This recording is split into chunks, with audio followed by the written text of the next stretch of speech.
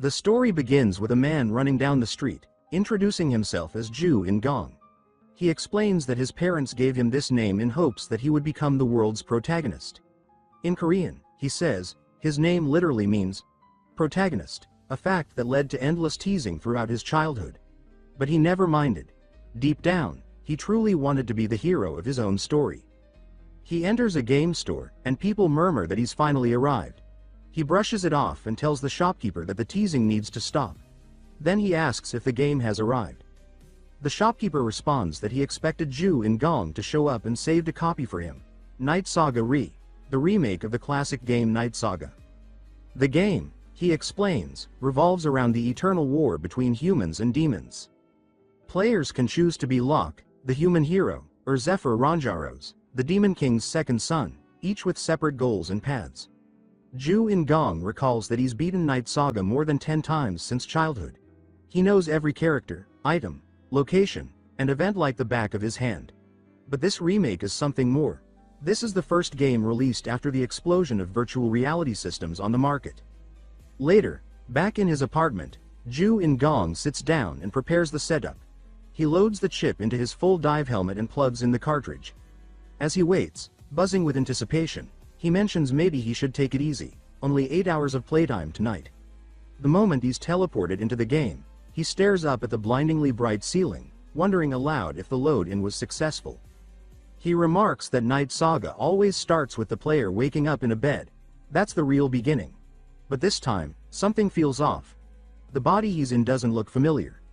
Just then, a rough voice calls out to ask if he's still asleep and tells him to get moving because today's a busy day. Joo In-gong marvels at how lifelike the graphics are, indistinguishable from reality. When he voices this, a massive orc looks at him confused and asks what he means by graphics. Joo In-gong can't believe he's holding a fluid conversation with an NPC. He says the advertisements never mentioned anything like this. He asks the orc for his name, and the orc replies that he's Carrick. Carrick then calls him Prince Shutra and tells him to hurry. Joo In-gong immediately recognizes the name. Shutra Ignis, the Demon King's 9th son. He comments that he didn't even get to pick his character and wonders why the game forced him into this role. Opening the status window, he sees that he's level 1 and 14 years old. His stats are embarrassingly low, just 5 in everything. He notes that even a standard NPC starts with 10s across the board. He checks his skill list. One skill is called Conquest, and the other is Protagonist Setting Adjustment. The latter name makes him pause. He wonders aloud if it means exactly what it suggests. Carrick interrupts, shouting at him to get a move on. He says he's got it and steps outside, stunned. What greets him is a long line of orcs, stretching out in formation. He asks why the atmosphere feels like they're heading into battle. Carrick dismisses his comment and says they need to move. There are Red Thunder orcs causing trouble. He tells him this will be his first real battle.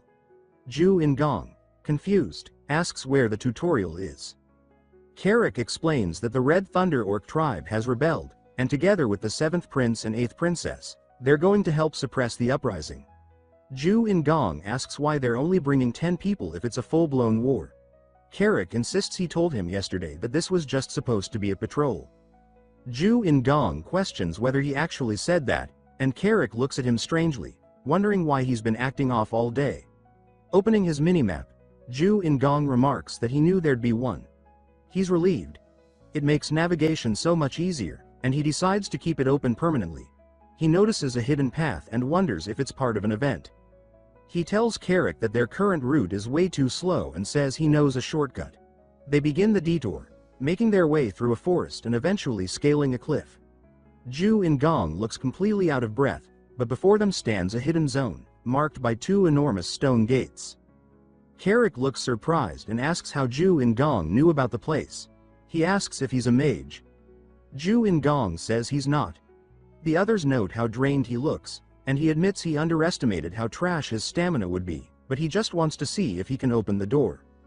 As he steps forward, a golden light envelops him. He freezes, wondering what's happening.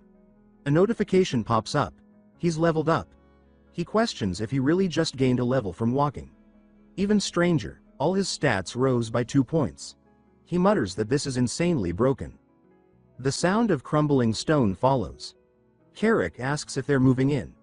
Joo In-gong doesn't know what's inside, but since he's not alone, he says it should be manageable. He reflects that a real protagonist doesn't die when falling off a cliff. He gets a chance instead. They move through the gaping entrance of the cave. Carrick mentions it looks like a dwarf tunnel. Joo In-gong objects, saying dwarves aren't supposed to be in this region. They're meant to live in the demon realm. Carrick responds that they don't anymore, but long ago, they did. Joo In-gong asks Carrick if the dwarves all migrated, and Carrick replies that he doesn't know the full story, only the legends passed down through the orc tribes. As they venture deeper into the cavern, a gleam catches their eyes. A mound of treasure lies ahead, scattered with abandoned weapons and gear.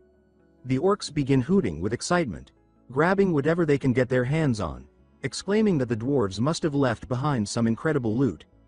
Joo In-gong watches them go wild, but remains still. He can't use any of it.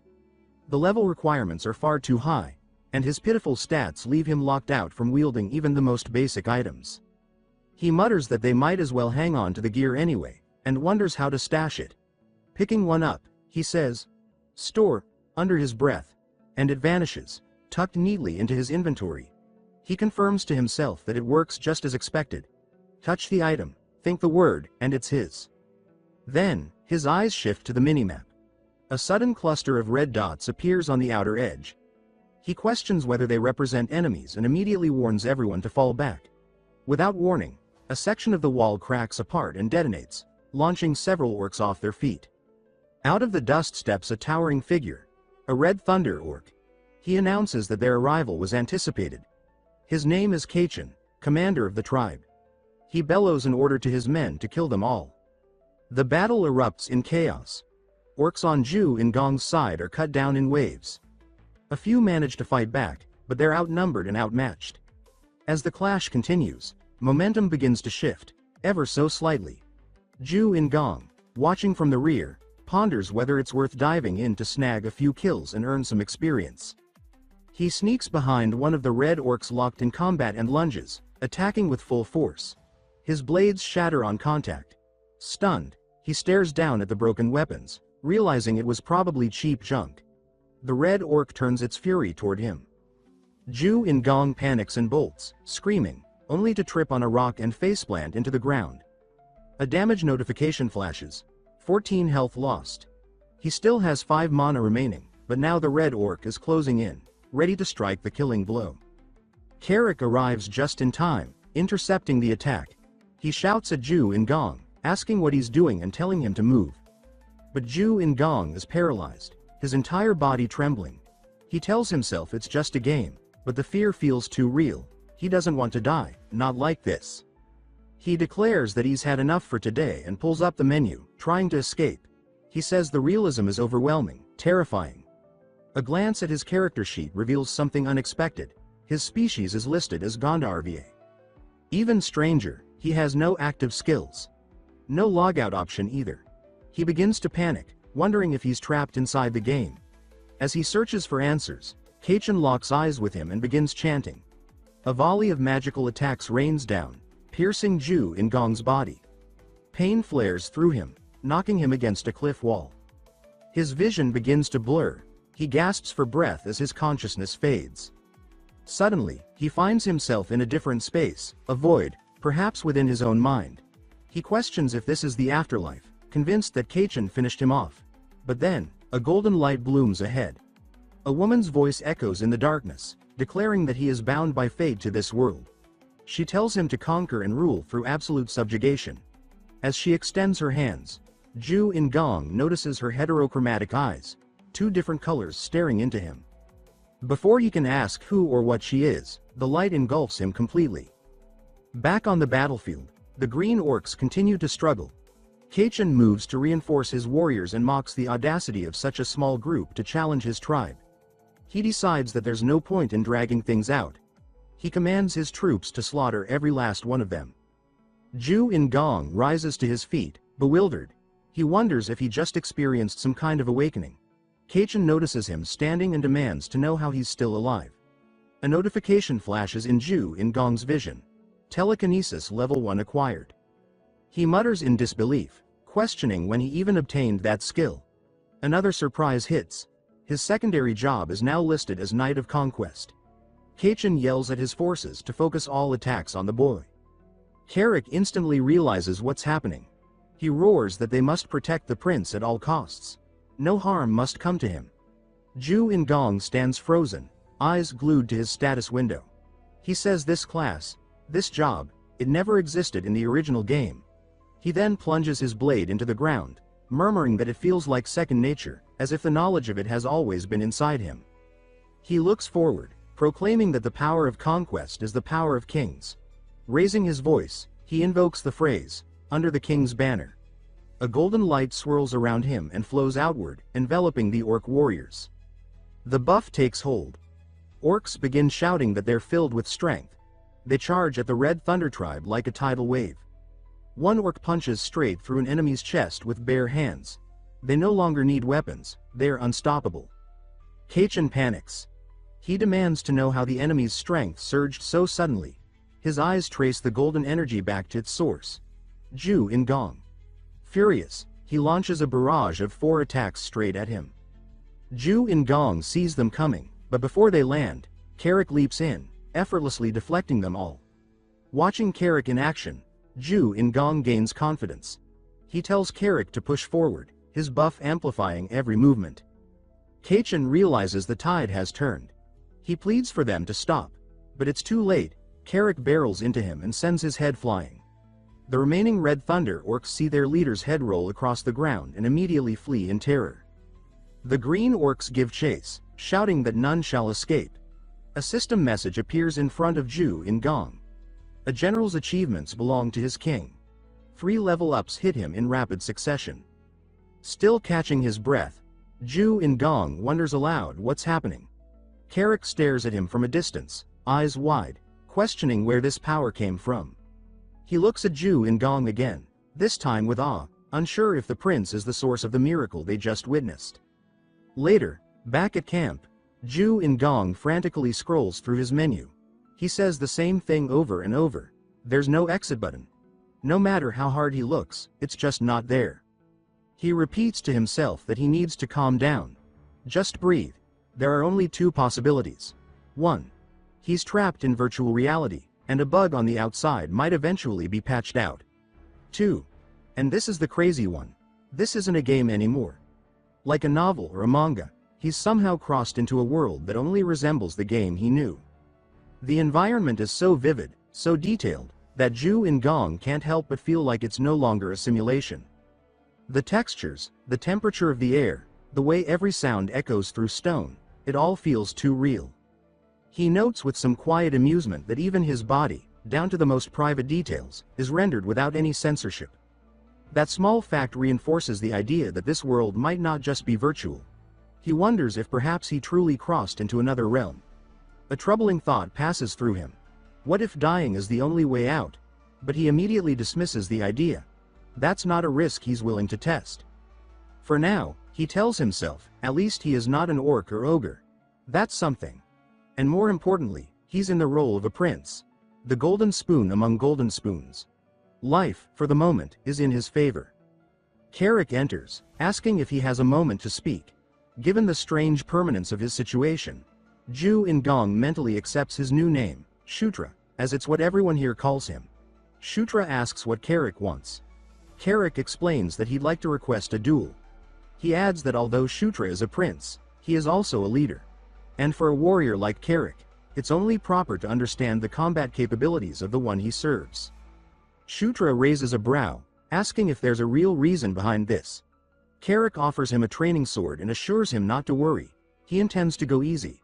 Shutra scoffs at the formality, saying that if they're doing this, then they should do it right. With that, he lunges in first, sword raised. Carrick braces himself as Shutra's blade crashes down on his head, followed by a series of frantic stabs that barely faze the orc warrior. Carrick comments that it feels like being tapped by an egg. Then, with a lazy swing, he knocks Shutra flying backward with ease. Rubbing the back of his head, Shutra mutters that Carrick should have warned him before hitting that hard. As he rises, something catches his eye. Basic swordsmanship level 1 has been unlocked. Confused, he wonders when that happened. Then it clicks. It's just like what happened with telekinesis. He speculates that perhaps he gains new skills by experiencing the actions firsthand, even when they're done to him. Carrick suggests they end the spar and get something to eat. But Shutra shakes his head, declaring that it's far from over. He steadies his stance and charges again, this time with a sharper, more focused thrust. Carrick blocks it with ease but notes that his movements have definitely improved. He wonders aloud why Shutra was so clumsy earlier. His skills haven't leveled up per se, but his technique has adapted quickly. Carrick swings once more, forcing Shutra to leap back. He seems to be enjoying the match. He asks if he can handle him now and inquires about his current level. Carrick says his last recorded level was 21. Shutra, opening his status window, replies that he'll catch up soon. It's revealed that he's now at level 7. He explains to himself that in this world, people have levels, but unlike him, most can't see them directly. They rely on level measuring spells. Meanwhile, he has full access to stats and the ability to allocate bonus points from level ups, a tremendous advantage. He launches himself forward, feet pushing off the ground as he meets Carrick in a flurry of strikes. Each blow is more precise than the last. He reflects that this means he can grow stronger, and not just gradually. His growth is exponential, far beyond what others are capable of. Then his thoughts drift to the long arc ahead. The narrative isn't linear. There are several major events before the conclusion. The most critical among them is a force event known as the Day of the Massacre. It's marked in Demon Realm history as occurring in the year 517. During this event, Zephyr, the second son of the Demon King, murders all his brothers to achieve his ambition. And since that includes every prince, it means Shutra is on that list. Fortunately, the current year is 512. He still has time, 5 years. But to survive, he must stop the massacre before it happens. Ideally, he must become stronger than Zephyr himself. Carrick calls out, saying he's been looking all over for him. Shutra asks what's going on. Carrick reminds him that today is the scheduled meeting. Shutra frowns, unsure what meeting he's referring to, but Carrick insists they move. Everyone is already waiting. Back at camp, Shutra finds himself seated at a table across from 2 others. He laughs nervously, saying they arrived early. Across from him sit his older siblings. His brother, the 7th prince, introduces himself as Chris Moonlight and comments on Shutra's sudden formality, telling him to relax. Their family. His sister, the 8th princess, Caitlin Moonlight, adds that it's her first time meeting him in person. Chris tells him there's no need for honorifics, and that he can simply call them brother and sister. Shutra agrees. In his thoughts, he identifies them as children of the 4th queen, Elaine Moonlight, ruler of the lycanthropes. He remembers that, even in the original game, they gave him a tough time during battles. He also recalls a grim detail. Just 1 year before the day of the massacre, both Chris and Caitlin are killed. The cause? Zephyr, alongside the Demon King's other children. Their bloodline threatened his claim to power. But Caitlin had another secret. She wasn't the Demon King's true daughter, she was illegitimate. Caitlin turns to Shutra, questioning why he deviated from the plan. She says she only asked him to scout, not to engage in combat. He replies that he hadn't expected the enemy to appear there. Caitlin steps closer, examining him. She asks if he's hurt, saying he needs to be more careful. She reminds him he's still the weakest among their siblings. Shutra apologizes, then pauses. He silently questions why they're being so kind to him. Are the Demon King's children truly this united? The thought lingers. In the game, everything was scripted, dialogue, betrayal, hierarchy. But here, the people, their emotions, their choices, it all feels unpredictable, it feels real. Chris agrees with Caitlin, warning Shutra that next time, if he pulls a reckless stunt like that, he'll get chewed out properly. Shutra nods, saying he understands, though in the back of his mind he can't help but question why they're being so kind to him. In the game, they were cold, calculating, occasionally hostile. But here, there's warmth. He considers the nature of the lycanthropes.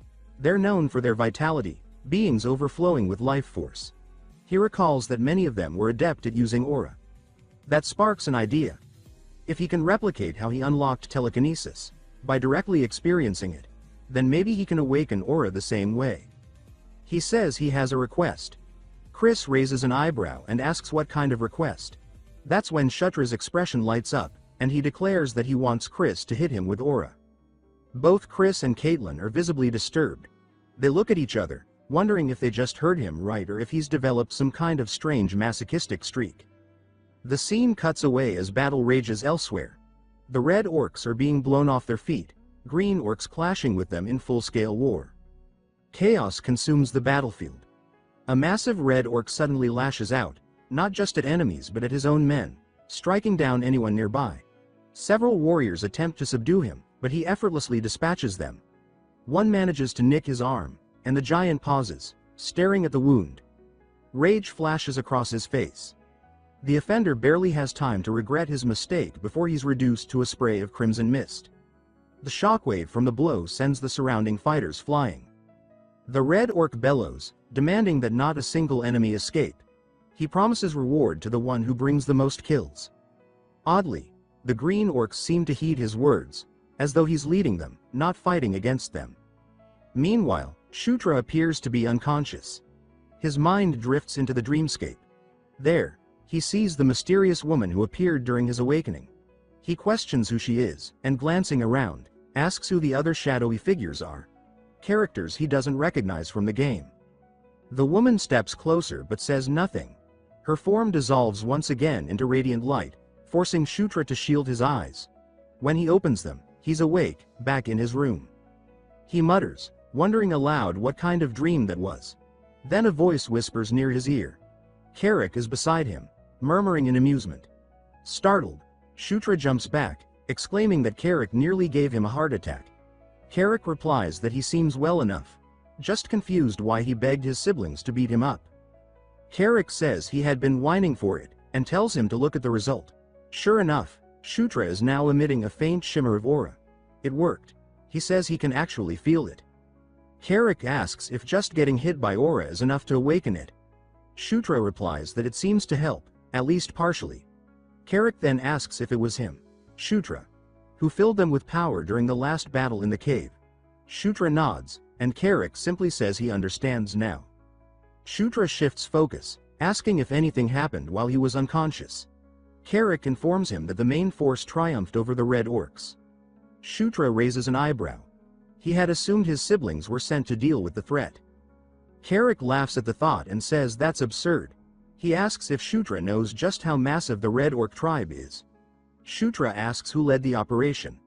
Carrick answers that it was General Bondel. The name shocks Shutra. Bondel is one of the strongest warriors in the realm. Back when Shutra played as Zephyr, Bondel had become one of his most dependable subordinates. That memory sparks another realization. Bondel doesn't become Zephyr's subordinate until the year 515. It's currently 512. That means Bondel is still free. He hasn't pledged to anyone yet. Shutra sees a golden opportunity. He knows Bondel's weaknesses, his favorite foods, his preferred rewards, his fighting style. Most importantly, he knows the key to recruiting him.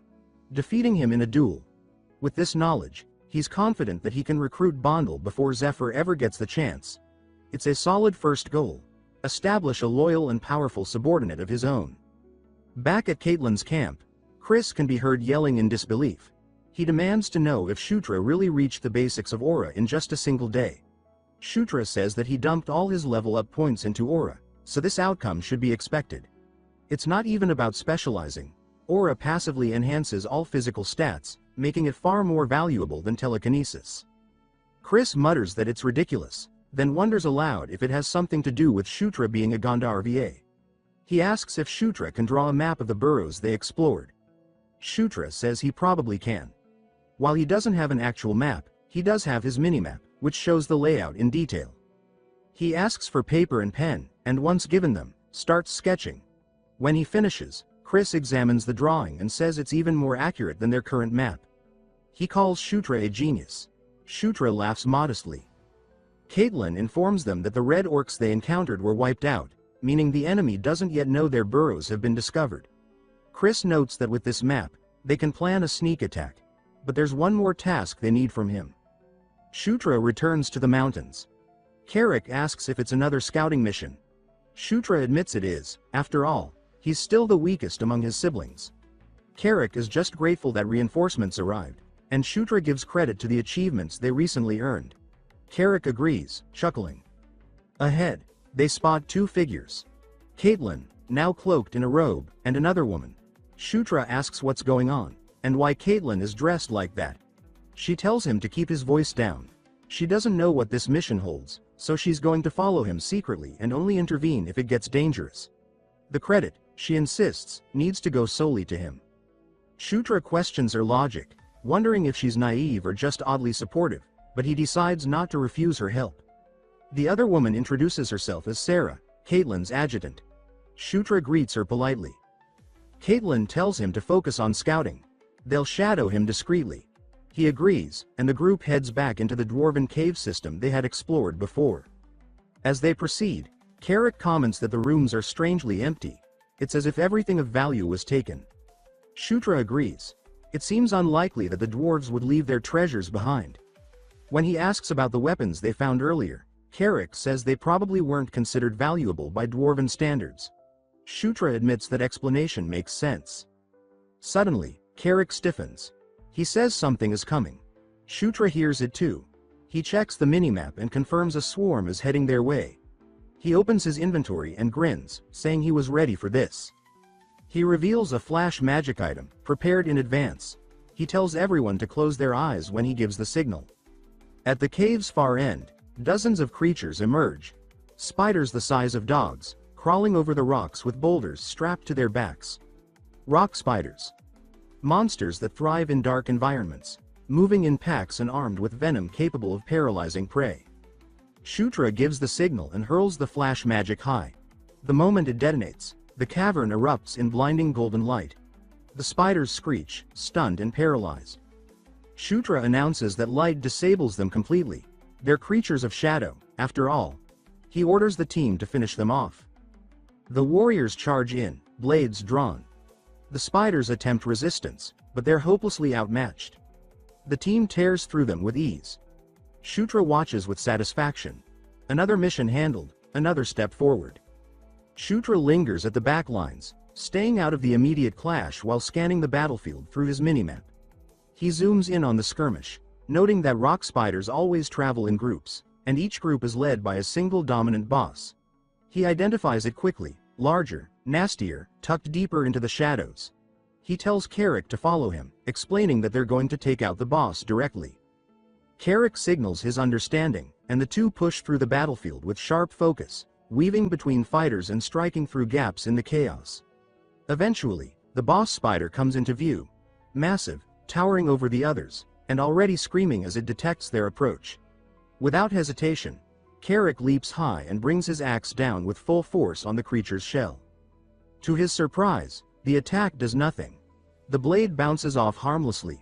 Shutra grimaces and says that he forgot. Its shell is nearly impenetrable.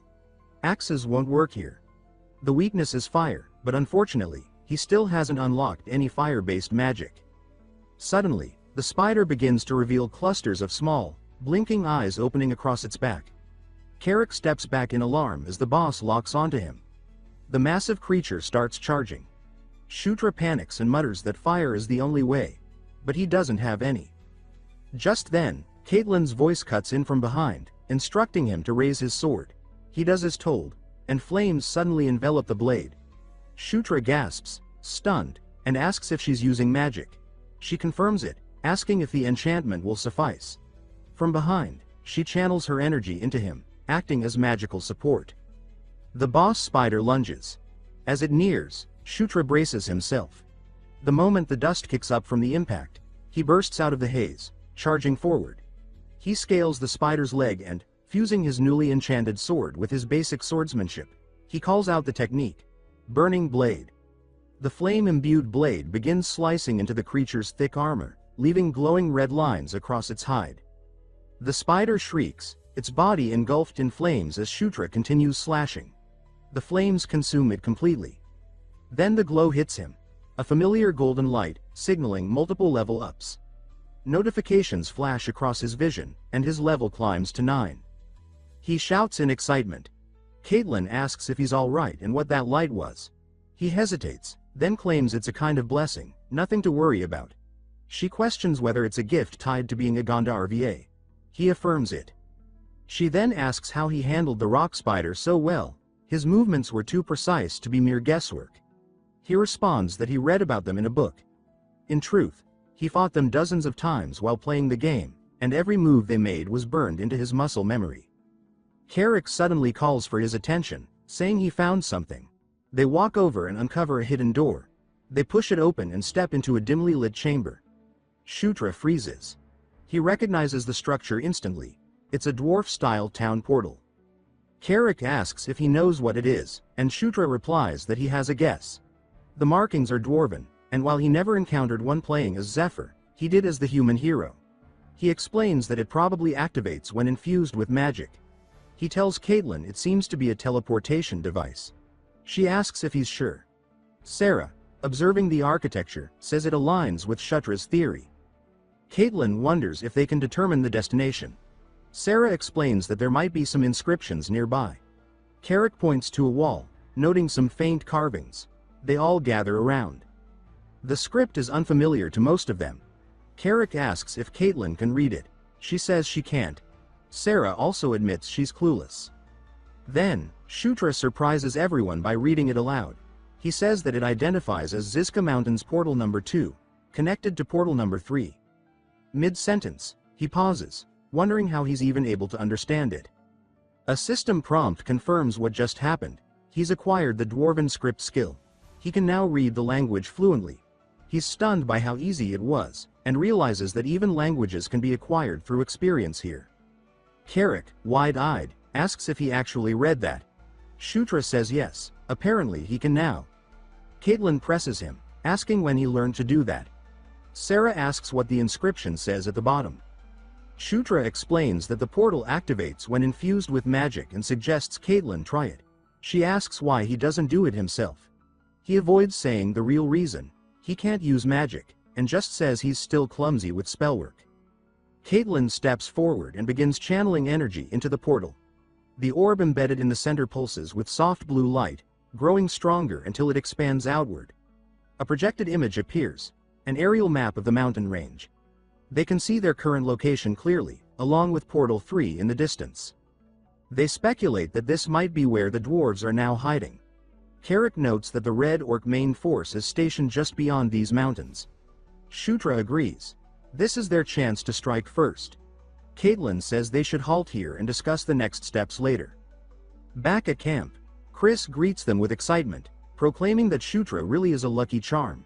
Shutra tries to deflect it, saying it was just coincidence, but can't stop the sting of his brother's heavy-handed praise, both literally and emotionally.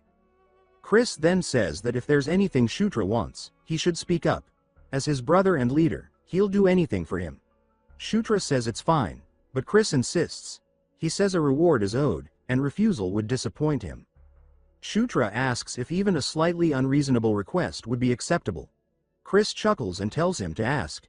Shutra takes a breath and says that he wants to learn the Beast God Fist. Chris freezes momentarily. Shutra explains that, due to his level, weapons are off the table. But skills? That's different.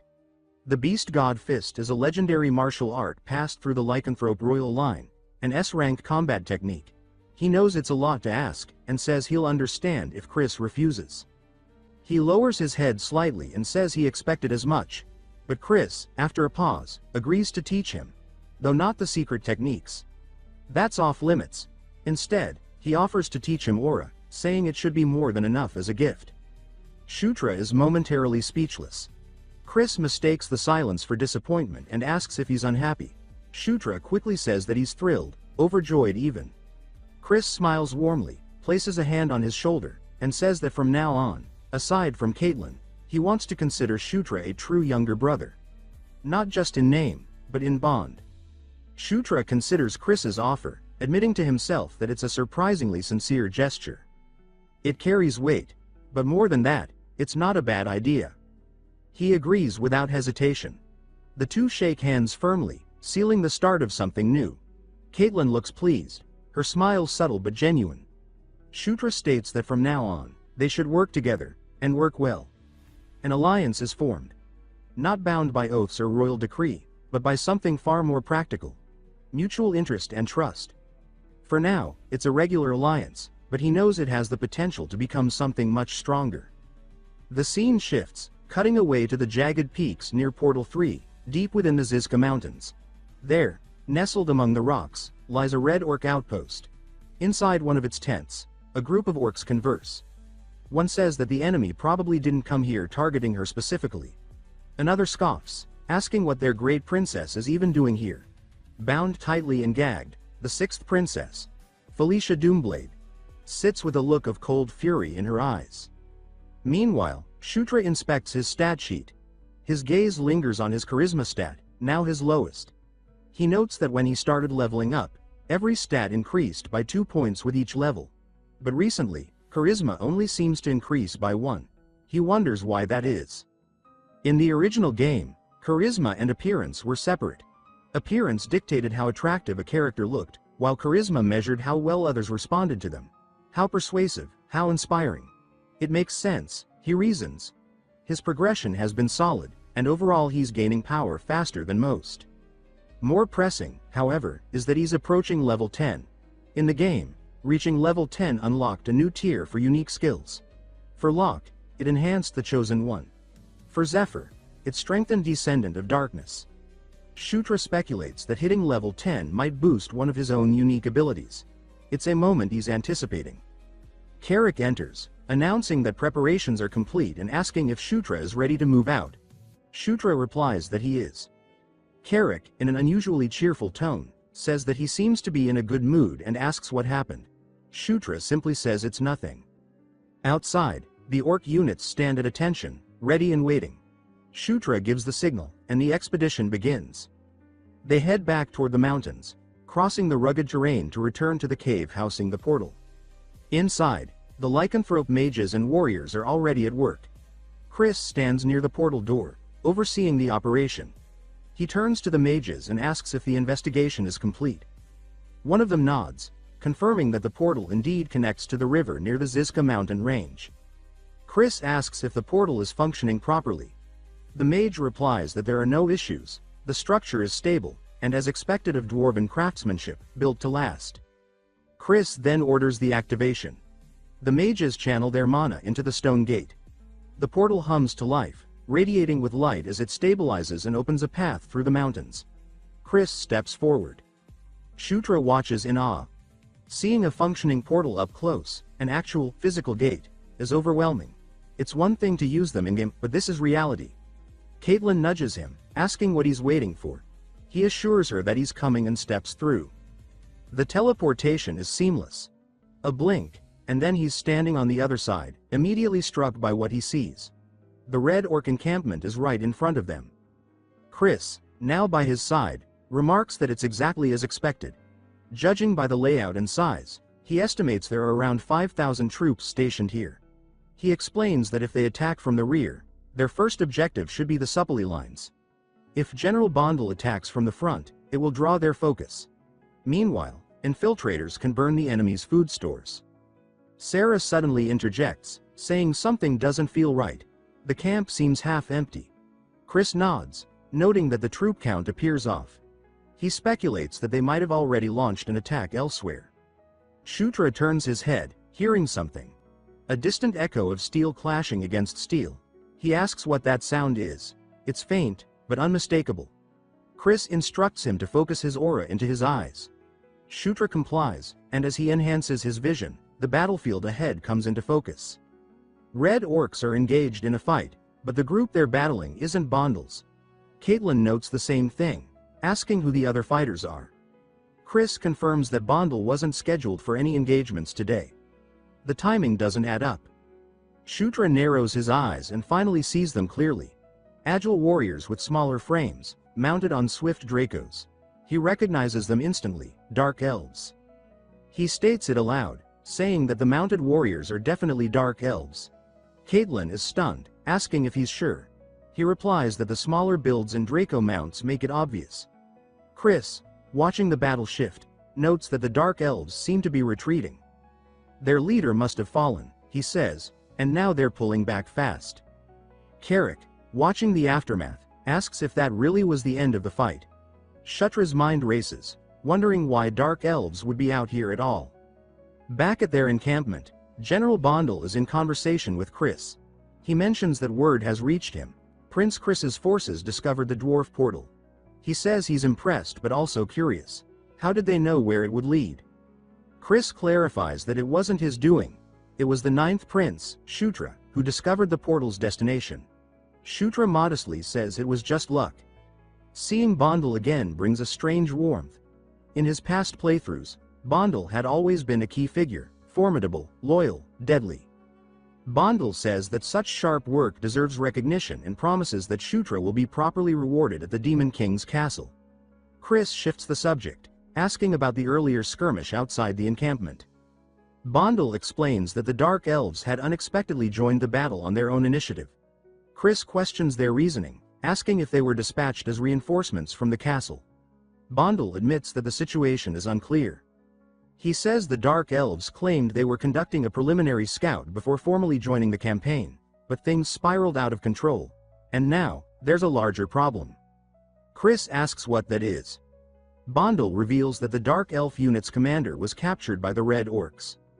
Chris says that explains the sudden retreat, and Shutra, now fully invested, asks the question on everyone's mind. Who exactly is their missing commander? Bondel says that the captured commander is someone they all know well. It's none other than the 6th princess, Felicia Doomblade, their sister. Chris and Caitlin exchange startled glances, both visibly caught off guard by the revelation. Felicia, as Shutra recalls, is the daughter of the 3rd queen, a former Dark Elf princess who once held the name Doomblade. She is also the twin sister of the 5th prince, Sylvan. In the original game, both Felicia and Sylvan were loyal to the faction of the 4th princess, Anastasia Nakrian, a political rival to the protagonist's path. Because of that, they were always positioned as antagonists. So what is Felicia doing here, now, in this timeline? Shutra ponders whether she inserted herself into the conflict just to claim credit or disrupt operations. Chris speculates that maybe the Red Orcs don't realize who they have. Perhaps they're unaware she's a royal. Bondel, however, says he hasn't been able to confirm that yet. Chris asks what their plan is. Bondel says that, ideally, they'll rescue her, but not at the cost of their entire force. If the opportunity arises, they'll strike. Negotiations are possible, but Bondel clarifies that he has no intention of bowing first. If the Red Orcs want to talk, they'll need to make the first move. Chris acknowledges that and says he understands. Bondel adds that he'll work on gathering more intel from his side and asks them to stay in contact if anything develops. The communication ends there. Chris turns and remarks dryly that their sister has become a prisoner of war. Caitlin responds with urgency, insisting that if she's still alive, then they must save her. Chris agrees in theory, but reminds her that attempting a rescue could lead to significant losses. Caitlin rejects the notion of leaving her behind. She says that Felicia is their sister, and family is not optional. Chris pauses before saying he understands, but he also notes that the situation is delicate. Shutra watches them, silently trying to make sense of the tension. There's something unspoken between Chris and Felicia, something Shutra doesn't yet know. Outside, the night air is thick with anticipation. Lycanthropes move in disciplined formations, flanked by green-skinned orcs. Within the tent, the leaders are gathered. Chris lays out the final plan. He explains that General Bondel will engage the main force of the Red Orcs head-on. While their attention is diverted, Chris's units will launch a surprise attack from the rear. The goal is to destabilize the enemy lines, create chaos, and disrupt logistics. Caitlin and Shutra will each lead their own squads with assigned tasks. Shutra asks for clarification, whether the mission includes rescuing Felicia. Chris says that it does, but not as the top priority. First, they are to destroy the enemy's food supplies and armory. Only then should they attempt a rescue. And if things spiral out of control, the order is clear. Retreat immediately. They cannot sacrifice more lives just for one person. Caitlin clenches her fists, anger bubbling to the surface. Chris tells her to remain silent, reminding her that he is the commanding officer. She fires back, accusing him of treating Felicia like a liability instead of family. He responds coldly, saying he can't allow emotional attachments to jeopardize the mission. Shutra observes the exchange, quietly wondering if there's more between them than politics. Maybe something personal had happened between Chris and Felicia. A conflict not known to others. Whatever it is, it runs deep. The night arrives in full, blanketing the operation under a veil of darkness. From the cliffs overlooking the Red Orc encampment, Chris and the others watch.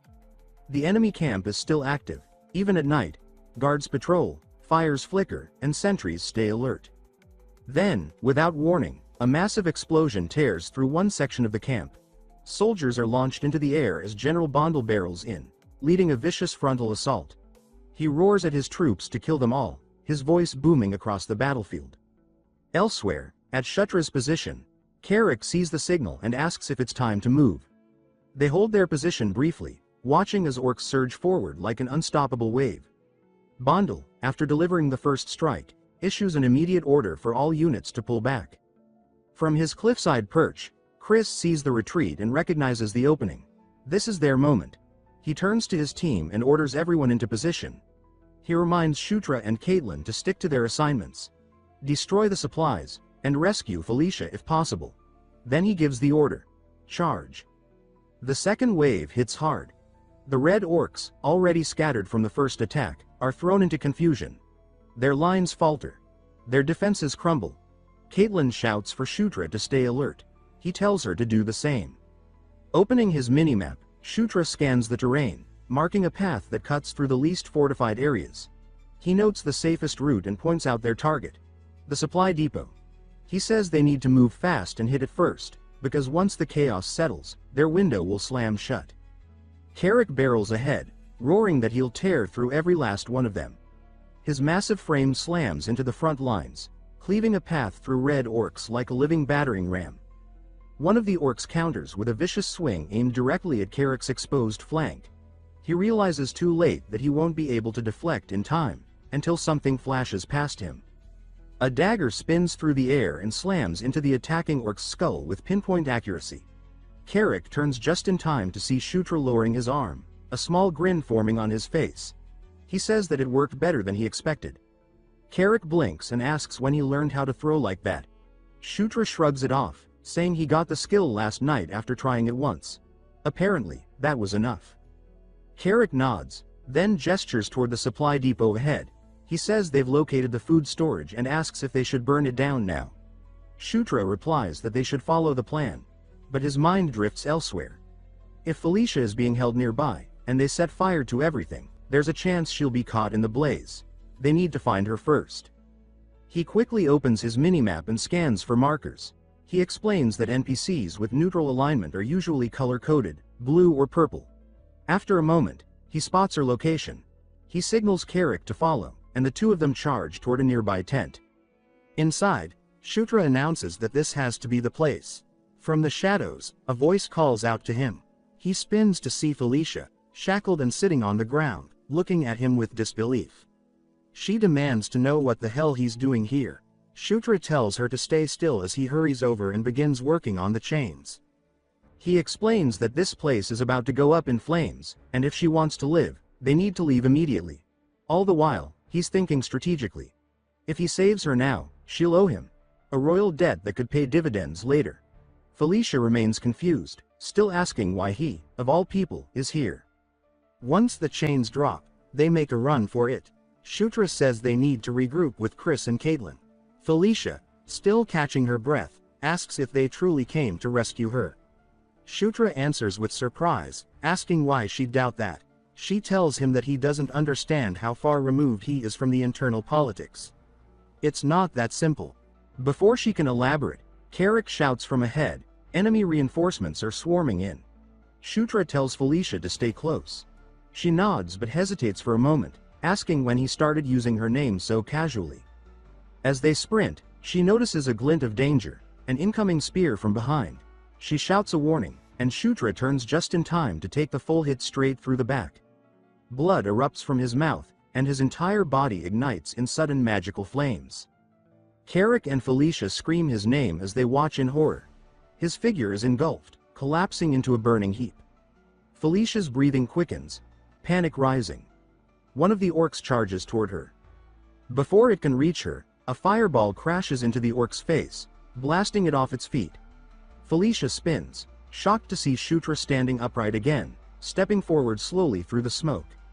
His body glows faintly. He now possesses mana control level 1 in the fire arrow skill. A confident smirk plays across his lips as he begins hurling fiery projectiles with rapid precision, torching everything in sight. He laughs to himself, saying this is exactly the power he was hoping to find. Real magic, raw, explosive, and satisfying. Even at level 1, the fire arrow spell hits like a meteor. Then, behind him, a frost blast erupts. Shutra turns and sees a red orc mage drawing another spell. This time, an ice arrow. He watches the projectile take shape, and sees it's aimed directly at Felicia. She rushes toward him, asking if he's okay. Shutra pushes her aside just as the arrows launch, telling her to stay back. In his mind, he says that he can't let her get hit, not when he's the one who triggered all this. This fight belongs to him now. The arrows strike. Ice detonates around him in a violent explosion, sending shards in every direction. As the mist clears, Shutra stands barely upright, an arrow embedded in his chest. His health bar drops to 13 out of 95. He gasps for breath, barely staying conscious. One more hit like that, and he's finished. Felicia runs to him, cursing him for being such an idiot. She demands to know who asked him to play the hero. Shutra watches her, amused. He wonders if she's acting like a tsundere or if she's genuinely concerned. She snaps at him again, calling him the weakest among the siblings and asking why he thought he had to protect her.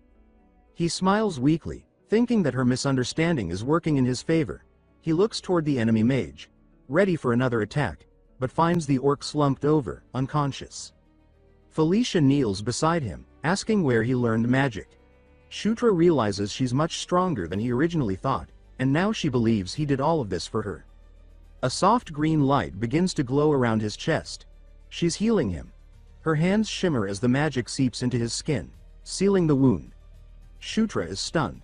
He just gained the heal skill, another ability to add to his growing arsenal. He muses that if he keeps surviving attacks like this, he'll eventually learn everything. He mutters that her healing magic is insane, but it's to be expected from the so-called genius mage of their generation. Felicia asks if he's feeling better, if he can move. Shutra says he's okay now, thanks to her. She starts to ask what he means by that, but before he can explain, thunderous stomping begins to echo through the cave. They turn in unison, and what they see sends a chill down their spines. A towering red-skinned brute storms into view, its size immense, its presence suffocating. Felicia demands to know what the hell that is. Shutra identifies it grimly. It's a blood ogre, a mutated variant, far more dangerous than the standard breed. Felicia asks if they have to get through that to escape. Shutra confirms it. The ogre towers above them, snarling and pounding its chest. They run.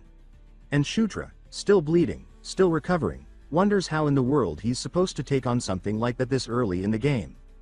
The colossal blood ogre slammed its fist into the earth, the ground cracking under the impact. A shockwave burst outward, tossing the siblings through the air like ragdolls. The young prince reeled in disbelief, stunned by the creature's speed. He thought it impossible that something so massive could move with such terrifying swiftness. His sister shouted that he needed to distract it, promising she would use her magic if given the chance. Panic rose in him as he demanded to know how he was supposed to accomplish that. The blast hurled them both further back, his voice breaking into a desperate cry. Yet in that moment of fear, an idea struck him. He shouted to her to prepare her spell while he bought her time, though she only stared back, uncertain of what he meant. The youth called for Carrick, who appeared at his side in an instant. He told the orc to get ready, just like before. Sprinting forward, the prince summoned a translucent screen mid-stride, pulling open his inventory. He chose the dwarf dagger, reasoning that he should finally be able to wield it. A golden light flared as the weapon materialized in his hand, humming with radiant energy. The blade glowed so brilliantly it seemed alive. He crouched low, then drove the dagger into the ground. Golden energy erupted outward in a rippling wave. Under the king's banner, he funneled that power directly into Carrick. The orc roared as the aura wrapped around him, amplifying his strength and igniting his spirit. Carrick's eyes widened, marveling at the surge coursing through his body. Across from them, the blood ogre's expression hardened, recognizing that its foe had grown far stronger. Now wreathed in golden light, the orc squared his stance, refusing to yield before the monstrous red brute. With a thunderous leap, Carrick launched himself forward and swung his weapon with devastating force. The ogre bellowed, meeting the strike with its crude weapon. Steel and bone clashed, the impact echoing like thunder as Carrick skillfully turned aside the monster's blow. The battlefield shook as the empowered orc and the blood ogre locked into a furious struggle. Muscles strained, ground split beneath their feet, each combatant refusing to give ground. Meanwhile, the princess lifted herself into the air, her form glowing with soft pink light. Her eyes blazed with determination as she gathered her magic. She unleashed a concentrated blast of energy, striking the ogre's legs from behind. The spell detonated on impact, shattering its stance.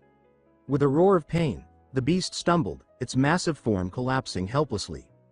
Carrick seized his chance. He vaulted high into the air, shadowing the fallen monster. His expression turned grim as he declared that this long and brutal battle was finally at its end. He descended like a meteor, weapon poised.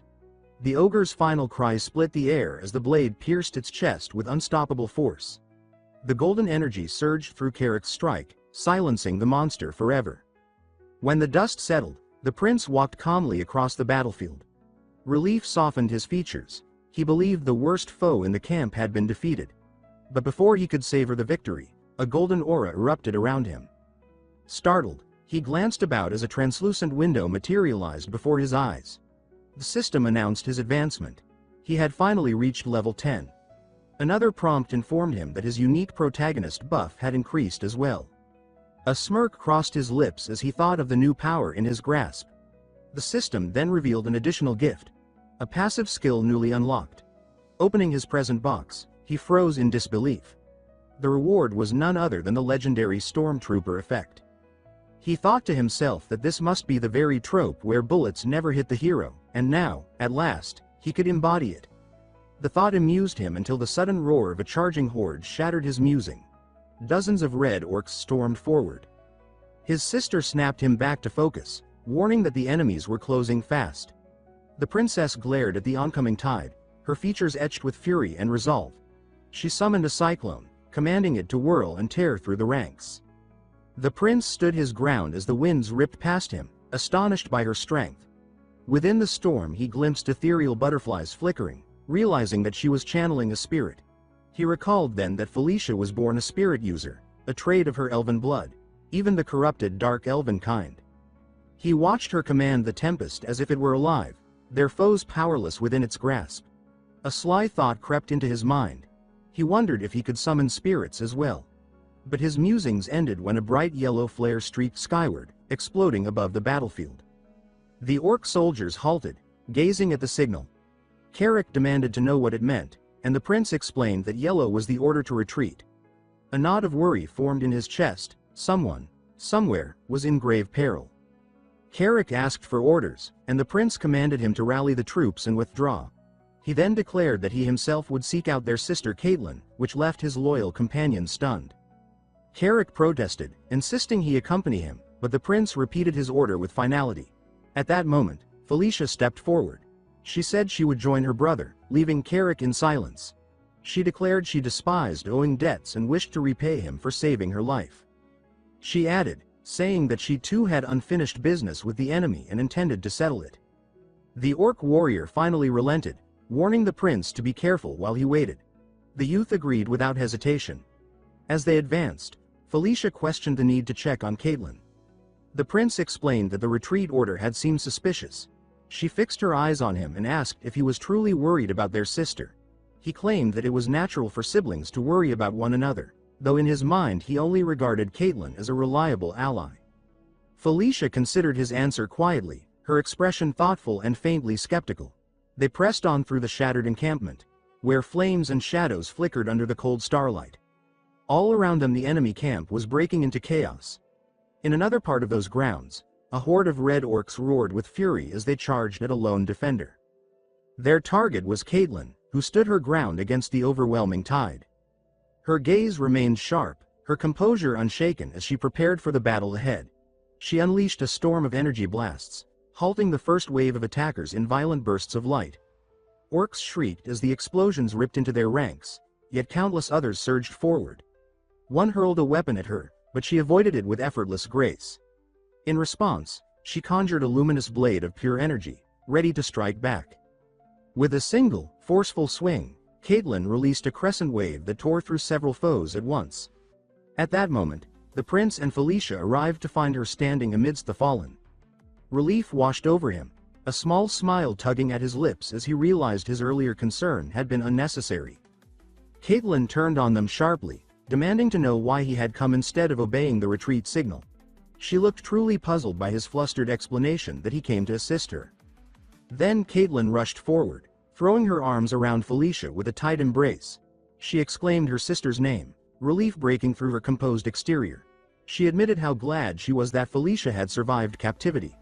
Felicia, cheeks tinged pink, replied that Caitlin worried too much over things that did not matter. The prince observed the reunion with a faint smile, remarking inwardly on how well they seemed to connect. He then glanced at his map, quickly noticing enemy units converging on their position.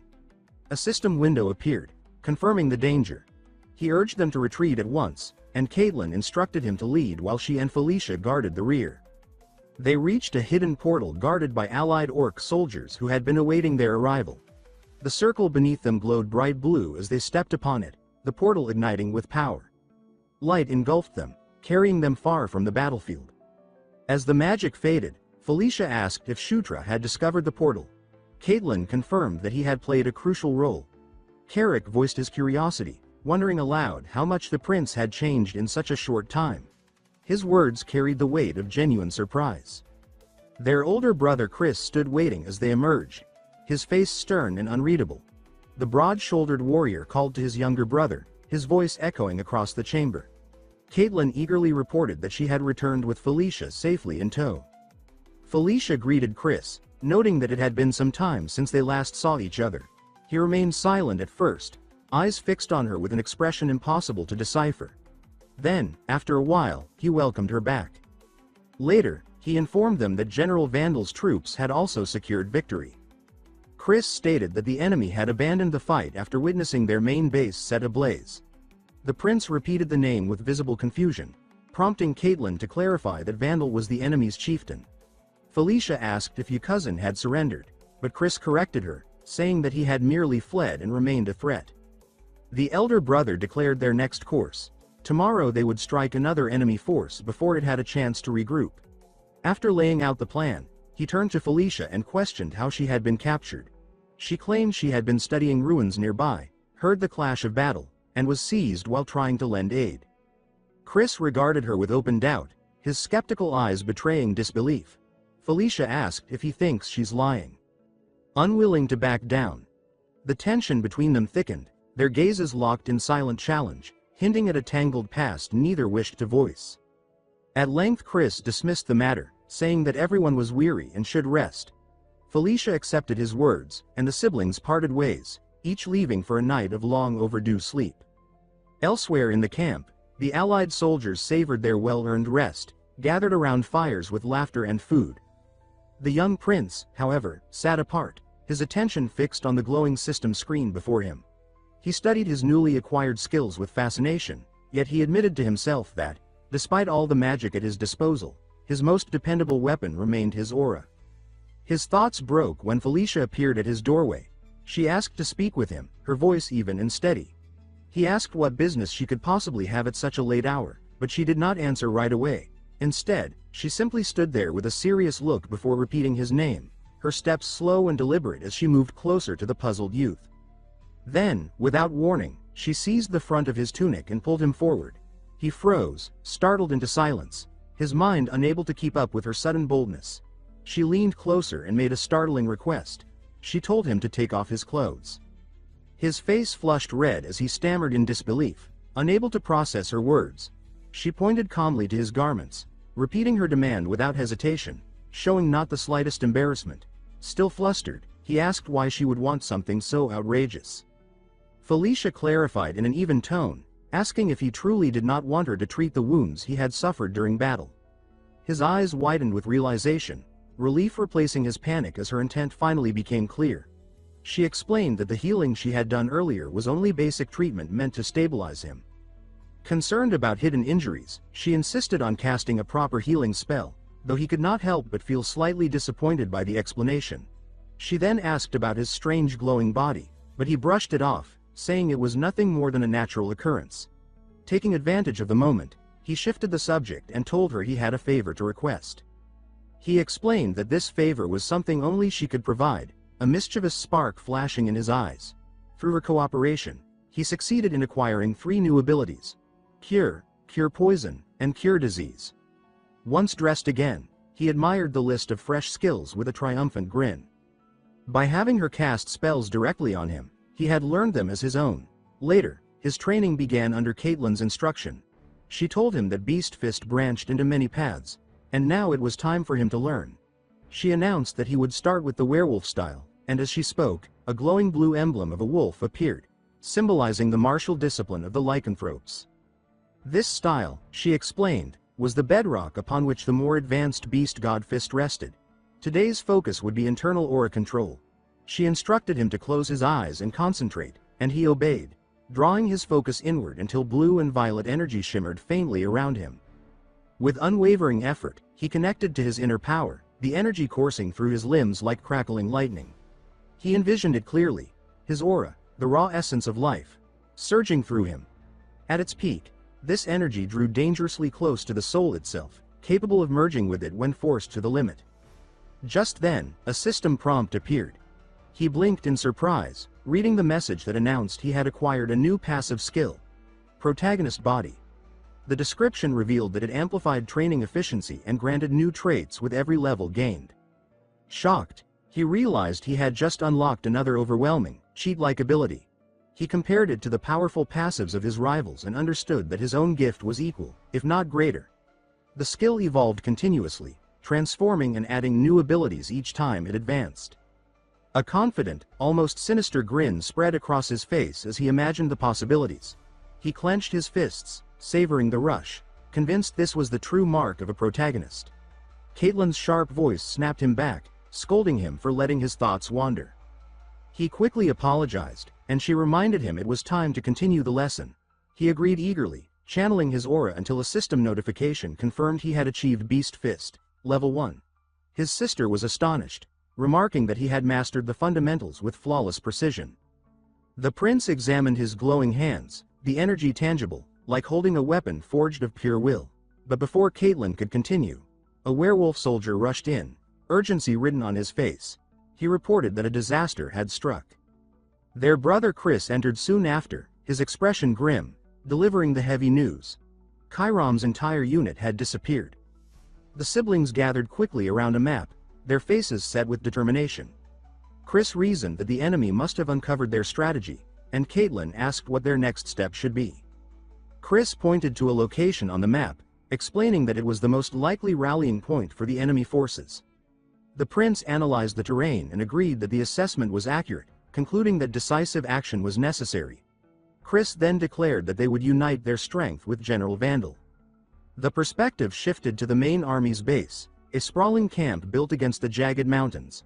There, a towering red-skinned general greeted Chris, welcoming him to the headquarters of the subjugation force. Chris returned the greeting with a confident smile, remarking that the general seemed unchanged, just as formidable as ever. Vandal greeted the princesses warmly, but before the moment could linger, Felicia stepped forward, asking immediately about the status of his own subordinates. He replied that they are fine. As Shutra regarded the imposing general, the youth remembered that Vandal had once been his most used character in the original game, making the orc feel strangely familiar. With that memory fresh in his mind, he confidently introduced himself, extending a hand. The general froze for an instant, clearly taken aback by the boldness radiating from the ninth prince. Then, with a firm grasp, he accepted the handshake and formally welcomed the youth into his command. Far from the camp, a radiant light split the sky, from which descended a mysterious woman with long white hair and eyes of mismatched colors. Regal and fearsome, her gaze carried the authority of something more than mortal, an aura that pressed upon the world like divine judgment. From the opposite horizon came another figure. This one clad in fiery crimson armor, her presence scorching the air itself. Flames surrounded her, a living storm of heat, her power equal to that of the pale woman. The two forces of nature faced one another in silence, their auras colliding in an invisible clash that churned the heavens. Between them stood the young prince, sweat sliding down his cheek as he struggled beneath their overwhelming pressure. His heart pounded, his mind spinning at the impossible sight. The word Conquest burned into existence with a glowing emblem, followed by a second emblem. War. Both symbols pulsed, marking the dawn of a conflict beyond comprehension. He awoke with a jolt, morning light spilling into his tent. Sitting upright, the prince realized that it had been nothing more than a dream. Still, the vision clung to him. He recognized the woman with mismatched eyes from dreams past, though the warrior in crimson remained an enigma. Carrick's voice called from the entrance, telling him it was time to depart for the battlefield. Rising quickly, the prince joined his loyal orc companion, stepping out into the frenzy of a mobilizing army. Soldiers rushed about, carrying provisions and readying weapons, the whole camp alive with anticipation and tension. Reviewing the battle plan in his mind, he noted his role. He would lead the left flank, General Vandal the center, Chris and Caitlin the right, while agile dark elf units secured the rear. Time slipped away, and soon the combined army marched in steady waves toward their foe. Moments later, he stood upon the battlefield, an ocean of warriors stretching across the plain. The roar of thousands filled the air, the enemy's massive horde mirroring their own numbers. From the front, General Vandal's voice thundered, commanding soldiers into formation. With grim resolve, the orc general lifted his axe high and swore that their foes would learn true pain. Then, with a bellow that shook the ground, he ordered the charge. The red orcs across the field surged forward with shields raised and blades drawn. Their chieftain, watching the advance, sneered and called them fools. His words had barely left his mouth when a colossal explosion erupted within Vandal's charging troops. Flames and shrapnel tore through the ranks, throwing bodies aside like leaves in a storm. Then, from the haze, a monstrous swamp mammoth emerged, its glowing red eyes cutting through the smoke. The ground trembled beneath its massive steps. Vandal's face paled, dread twisting his features as he named the beast. More magical explosions rained down upon the allied lines, chaos spreading like wildfire. The battlefield dissolved into fire and ruin. Soldiers screamed, flung aside by the mammoth's rampage and the relentless bombardment. The young prince and Carrick, holding position with their unit, watched in horror. Gritting his teeth, the youth understood they had marched into a trap laid with perfect precision. The enemy had anticipated everything. The mammoth loomed, its strength beyond that of any normal beast, its glowing eyes burning with unnatural power. A red aura crackled around the prince as he prepared himself to meet the monstrosity head-on. But before he could act, the earth split again as another horror emerged, an army of lizard men. Clad in crude armor, their reptilian forms surged into the fray, blades gleaming as they cut into the disordered lines. Allied orcs faltered, their confidence broken as this new enemy tore through them with savage force. The prince turned, eyes widening, as the lizard men charged directly toward his position. On the other side, cursed loudly, convinced that they're being toyed with. Caitlin called out to him, shouting that they should retreat and look for another opportunity. Chris argued that if they don't retreat successfully, they could suffer even worse casualties or even total annihilation.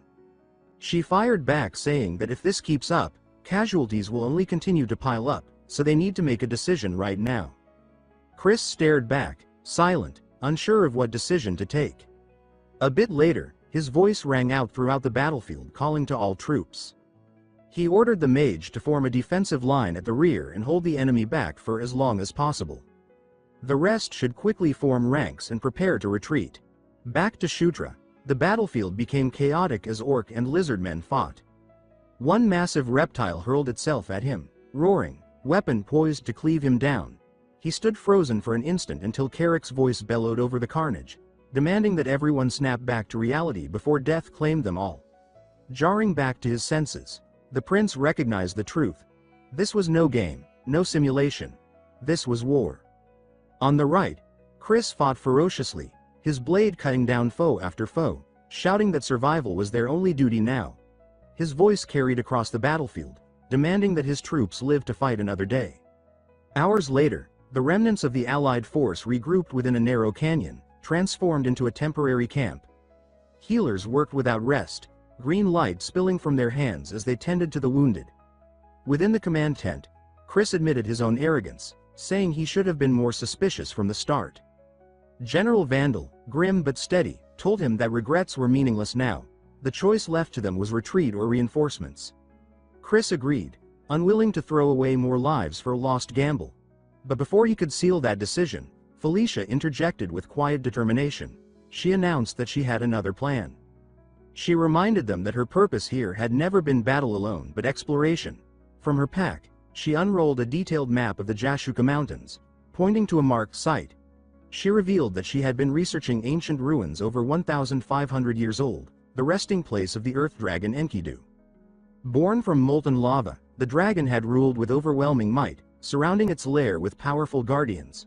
Among them were the dwarves of the mountains, enslaved to forge weapons worthy of a beast god. From those legends came the most prized of all creations, the thunder-birthing anvil. Felicia explained with steady conviction that this artifact could command chimeras and unleash magic strong enough to annihilate entire armies. Her hand slammed down on the map, directly over the anvil's symbol, her eyes sharp as steel. She declared with unwavering certainty that if they wanted to win this war, they had no choice, the weapon had to be found. She added that this was precisely why she had come. Vandal raised an eye and asked if she knew its exact location. Chris crossed his arms as she admitted that she did not. He declared that in that case this information was useless. With a rueful look, he said it was hardly useful information, and added that with the enemy ready to strike at any moment, they could not gamble everyone's lives on a treasure hunt. She bristled and exclaimed his name, Chris. The young prince stepped forward, insisting the anvil was definitely here. Felicia turned to him, calling out to him, Shutra. He explained inwardly that when he played as the human hero Loch, he had encountered it, and later confirmed the story through dwarven rune lore. Drawing a breath, he looked at her and said that above all, he trusted Felicia. She began to speak his name, but he pressed on, saying that this was their chance to gain points. Chris cut him off, saying it was not about trust but about wasting time. The prince grimaced inwardly, thinking Chris was relentless. He placed a finger on the map and explained that among the Gandharva there was a legend tied to this place, meaning the entrance was likely nearby. He promised he could find it if allowed to scout, declaring that he would take full responsibility if he failed, so they should trust him, just this once. He vowed to go all out. Green light flared, and spectral horses materialized, a cheap but reliable field summon he remembered from the game. The mounts surged skyward, the riders streaming in formation. Settling into the saddle, he said at least they had succeeded in setting out to find the anvil. Narrowing his eyes, he added that now what remained was. Behind him Carrick cried that the speed was insane and warned him to hold on or he might fall. He stammered back that he should not worry. Leaning forward, he thought grimly that he would not fall. When he played as Zephyr, he had ridden like this constantly. Wind whipped his cloak as he calculated that they would reach the ruins in an hour, and with his minimap, finding the entrance would be easy. The real problem, he thought, was how to guide the group naturally without giving himself away. He hummed and decided to think it through during the flight. Later, as the moonlit range stretched beneath them, he recalled studying tunnel maps while activating the portal. He noted their consistency and reasoned that combining those patterns with the terrain would pinpoint the ruins. He glanced at his companions and asked himself if his bullshit explanation had worked. Caitlin and Carrick stared back in silence, eyes fixed on him. They then shouted that his explanation made no sense. The prince thought wryly that he should gloss it over, but then a firm voice told him to lead. He turned and said Felicia's name. She folded her arms, stating she understood and that he should take charge. He blinked, surprised his bluff had convinced her, then raised a hand and ordered everyone to follow. She gave a sharp exhale and muttered a quiet HMPH, but fell in line. They pressed through the forest until jagged rock barred their path. Someone pointed out the blockage, and Carrick asked if the prince truly knew the entrance, because this looked wrong. The prince chuckled and said he never claimed they were heading to the entrance. He walked along the cliff, placed a palm on a scarred patch, and told Caitlin to break through here. Startled, she asked if he meant her, then hesitantly said she could try. Felicia narrowed her eyes, then said in disbelief that he thought the anvil was inside this cliff. The prince tilted his head and explained that according to his calculations, if they broke through here they could bypass the dungeon guardians. He began to outline a plan, saying that if Caitlin struck the wall, when Felicia cut him off, calling him an idiot. She demanded how Caitlin was supposed to smash stone with her fists and asked if he thought she was a siege weapon. He blinked and asked how else, then. Felicia slid forward with a smile, pale energy swirling around her arms. She snapped her wrists and said ruin explorers always carried a sub-major in destruction. Blue-white blasts hammered the cliff, fissures racing across the rock until the wall crumbled in a roaring collapse. Smoke and shards filled the air as the team staggered back. Lowering her hands, Felicia whispered in disbelief that they had actually found it. Dust cleared to reveal a carved corridor, the black mouth of ancient stone. The orc squinted at the chamber and asked if the half-dome at its center held the thunder relic. Their steps echoed as they approached the crowned drum of metal latticed with arcs of power. The prince studied it and said that yes, this was most likely the final safeguard, and inside lay the anvil.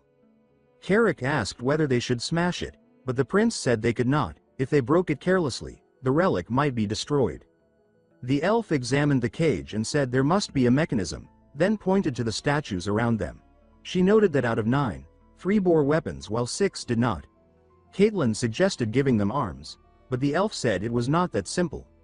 The weapons were dwarven-made, meaning the others needed dwarven arms as well. She asked where they were supposed to find such weapons. The prince raised his hands and said that, as it happened, he had 6. The elf exclaimed in disbelief. He explained he had stored them earlier because his level had been too low to use them, never imagining they would prove useful now. He added that he had also brought backup gear from the tunnels. Carrick eyed his small satchel and asked how he carried 6 swords in it. The prince grimaced inwardly, cursing the orc's instincts, but forced a laugh and told Carrick to just take them. Carrick grunted that the prince was weak, then agreed. They fanned out, sliding blades into stone palms. Statues shifted, gears grinding, eyes flaring with light.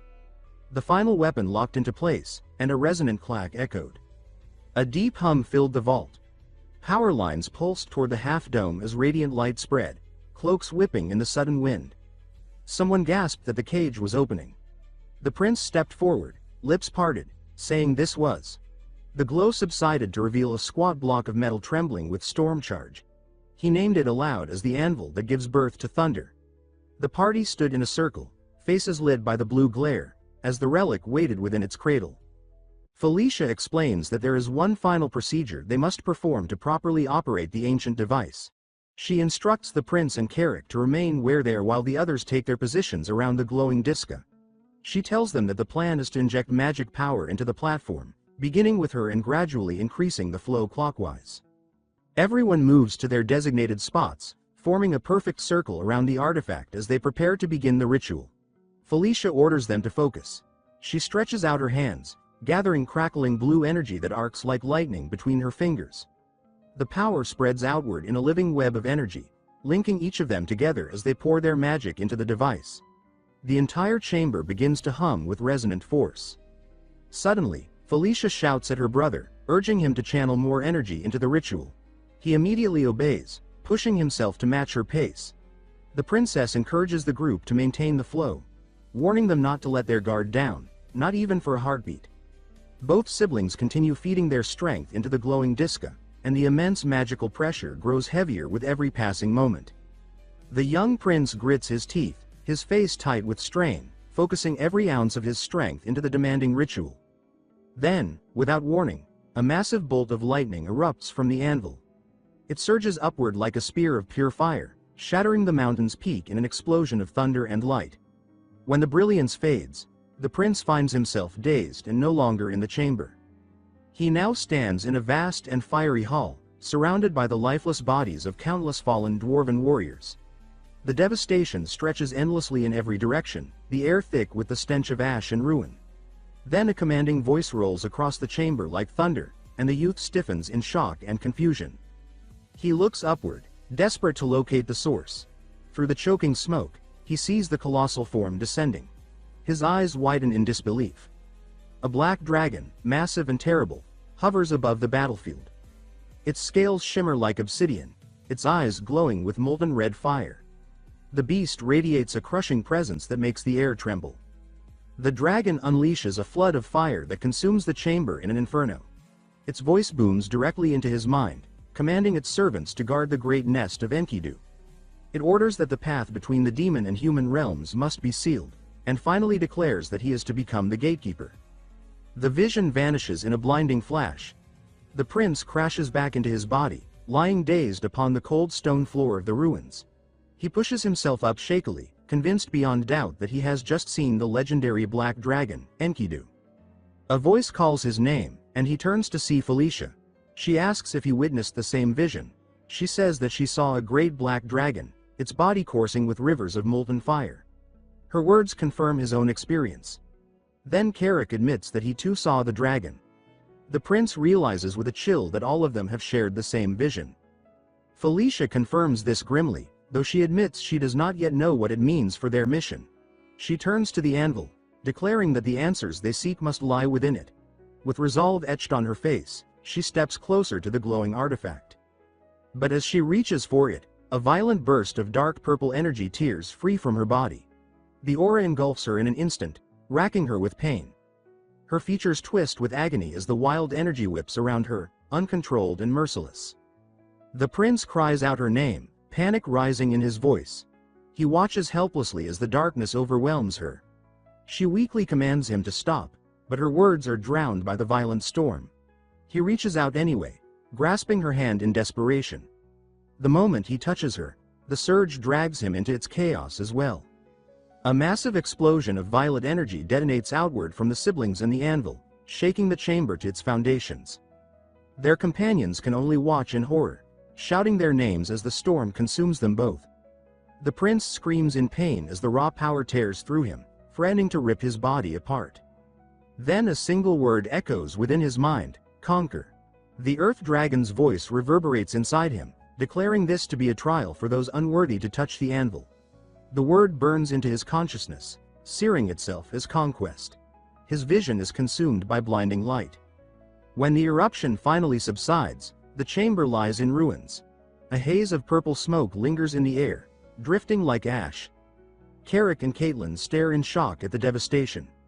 Through the settling dust, the prince emerges, kneeling on the cracked stone floor. His body still flickers with tendrils of purple energy. He now clutches a strange, dark weapon.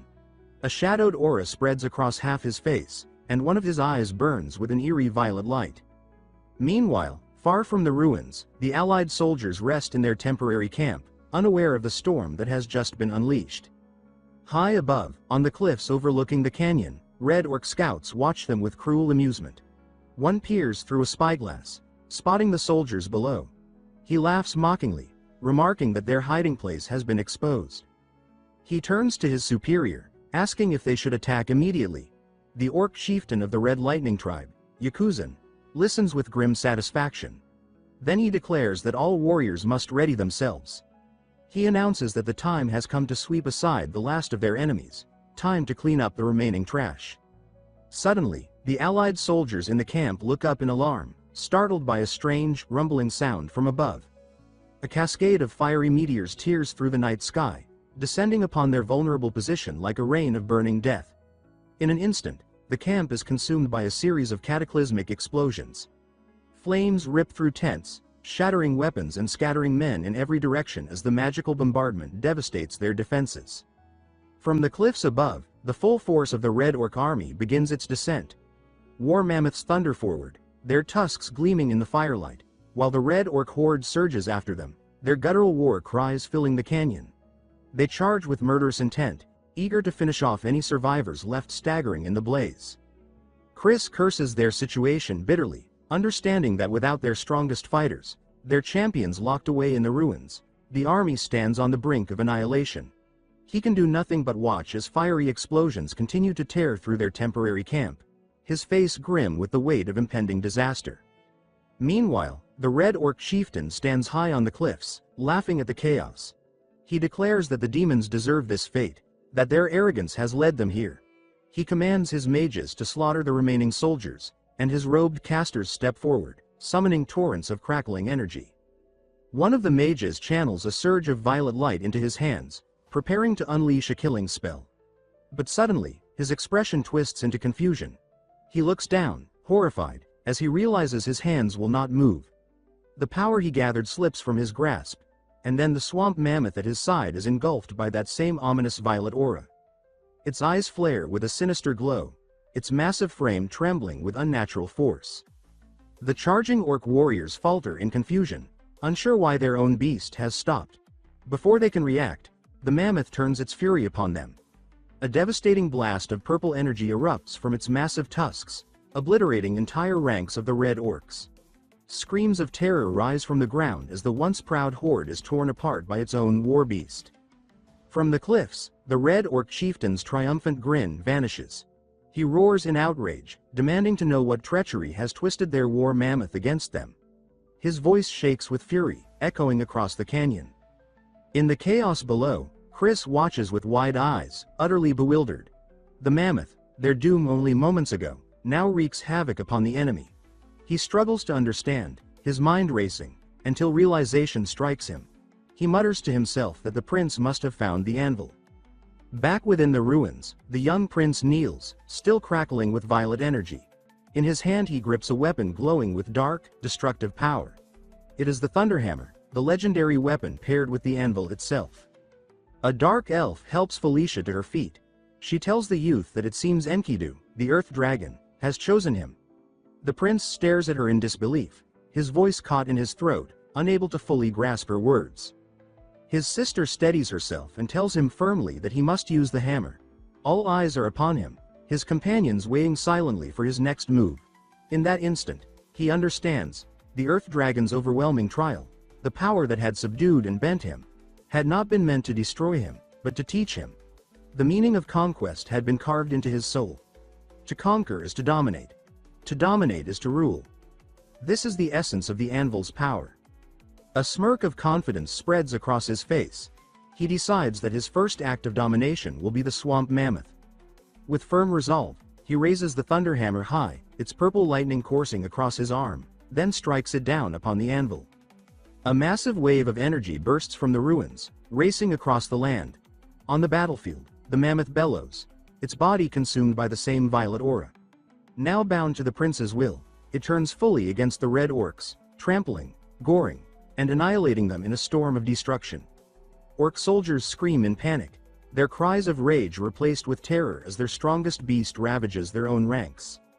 The red orc chieftain watches in disbelief from his vantage point. His once mighty army is being torn apart before his eyes. On the opposite ridge, General Vandal sees the mammoth's betrayal of its masters and understands at once. He declares that the prince and his companions must have succeeded and seizes the moment. He orders his forces to charge, rallying the allied army to crush the red orcs while they're in chaos. The clash is immediate. Allied orcs, fueled by vengeance and desperation, smash into the disorganized Red Lightning tribe. The battlefield erupts into a storm of steel and blood, but the tide has turned. On the cliffs, the red orc chieftain stands frozen, his face twisted with disbelief as he watches his forces crumble. A subordinate at his side stammers that they should retreat, but the chieftain snarls in rage, refusing the thought. He admits through clenched teeth that he does not know who wields such terrifying power. His fury is cut short when Chris appears behind him, striking with sudden force.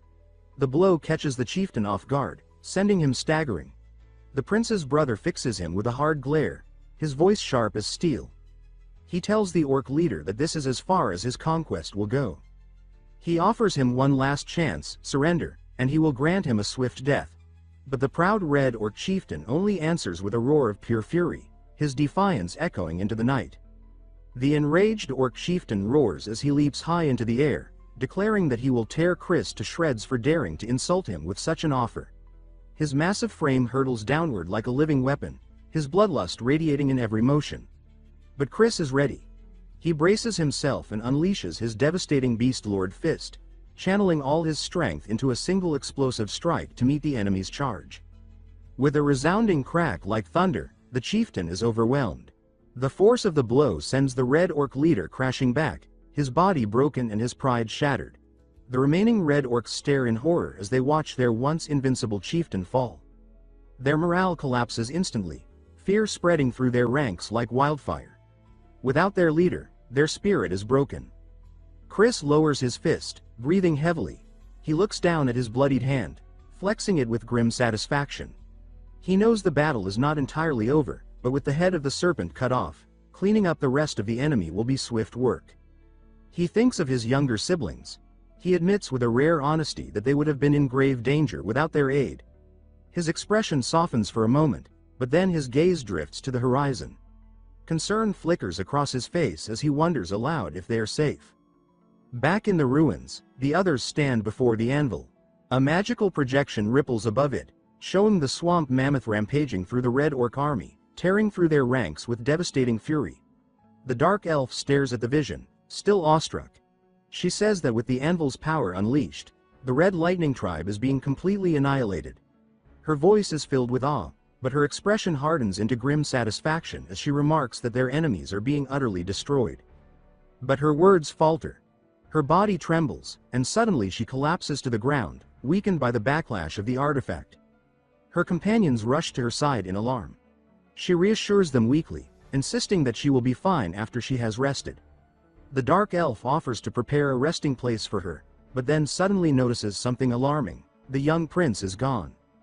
Moments later, they find him outside the ruins. He exhales slowly, relief washing over him. Then, before his eyes, a series of shimmering notifications appear. Signs of his growth. He blinks in surprise as the messages inform him that he has leveled up multiple times. The sudden surge in power is staggering, and he wonders aloud if it is because of the anvil. Another notification appears, declaring that his conquest skill has also advanced. Excited, he quickly opens his status window. His eyes widen as he sees that his Under the King's Banner skill has also leveled up. A confident smirk spreads across his face when he realizes his primary ability has grown stronger. He notes another discovery, a brand new skill, King's Knights. From its name, he guesses that it must be some kind of summoning power. Just then, a voice calls out to him, snapping him from his thoughts. He turns to see his sister Caitlin approaching, her face lined with concern. He greets her with a bright smile, admitting cheerfully that he had stepped out without telling anyone. But before he can apologize further, Caitlin delivers a sharp chop to his head. She scolds him angrily, demanding to know why he disappeared without a word and worrying everyone in the process. He rubs his head sheepishly and apologizes sincerely. She relents, saying that it is fine as long as he is safe, but then her tone shifts as she explains that they now face another problem. Confusion washes over him, and he asks what she means. Caitlin explains that Felicia has collapsed into a deep sleep and has not awakened since. She says that their sister had been captured and drained by the Red Lightning tribe, and even though Felicia insisted that she only needed rest, her body has clearly reached its limit. Without her, Caitlin explains, they cannot summon the phantom steeds needed to fly back to the main camp. The young prince nods in agreement, though unease gnaws at him. He cannot help but feel the weight of worry over Felicia's condition. That night, the group sets camp within the silent ruins. The fires burn low, the air heavy with unease, as they wait for Felicia to recover. The prince sits quietly, glancing at his status once again. His health is fully restored, likely due to the surge of levels he gained. What surprises him more is that he feels no exhaustion at all. He wonders aloud if he will remain like this until morning. Then a thought sparks in his mind. He glances around the ancient stone walls, the carvings faintly glowing in the dim light. A realization hits him. This is no ordinary chamber. They're deep within an ancient ruin, and that means there may be more hidden secrets buried further within. Perhaps treasures. Perhaps weapons. Perhaps answers. His eyes gleam with curiosity as he contemplates what might still lie ahead. Of course, he knows that such treasures never lie unguarded. Ancient ruins like these are built on foundations of death, with traps and guardians designed to slaughter any who trespass. Yet as he clutches the thunderhammer, a confident smirk pulls at his lips. The anvil's power thrums through him, a steady reminder that here, within these ruins, he is no longer a mere intruder. He is ruler. The dungeon's power bends to his will, and within these walls, he wields unmatched authority. It dawns on him that this makes the entire ruin his playground. The guardians cannot touch him. The traps cannot harm him. He has, in essence, been handed a free pass to explore every hidden corner without fear. With this thought burning bright in his mind, he turns toward Carrick, who is still sprawled on the cold stone floor, snoring. The prince nudges him awake with the toe of his boot, amusement flickering in his eyes. With a mischievous grin, he tells his groggy companion to follow him. As they walk deeper into the ruin's shadowed halls, Carrick rubs at his eyes, his steps unsteady. The orc admits nervously that he is unsure if they should be wandering this place so freely. The prince only reassures him with calm confidence, pointing out that ruins such as this always conceal treasures and weapons worthy of discovery. The moment he opens the door to the next chamber, Carrick's nervousness spikes into terror. He gasps sharply and points with a trembling finger. On the floor lies a massive, slumbering form. His voice shakes as he warns the prince of the beast before them. The youth, however, does not flinch. He explains that the creature is an arch-golem, its stone-carved body shaped like a griffin. It is one of the ruin's guardians, a beast of overwhelming strength, capable of reducing trespassers to dust. He thinks to himself that if they had entered this place under normal circumstances, such a monster would have slaughtered them both in moments. Carrick admits with blunt honesty that he would rather never face such a creature. The prince only teases him with a smirk, calling him a coward. Before the orc can reply, his fear dissolves into wide-eyed excitement. His gaze locks onto something gleaming in the corner. A massive treasure vault, filled to bursting with wealth. Gold coins spill from open chests, jeweled weapons glimmer, and armor pieces rest upon stands. Carrick seizes a piece of golden armor and holds it aloft, marveling at its flawless craftsmanship. He exclaims that it must be a high-quality treasure. The prince nods, observing the faint magical aura humming from its surface. He confirms that it is indeed enchanted armor of great power. Then, with a sly grin, he asks Carrick if he wants it. The orc stares at him in disbelief, surprised by the offer. The prince laughs, saying that the piece is far too large for him anyway. Carrick, delighted, accepts the gift with gratitude, clutching it to his chest as though it were the greatest honor he had ever received. The prince, meanwhile, gathers a handful of ancient gold coins. Deciding to store the most valuable items within his inventory, he tells Carrick to claim whatever else catches his eye. He strolls leisurely through the glittering chamber, letting his gaze wander. Then, something unusual seizes his attention. A massive, ornate chest in the far corner, untouched and looming. Curiosity sharpens within him as he approaches. He unlatches it carefully, only to frown when he finds it empty, save for a single, small button embedded in its base. Without hesitation, he presses it. The far wall groans and shifts, glowing faintly before retracting with a grinding rumble. Slowly, a hidden doorway yawns open, revealing a pitch-black corridor. A wide grin spreads across his face. Something special is hidden beyond this door. He can feel it. With eager steps, he strides into the passage, his boots echoing against the stone. The tunnel is long and silent, but at its end lies a vast chamber, its ceiling arching high above. In the center floats an artifact, suspended in midair above a pedestal. It radiates a dark, crushing aura that presses against his chest. Recognition crashes into him instantly. Though he has never laid eyes upon it before, its name surfaces in his mind as though carved into his very soul. He whispers it with awe. It is Enkidu's gauntlet, Earthshaker. A legendary weapon spoken of only in myths, one of the most powerful artifacts in existence. Its armored form gleams with ancient strength, its aura pulsing like the heartbeat of a god. The aura of conquest within him stirs violently, resonating with the gauntlet. He feels it calling him, pulling him closer with irresistible force. His hand rises instinctively, drawn to it. But before he can touch it, a string of notifications appears before his eyes, warning him that his stats are insufficient. Shock roots him to the spot. Even after his recent surge in levels, he is not strong enough to wield this artifact. And yet, despite the warnings, the gauntlet continues to glow, its aura refusing to release him. A new message appears, stunning him. Earthshaker has acknowledged him as its master. The words barely register before a brilliant flash of golden light engulfs him. The gauntlet shimmers and dissolves into radiant energy, flowing into his arm. He gasps, momentarily blinded as the power fuses with his body. The ancient armor reshapes itself, materializing around his hand in a seamless, gleaming fit. He stares in wonder. The Earthshaker now rests upon his arm, its weight both physical and spiritual. Notifications confirm an immense surge in his stats, numbers skyrocketing far beyond his expectations. A confident smirk curves his lips as realization sets in. With each level he gains, his bond with this artifact will only grow stronger.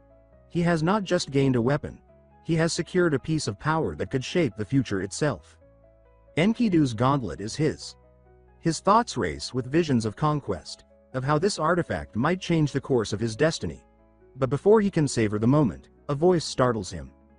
He spins around, instinctively hiding the glowing gauntlet behind his back. Carrick stands at the chamber's entrance, his expression uneasy.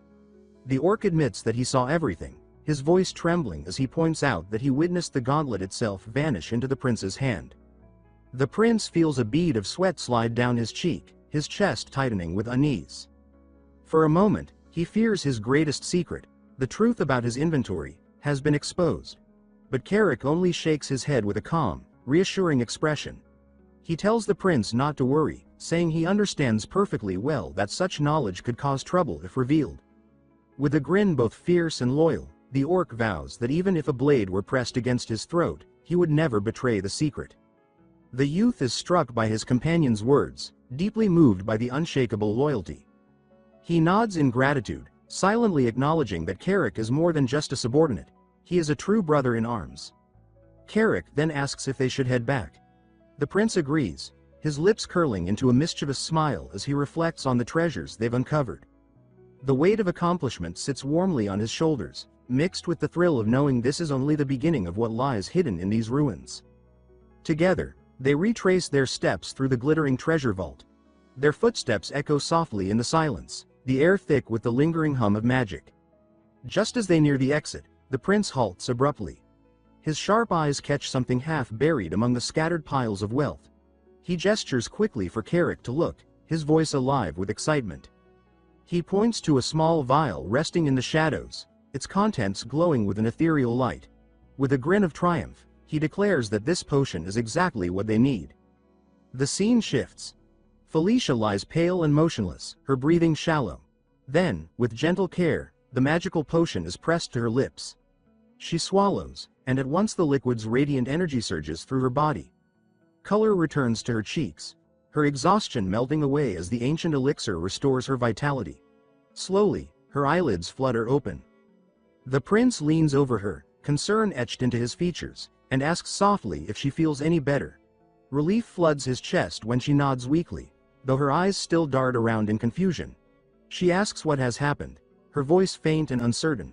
Caitlin steps forward with a proud smile and explains that their brother brought her a recovery potion, praising his quick thinking. Felicia blinks in surprise, clearly baffled. She wonders aloud where he could have possibly found such a rare and valuable item. The youth only chuckles, reminding her with playful arrogance that they are standing inside a ruin, the resting place of treasures beyond imagining. For a moment she stares at him, then realizes he is right. A small, sheepish smile crosses her face as she admits she had forgotten. He straightens with a confident smirk, declaring that he is the ruler of these ruins now. He tells her that she has nothing to fear and only needs to rest. By the time she awakens again, he promises, her magic will be fully restored. His words bring a sudden warmth to her, and to his surprise she thanks him, her voice soft, her cheeks faintly flushed. The prince falters, caught off guard by her sincerity. But Felicia repeats her gratitude, this time with a genuine, glowing smile that leaves him momentarily speechless. The next morning, golden sunlight pours across the land as the small group makes their way back to the main camp. They are weary, but their spirits are lighter. General Vandal greets them at the gates with booming laughter and a triumphant grin. He exclaims that they have finally returned, congratulating all of them on their success. Chris emerges soon after, clearing his throat with awkward formality.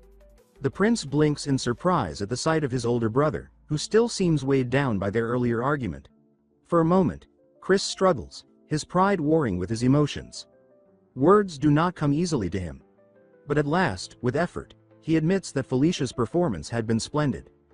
Felicia only smirks, brushing off the rare praise with a mixture of confidence and quiet satisfaction. The prince watches this small exchange, his heart warming at the sight. For the first time in a long while, he allows himself to smile genuinely. Chris then tells them all to rest, assuring them that he will take care of the finishing touches. The prince tilts his head in confusion, asking what he means. His older brother explains that remnants of the Red Lightning tribe still linger in the surrounding region, and someone must deal with them. The youth considers this for a moment and smirks to himself, already imagining 2 weeks of rest as a well-earned vacation. But Caitlin suddenly seizes him by the arm, her expression sharp with anger. She tells him firmly that it is certainly not a vacation for him. Then, with a sly smile of her own, she adds that her younger brother has important tasks to carry out, tasks that will be done by her side. Sun spills over the jagged mountain line and sinks into the forest canopy as dust trembles across the training ground. The boy lunges forward, only to stiffen in shock as he is struck hard. He says that the strike caught him off guard, the air jolted from his lungs. She darts in, her movements a blur wrapped in blue force, and she says that if he loses focus now he will be in serious danger.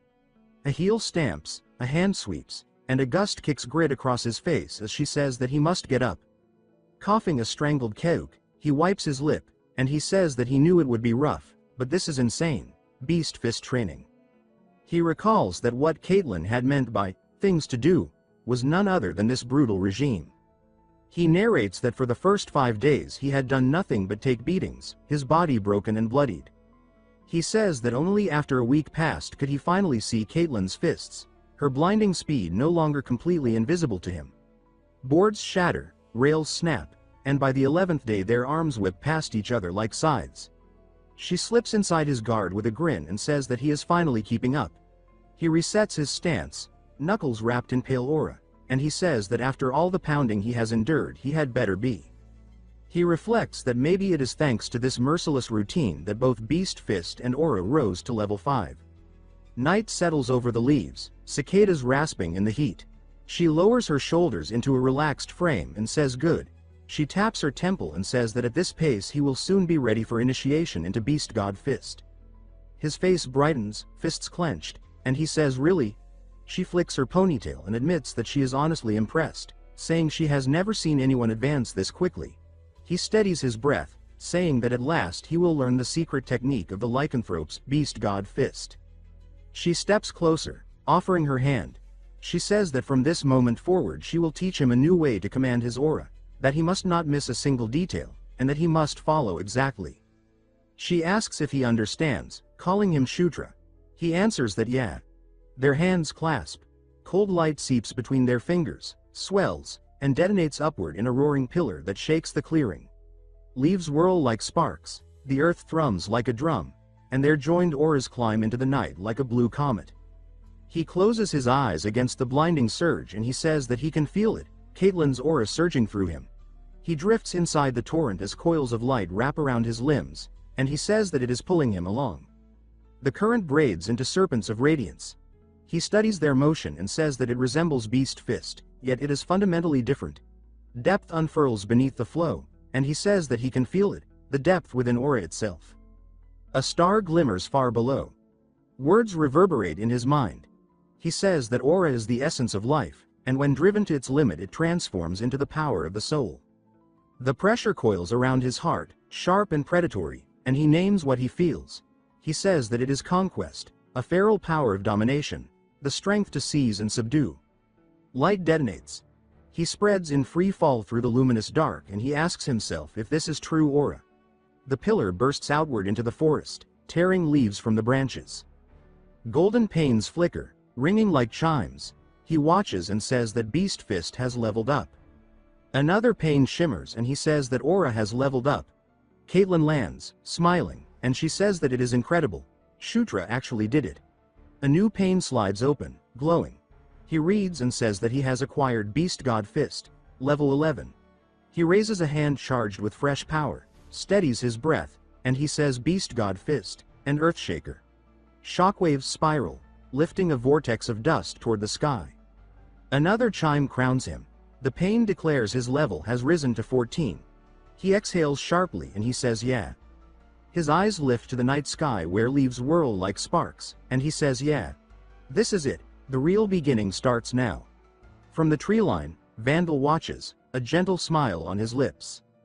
By dawn, the camp wakes golden. Across a tent table, he scratches his head and says oh, right. He asks Caitlin if he can ask her something. She asks what it is. He leans forward and asks what exactly is the deal between Chris and Felicia. Inwardly, he weighs the board, and he says that like Chris, Felicia is someone he needs on his side, and that if their bond is weak it could cause trouble. She thinks carefully and says that the two are not hostile, but there is distance between them. She hesitates, then says that it is not because of any single incident. He presses further and says then. She leans back, eyes measured, and says that it probably ties back to the problem between Chris and Sylvan. He blinks, saying Sylvan. She raps the table twice and says that he should watch it, that even if Sylvan is not here, he should not call him so casually. He rubs his neck, saying he is sorry, that she caught him off guard. His thoughts coil around the name and he says that Felicia's twin brother, Sylvan Doomblade. He recalls the game and says that when he played as Zephyr, Sylvan was one of his most formidable opponents. He raises his eyes and says, so then, there is a problem between Chris and Syl, when the doorway fills with a broad-shouldered figure. A familiar voice cuts in, casual and bright, saying so, they are both here. They jolt upright, exclaiming in surprise. He twists in his seat and says Chris. She tilts her head with a wry smile and says that he has come early, brother. The blonde warrior hooks a thumb toward the exit and says that they should pack. He grins and says the work wrapped up quicker than expected, so they are leaving this afternoon. The boy startles and says, huh? He asks, leaving? Where to? Chris arches a brow and says that he is seriously asking because he does not know. He explains that once a mission is complete, they must report it. The scene shifts to the yard where tents glow in the low sun. Vandal clasps forearms with them and says that they have done well, prince and princesses. He rumbles with a smile and says that he looks forward to meeting again, ninth prince. The boy returns the grip and says same here, Vandal. Chris rolls his shoulders and says that well then, shall they head out? He pumps a fist and says yeah. Chris' eyes sweep toward the horizon, and he says that they should move, straight to the Demon King's castle. The world shifts to crimson spires and echoing halls. Footsteps hiss along a vaulted nave. A vast figure waits upon a throne, armor glowing faintly as shadows gather for the audience to begin. The return plan is already mapped out in his mind with crisp clarity. He explains to himself that the route back to the Demon King's castle is straightforward. First, reach the nearest teleportation circle capable of long-distance warping, and then use transfer magic to arrive directly at the castle gates. He runs the numbers and says that the journey will take 3 days in total. With a sigh, he notes that no inns line the road ahead, meaning yet another night spent sleeping under the stars. By the fire that evening, he idly turns a stick between his fingers.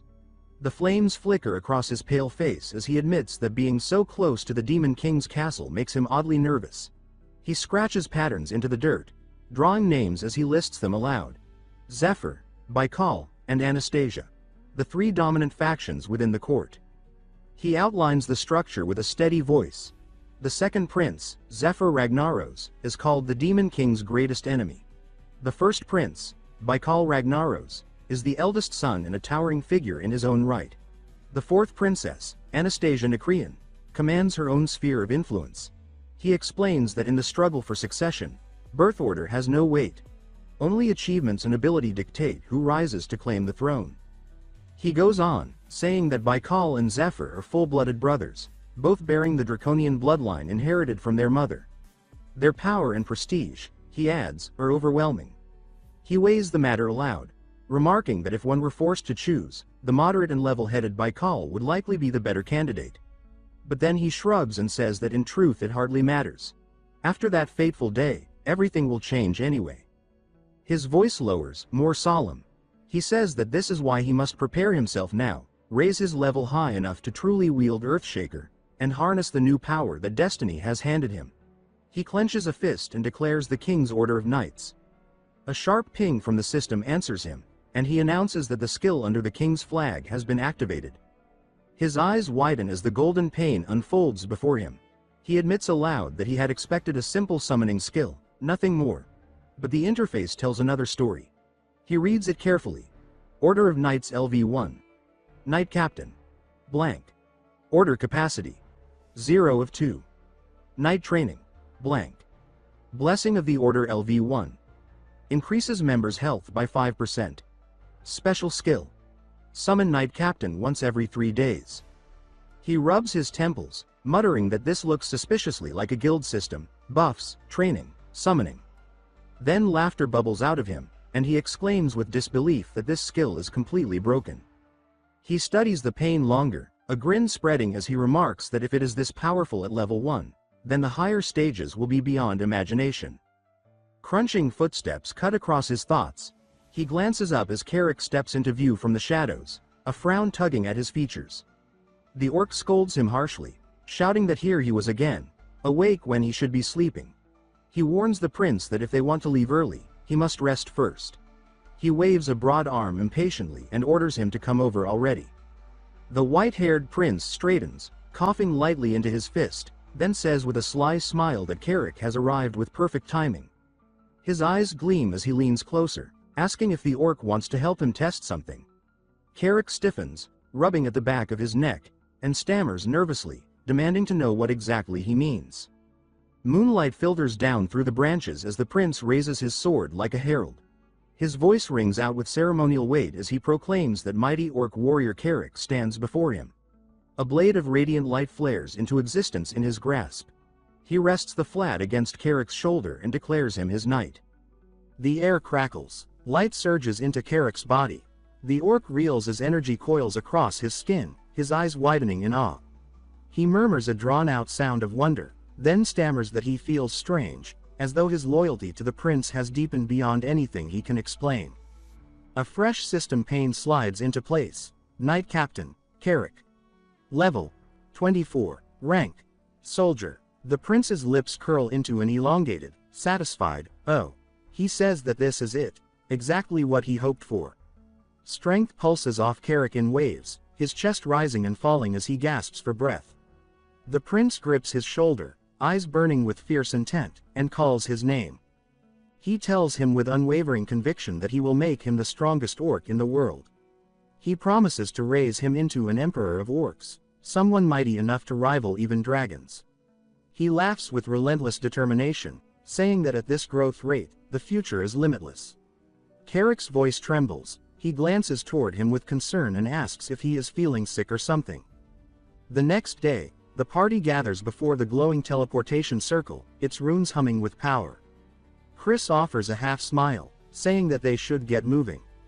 He steps forward, cloak fluttering, and affirms with quiet certainty that yes, it is time. The group closes ranks around him as the blue light surges upward, swallowing them whole.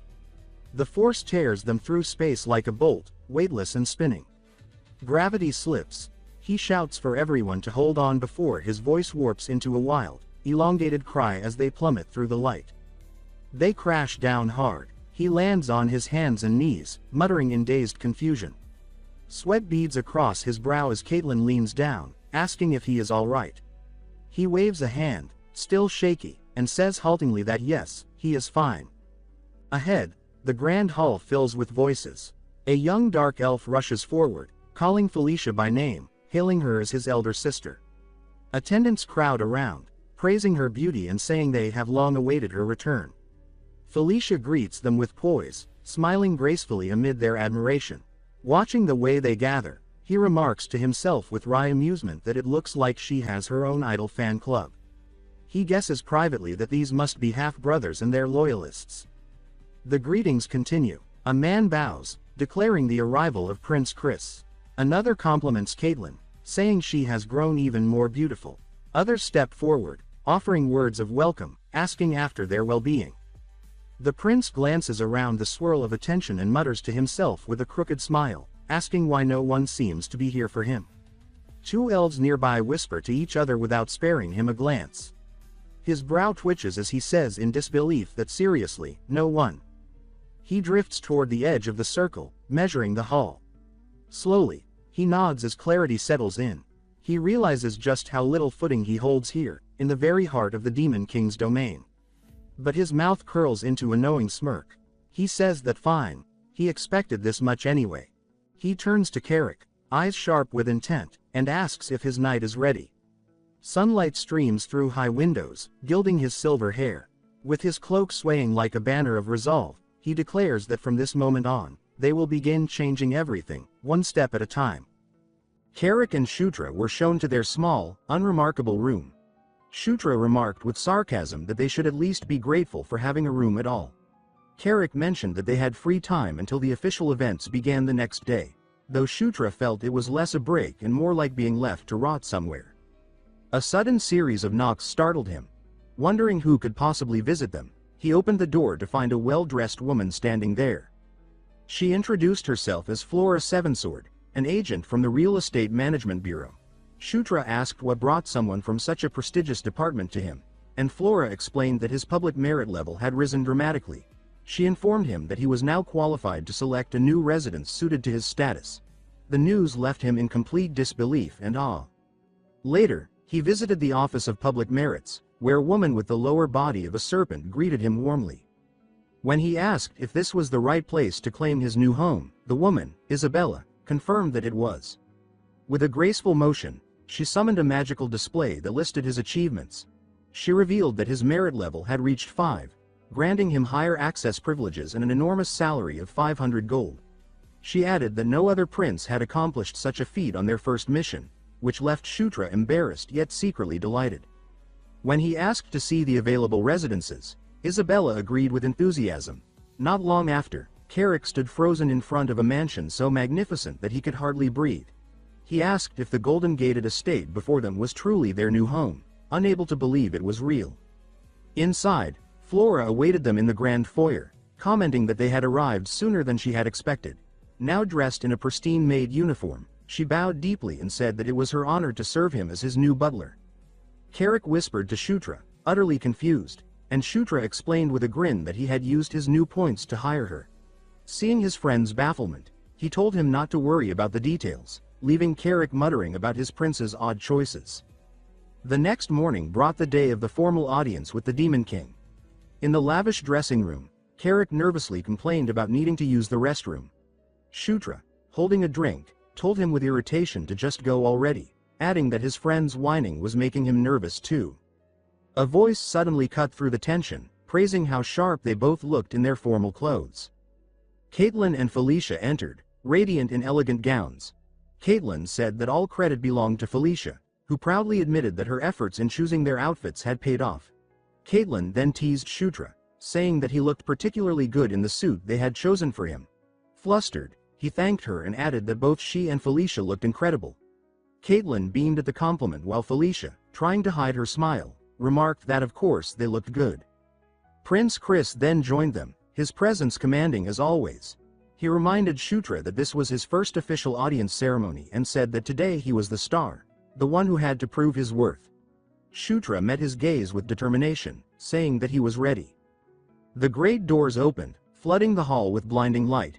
Shutra knew many would think his success was just luck, that he didn't belong among them. But he was ready to silence every doubt.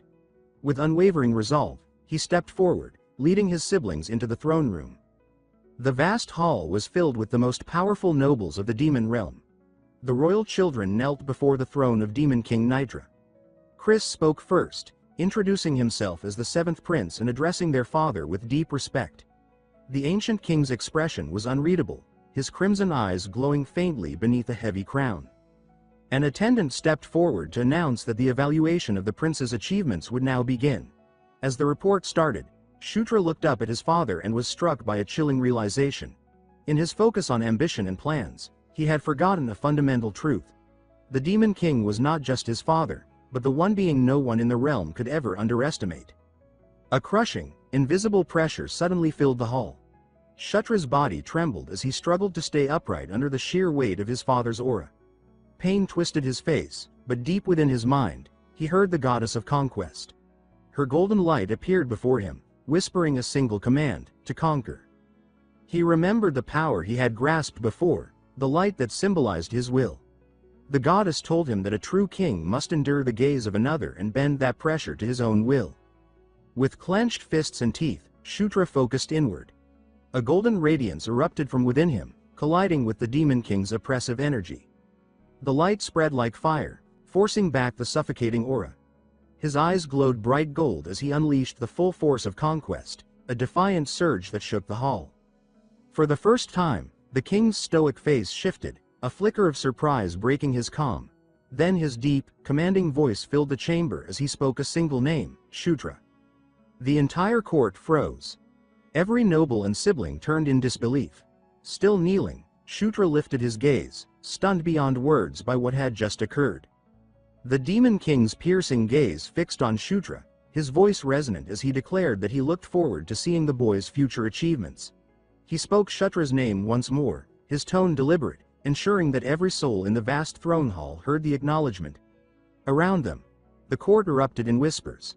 Many stunned that the king had called one of his children by name, something he had never done before. Questions rippled through the nobles, wondering why the ninth prince, until now deemed irrelevant, had been singled out. Shutra understood the hidden message behind the simple words. In this court, a public acknowledgement from the king was no small gesture. It was a declaration of change.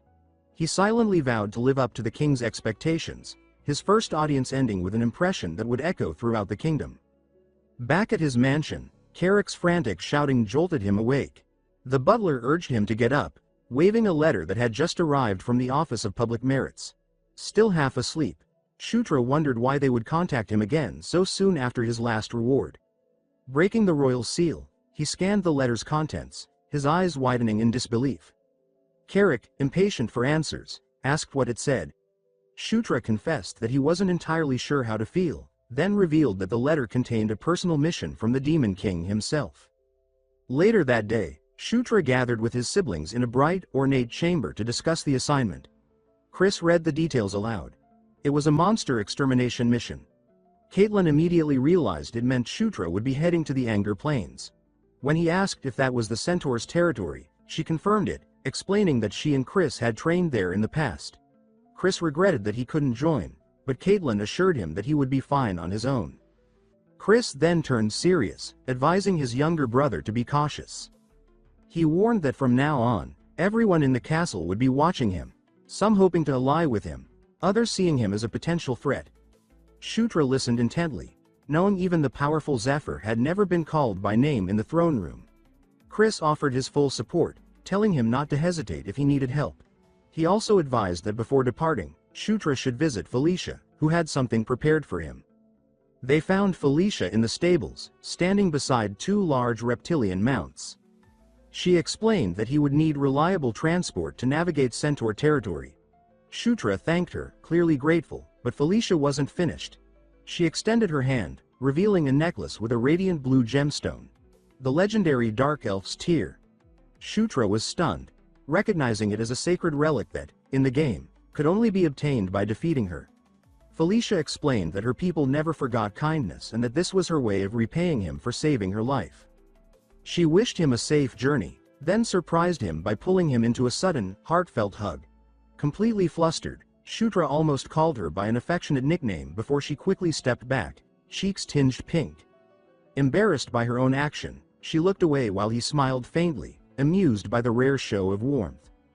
With a final wave, Shutra stood beside Carrick and their new mounts, ready for the road ahead. They stepped onto the teleportation circle, and a brilliant blue light enveloped them as Felicia watched silently. When the light faded, she smiled softly, whispering a quiet wish for his safety. A blinding flash marked their arrival in the vast expanse of the Anger Plains. When the glow subsided, Shutra, Carrick, and their mounts stood atop a stone platform surrounded by windswept dust and endless horizon. Carrick looked around, asking if this was truly the place. Shutra, smirking, confirmed that it was. They were soon approached by a woman who greeted the ninth prince with respect. Introducing herself as Karma, a ranger assigned to guide them, she bowed low. Shutra noticed that she had the upper body of a human and the lower half of a beast, identifying her as one of the Sati. Karma appeared pleased by his recognition and suggested that they begin moving immediately. Their journey across the barren plains began, their reptilian mounts stirring up plumes of dust as Karma ran ahead effortlessly. She explained that the trip would take 2 days and asked if he minded few breaks, which he didn't. Curious, she asked if any soldiers would be joining, and Shutra replied that it was only them for now, though they would later join the Centaur forces for a larger confrontation. He began analyzing the situation, deciding that a long spear would serve him best in a mounted fight. Then his sharp ears caught a faint, strange sound in the distance. He alerted Karma, who told him to stay back while she investigated. Moments later, the earth split violently before them, a burst of unseen energy tearing through the ground. Dirt exploded into the air as Karma dashed forward, her expression turning pale when she saw the source. A massive herd of Cassius beasts was pursuing a lone satyr across the plains, an attack that shouldn't have been happening yet. The monstrous pack surged like a wave of shadows and teeth. The satyr ran in blind panic, his terror clear as one enormous wolf lunged, jaws wide to strike him down. Just as the beast closed in, Shutra spurred his mount forward, colliding with the wolf in a flash of motion and knocking it aside, saving the satyr from certain death. The violent impact sent the shadow wolf crashing into the sand, erupting in a thick cloud of dust. Shutra's mount slammed its clawed feet into the ground, asserting dominance as it stood protectively between the fallen satyr and the rest of the snarling pack. Calmly, Shutra lifted a hand and remarked that the welcoming party had shown up earlier than expected. The legendary gauntlet, Earthshaker, shimmered into existence around his arm, its golden light pulsing with raw power. He dismissed the ambush as nothing more than a nuisance, grinning with a thrill that betrayed his excitement. He declared that he had been waiting for a proper fight. The satyr, still trembling, looked back to see the ninth prince standing tall upon his reptilian mount, facing the pack alone. The largest of the shadow wolves stepped forward, its muscles rippling as it let out a thunderous roar, clearly asserting its role as the pack leader. The beast lunged with terrifying speed, its glowing red eyes fixed on the prince. Karma shouted to ask if he was all right, and Carrick warned that charging in alone was madness. Shutra waved off their concern, insisting that they stay back and simply watch. Then, with a burst of movement, he launched himself from his mount into the air to meet the charging beast head-on. He decided this was the perfect moment to test the power of the beast god fist technique. As the wolf leapt, jaws wide and eyes blazing, he met it mid-air, his gauntlet shining like molten gold. His aura flared violently as he gathered power into his fist and unleashed the Fist of Explosion. A brilliant burst of golden light detonated through the air, the shockwave rippling across the plains. The Alpha's head vanished in a spray of energy and shadow, its massive body slamming lifelessly into the sand. Shutra landed with effortless grace, his gauntlet still smoking from the strike. The remaining wolves froze, their snarls replaced with whimpers of fear as they backed away from the boy who had just obliterated their leader. Shutra studied his gauntlet in awe, wondering if it had amplified his aura. A confident grin crossed his face as he realized that the strength he'd unleashed rivaled even Caitlyn's power. Karma and Carrick were speechless, their shock slowly turning into admiration. The rescued satyr, recovering his breath, introduced himself as Swift Wind, a scout assigned to escort them. Now indebted, he offered to guide the group to their destination. But before they could depart, the Alpha's headless body began to glow faintly with a strange purple light, a sign of lingering corruption. Ignoring the unsettling sight, they continued on, and after a long trek across the harsh plains, they reached a ridge overlooking a vast centaur settlement. Below them stretched the homeland of the four great centaur tribes: Fierce Wind, Heavy Rain, Raging Flame, and Rough Night. The Raging Flame tribe held dominance, led by their high chieftain, Savage Eyes, who soon emerged to greet them. The towering centaur warrior introduced himself with calm authority. Shutra immediately recognized the name, an infamous character from the game, one who had been an enemy rather than an ally. Carrick whispered nervously that the chieftain's glare could kill, while Shutra confidently introduced himself as the ninth prince. Savage Eyes studied him silently, his sharp gaze assessing the young demon's poise. Shutra met the look without flinching, asking for an evaluation of the situation. Inside the main yurt, Savage Eyes stood over a large map and admitted bluntly that the circumstances were dire.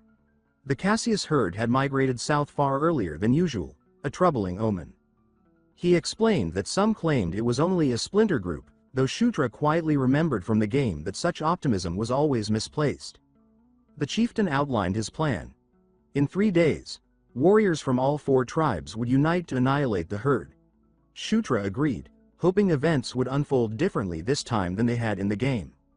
As the meeting ended, Savage Eyes called out to him again, asking with a sly grin if the rumors were true, that the prince had crushed a Cassius beast's skull with his bare hands. Shutra's smirk returned as he confirmed it and offered to demonstrate his strength later if the chieftain desired. A rare flicker of intrigue crossed the warrior's face before he accepted the challenge, saying he looked forward to witnessing that power himself. As Shutra walked through the settlement that evening, murmurs followed him. The centaurs whispered about the ninth prince, the young demon whose feat had already become legend. Carrick noted that his popularity was soaring, joking that it must be due to his irresistible charm before realizing he'd said too much.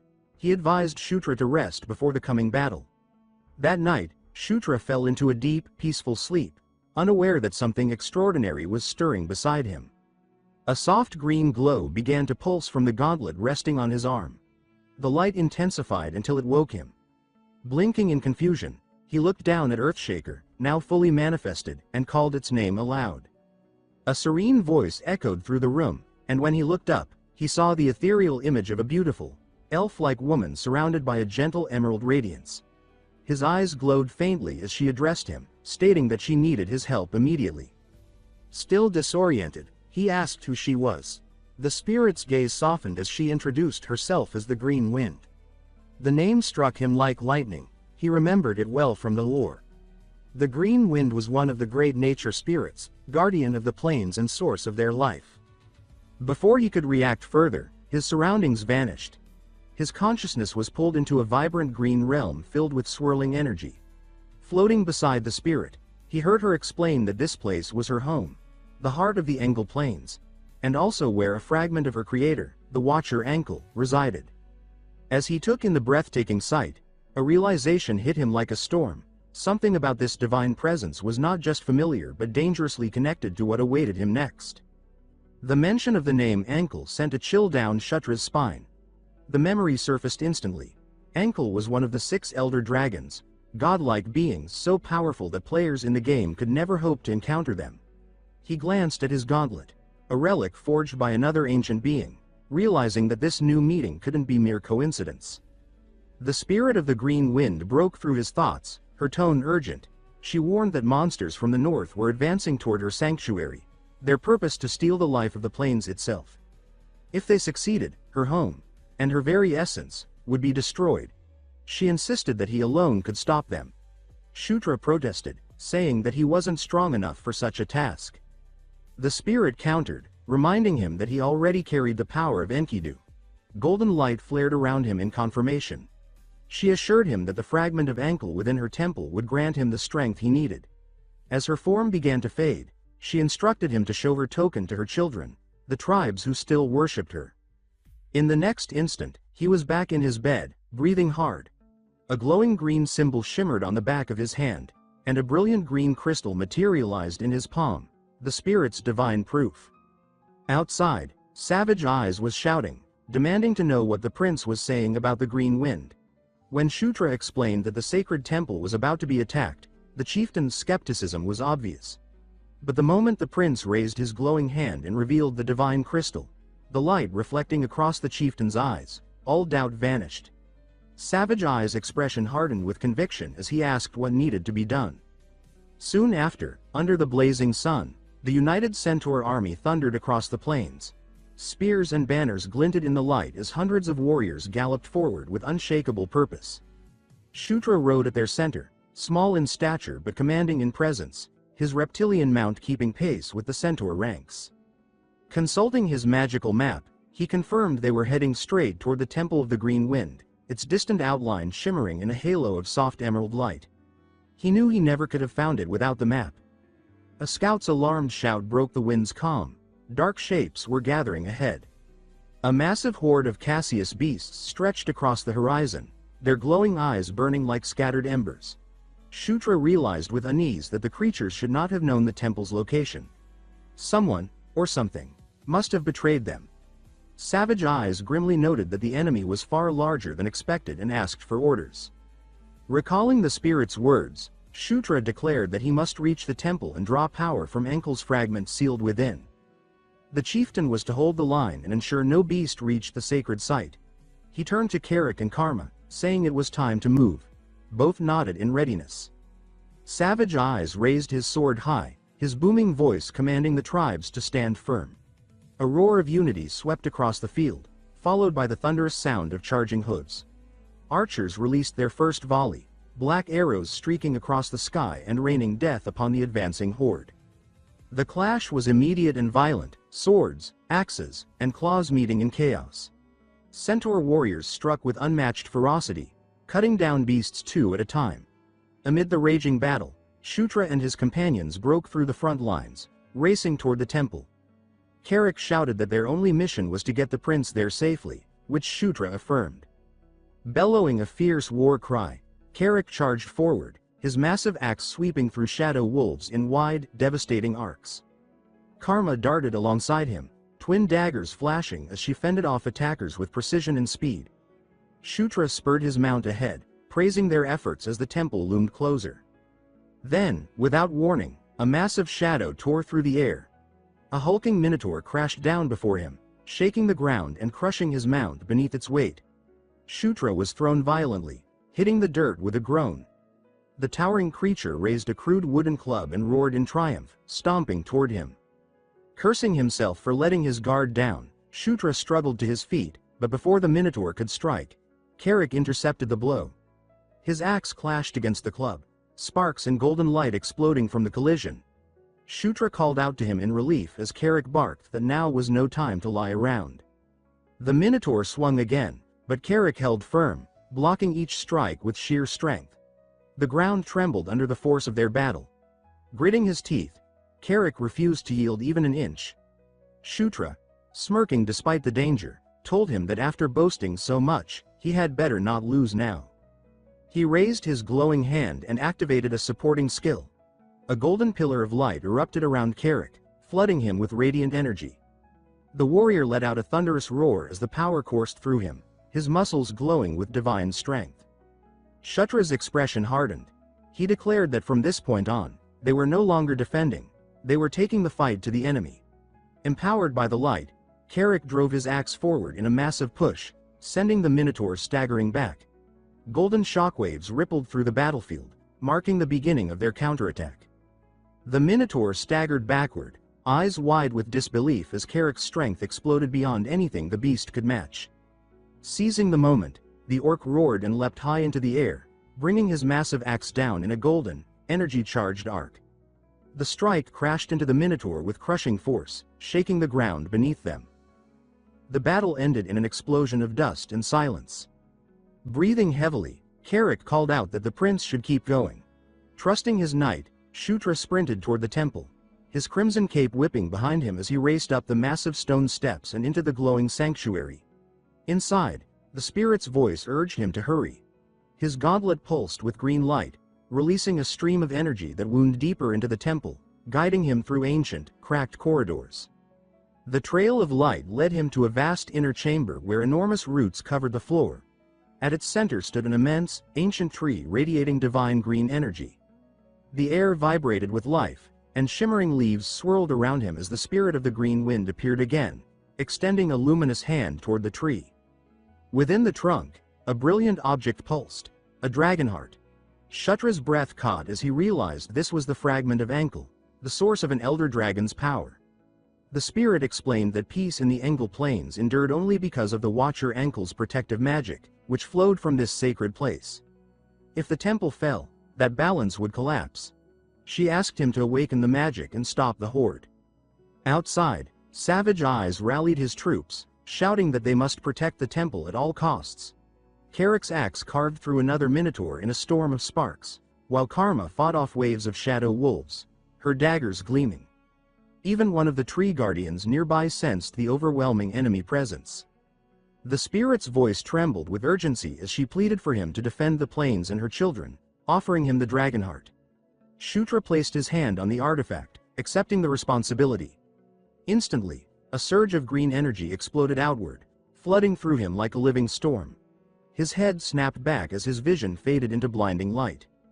He suddenly found himself standing within a vast star-filled void, facing a colossal, serpentine form, the elder dragon Enkel. Its three ancient eyes gleamed with cosmic wisdom, and as it gazed down at him, its voice rumbled through the heavens, commanding him simply to take it. Back in the physical world, the temple erupted in a burst of green brilliance. A pillar of light shot skyward, visible for miles. The battlefield fell silent as friend and foe alike stared at the sight in awe. Carrick, bloodied and panting, looked toward the temple, realizing it could only be the prince's doing. Then the earth trembled. Thorn-covered vines tore through the soil, coiling and twisting together. From within the storm of magic, a massive wooden foot slammed down, followed by towering figures of bark and stone. The ancient forest guardians had awakened. The newly risen titans stormed the battlefield, their branch-like arms crushing beasts by the dozen.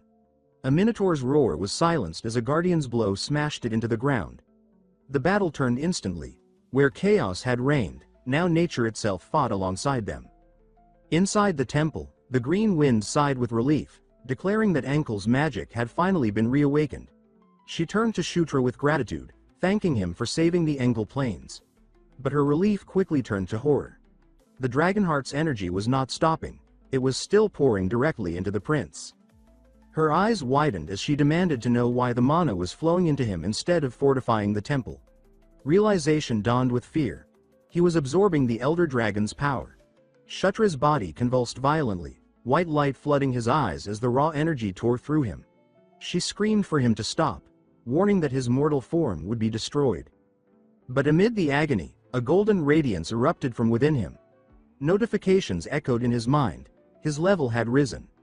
His wounds sealed instantly, skin glowing as the divine light mended his body. The spirit could only watch, stunned, as the impossible unfolded before her eyes. The golden aura grew brighter, his strength surging again and again as his level climbed higher. Deep within his consciousness, the goddess of Conquest appeared, her voice powerful and commanding. She ordered him to subdue the Dragonheart, to conquer its ancient power and make it bow before his will. Shutra clenched his fist, determined to claim the ancient dragon's power, no matter the cost. The goddess's voice rang in his mind, proclaiming that even the remnant of an elder dragon would bow before his indomitable will. Back in the temple, the glowing green Dragonheart sank into his chest, fusing with his body. The ancient tree at the chamber's center pulsed one final time before releasing a magnificent burst of light. The brilliance slowly faded, leaving the room bathed in a calm, green radiance as motes of light drifted through the air. Bent over, gasping from the ordeal, Shutra steadied himself. His body was surrounded by a shimmering emerald aura as the transformation completed. Straightening, his shadowed face revealed the sharp glint of new power. The goddess's fading voice named him anew, the Knight of Conquest. A cascade of notifications appeared before him. Dragon body, dragon blood, immunity to all poisons. His level had risen to 17, and his title now read Dragonborn. He knew what it meant. A being who had awakened dormant dragon genes, capable of wielding true draconic magic. The realization struck him. His rival, Zephyr, had possessed the same power through inherited dragon lineage. Now, he stood as his equal. The green wind's spirit reappeared, her tone filled with awe. She said she could feel Ankle's essence flowing within him, proof that he now possessed the spirit and body of a dragon. Though she admitted this power had been sealed for 1,000 years, she expressed no regret in seeing it reborn through him. Calling him the successor of the Watcher, she gave him one final plea: to protect the Engle Plains and her children, the centaurs and satyrs. A confident smile crossed Shutra's face as he accepted without hesitation. Outside, the battle still raged. The tree guardians crushed the horde with thunderous might, tearing through monsters like weeds. Yet amid the chaos stood a colossal minotaur commander, larger and fiercer than the rest, its aura commanding the enemy forces. The creature bellowed orders, rallying its army against the centaurs and guardians. Emerging from the temple, Shutra immediately fixed his gaze on the beast.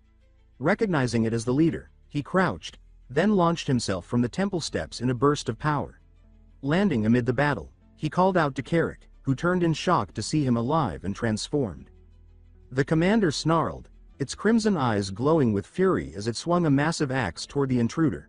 Shutra met its glare without fear and countered with a golden, energy-infused punch aimed straight at its chest.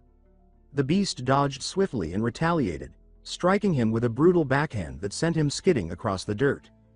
It leapt forward, axe raised high, but Shutra steadied himself, eyes burning with focus. He promised the beast that this time, it would not withstand his power. Channeling energy into his fist, he unleashed the Fist of Explosion once more, sending a massive wave of golden energy crashing into the commander. The attack struck dead on, yet the Minotaur only staggered slightly, its hide was too thick. Gritting his teeth, Shutra realized brute force alone wouldn't be enough. The beast swung again, forcing him to dodge back as sparks and dust filled the air. Then he smirked. It was time to show the commander something entirely new. He activated Dragonblood. A violent surge of purple energy erupted from him, twisting around his body like living flame. A system alert rang in his mind. His gauntlet, Earthquaker, had unlocked its true form. Its surface crackled with lightning as power flooded through his arm. Focusing all his might into the gauntlet, Shutra vowed to stake everything on one decisive strike. The Minotaur roared and charged, raising its axe, but he met its fury head-on, unleashing an immense blast of golden and violet energy. As the two powers collided, he shouted for Carrick, telling him it was his turn. With the skill summoned the king's knight, Carrick materialized behind the commander in a flash of light. Before the beast could react, Carrick's axe came crashing down onto the back of its skull with explosive force. The commander roared in agony, stumbling from the unexpected strike. Shutra's gauntlet flared, the purple light intensifying as he warned the beast to face him. The commander turned, rage and fear flickering in its crimson eyes as it sensed the overwhelming energy gathering before it. A fierce grin spread across Shutra's face as he promised that this attack would be unlike any before. He channeled everything, Dragonblood, Conquest, and the Earthquaker's power, into one devastating strike. Then, with wings of swirling gold and violet energy flaring around him, he shot forward like a meteor. The air cracked under the force as he unleashed the Earthquaker's secret art, a single overwhelming blow that tore through the battlefield, ready to end it all. A massive detonation of gold light swallowed the bull-headed foe, tearing a crater into the battlefield and sending shockwaves through the air. The ground split open, rocks hurled skyward as warriors shielded their faces from the blast. In the heart of the explosion, system messages appeared before him. His level had increased, the boss Drake Ogre Mustafa had been defeated, and a new title, Drake Ogre Slayer, was his. Shutra stood at the crater's edge, cloak fluttering as smoke and golden motes drifted through the air. The monster's remains hissing away into shadow.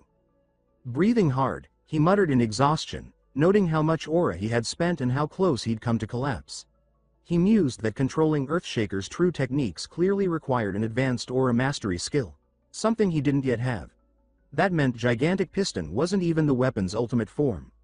A sharp grin cut across his face as light shimmered faintly on his knuckles. There was more power waiting to be unlocked. Carrick shouted that the enemy was retreating. Startled, Shutra looked up as the centaurs surged forward with renewed vigor. Warriors roared their war cries, cutting through the fleeing monsters while the commander bellowed for none to be spared. Blades flashed crimson under the sinking sun as the pursuit swept across the plains. Night soon cloaked the battlefield. Beneath a sky of cold stars, the land lay scarred and silent, save for the distant flicker of torchlight from the centaur shrine. At the camp, laughter and song filled the air. Warriors celebrated their victory with sloshing mugs and shouts of triumph, their joy echoing across the plains. Amid the noise, Shutra slipped quietly away, drawn toward the ancient tree where green motes floated like fireflies. From the tree's glow emerged Green Wind, smiling as she teased that he had seemed to be enjoying himself earlier. He explained that he had come to ask her a few questions. She agreed, saying she owed him answers for fulfilling her request, but first, she asked if he would release the dominion he now held over her. Confused, Shutra repeated the word, and she clarified that because he had absorbed Ankle's magic, she, being born from that same power, was now bound to him. Realization dawned on him, and he awkwardly admitted he didn't know how to release her. She stared in disbelief, calling him a careless master who might turn permanent out of ignorance. He protested that no one had ever taught him such things, prompting her to accuse him of pretending otherwise. Flustered, he asked her to calm down and explain her current condition. She answered that she was entirely his, body, magic, and will, and that she was now bound to him as her master. Waving his hands, he clarified that wasn't what he meant and asked instead if she felt any discomfort. She assured him she didn't but warned that if she vanished, the Engle plains would lose their life and color, as she was the essence of its magic. He pondered this and suggested she could remain there, saying she didn't need to follow him. Her expression fell, hurt by the implication, and she asked if he was abandoning her. He quickly denied it, asking if she wanted to go with him. She replied earnestly that she did. It was only natural for a spirit to stay with her master. He nodded, realizing he had accidentally formed a spirit contract. Remembering her earlier words, he asked if they could create something to sustain the plains in her absence. Her eyes widened. She said it was possible, though it would take time and much of her strength. The great tree behind her shimmered in agreement. He declared that was perfect. They would leave a substitute behind so she could come with him. She hesitated, saying that doing so would weaken her for a while, but he brushed it off cheerfully. A nature spirit as a companion, he thought, was more than a fair trade. Relief softened her features as she clasped her hands and called to him fondly as Master. He smiled and said that if that matter was settled, he had questions. Looking up at her, he asked when and how Ankle had died. Her glow dimmed as she admitted she didn't remember everything. She was only a fragment, reborn as a spirit. Still, she recalled one thing. 1,000 years ago, Ankle had been murdered. Shutra froze at the word, stunned. She continued that she didn't know the killer, only that it hadn't been another elder dragon. He whispered the word, murder, chilled by the thought that someone could slay a being worshipped as a god. Green Wind drifted closer, her voice softening as she said he should speak more casually. It was awkward for a master to sound so formal. Rubbing his neck, he agreed and changed the subject, asking if, as Ankle's successor, he could also absorb the powers of other elder dragons. She tapped her lips thoughtfully and said that, normally, it would be impossible, but in his case, it might be.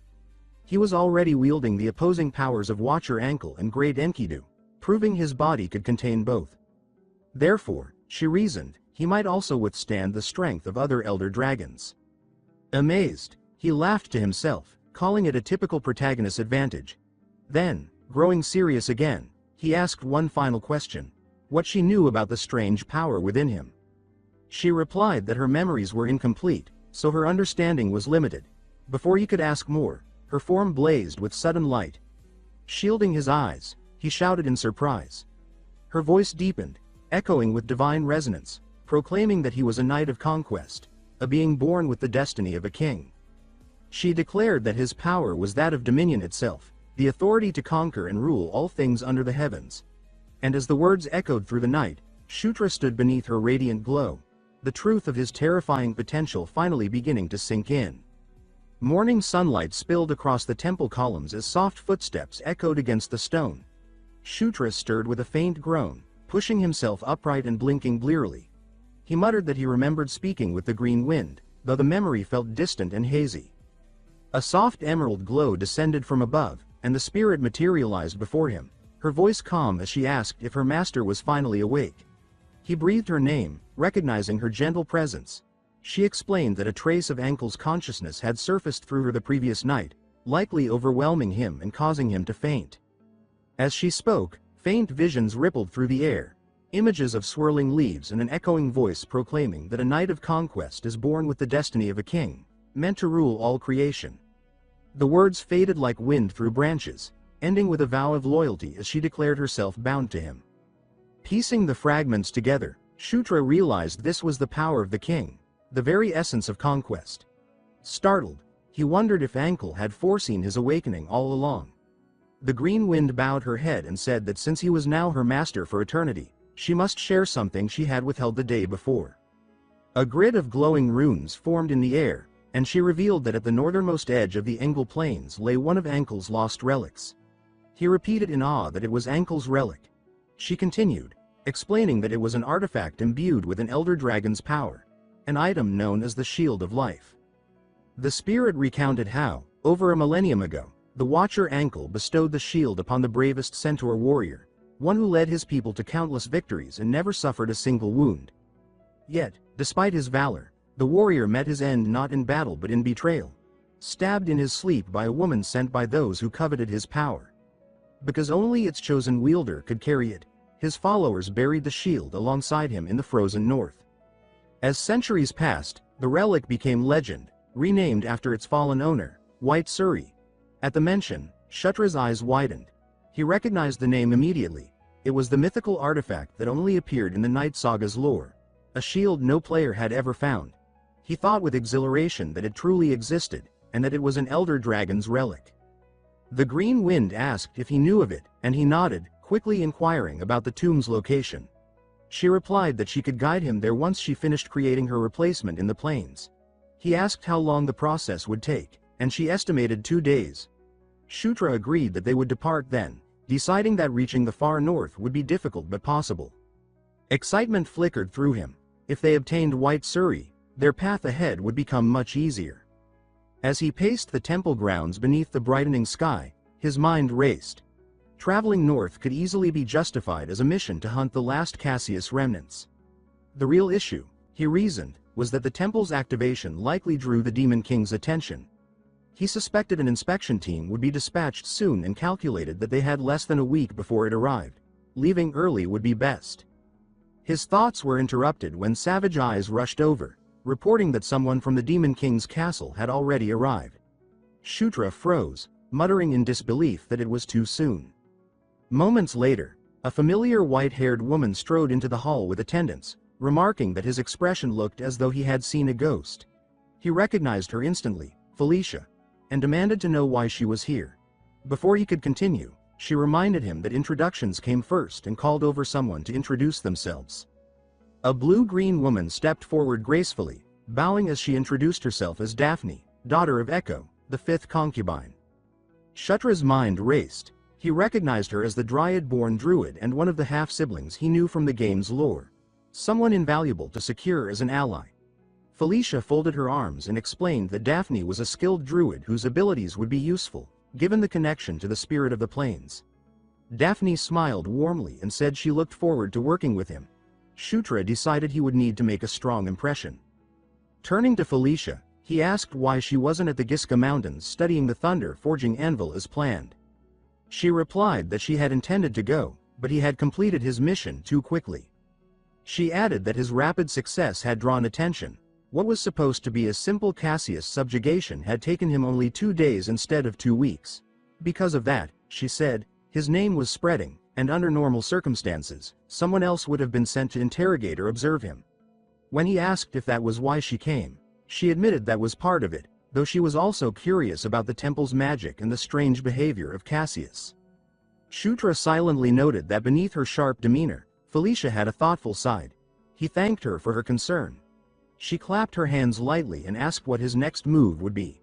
He said he planned to head north to check for the remaining Cassius and inwardly added to locate White Suri. Savage Eyes, the centaur chieftain, stepped forward and declared that he would accompany him. Startled, Shutra hesitated, but the chieftain insisted that as leader, he couldn't let others go in his stead. Shutra rubbed his head, conceding that it made sense. Felicia then raised her hand and said she would go too, reasoning that studying living Cassius was better than studying corpses. Nodded in agreement, saying that more people meant more strength. Shutra sighed inwardly. Hunting Cassius had only been an excuse, and now it was turning into a full expedition. Watching the horizon, Carrick muttered that he had a bad feeling things were about to get complicated. Days later, the northern mountains stretched beneath a wide, cloudless sky. A monstrous wolf's roar shattered the silence as the party formed ranks. Carrick grinned, saying his instincts had been right all along. Shadows surged from the rocks, fangs flashing, as the group braced for battle. Cloak snapping in the wind, Shutra stepped forward, eyes sharp and ready, as the howling pack closed in from every side. Immediately, the elf and centaur warriors move into formation, ready to meet the beasts head-on. One of the wolves suddenly charges straight at the prince, who braces himself for the impact. Yet the young man slips aside with ease, wondering how these creatures appeared so suddenly. He thinks that they wiped out every monster the last time, so their return makes no sense. Things worsen when winged, stone-skinned creatures that resemble gargoyles swoop in from above. Shutra recognizes them as geists and understands that this group will be a serious problem. With a green glow rising in his eyes, he says that the enemies are not the only ones who can fly. He activates his wind blessing, his body growing light until he lifts off the ground, moving faster and higher. Greenwind, still in her tiny fairy form, watches in shock and asks how he can use her magic. He ignores her question and shoots forward in a burst of speed toward the geists. One of the creatures stares at him, stunned, as if unable to understand how that kid is flying straight at him. The young man channels his explosive fist and slams his punch into the monster's face. The blow hits with such force that the geist is hurled away violently. Hovering in the air, he glares at the rest of the monsters and tells them to stop being annoying and vanish already. Down below, the little fairy Greenwind watches the scene unfold and wonders what the purpose of her existence even is. On the ground, Daphne is caught alone in the chaos. She looks up with pure panic on her face as a flying monster dives toward her. She screams, trapped with nowhere to run. Carrick reaches her in time, shoving the creature away with brute strength and yelling at Daphne that she must focus and fight back. Felicia, meanwhile, unleashes her own magic and says that everything is going exactly how she planned. With a hard leap, she casts her spell and crushes several monsters under massive falling stones. When the dust clears, the battlefield is littered with defeated beasts. Felicia steps closer and draws attention to a faint purple aura around the monsters that Shutra had not noticed before. He asks what it is, and she explains that the aura is likely a type of curse magic. It strengthens the creatures, but at the cost of their life force, leaving their emotions dull and empty. The elf concludes that someone must be controlling the monsters from afar with this spell. Shutra feels lost because they already defeated the last manipulator, and he wonders who the new one could be. Carrick then calls his attention to Daphne, pointing out that she has been tense through the entire fight. He suggests that this might have been the girl's first real battle. The young man agrees, realizing that this version of Daphne is far less experienced than the one he knew. The Dryad says she can sense the spirit's fear and that the sinister energy keeps growing stronger the farther north they travel. Greenwind confirms it, saying she also feels a dark force coming from that direction.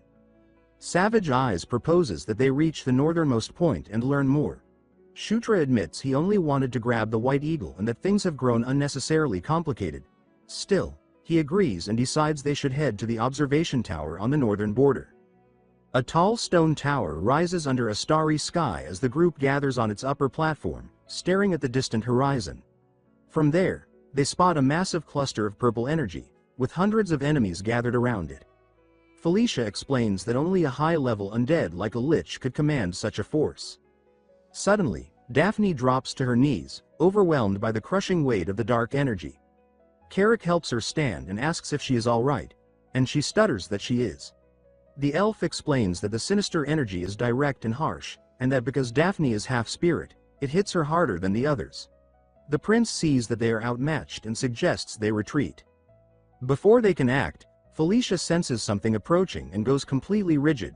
She warns everyone that someone is coming straight toward them, leaving Shutra confused by her alarm.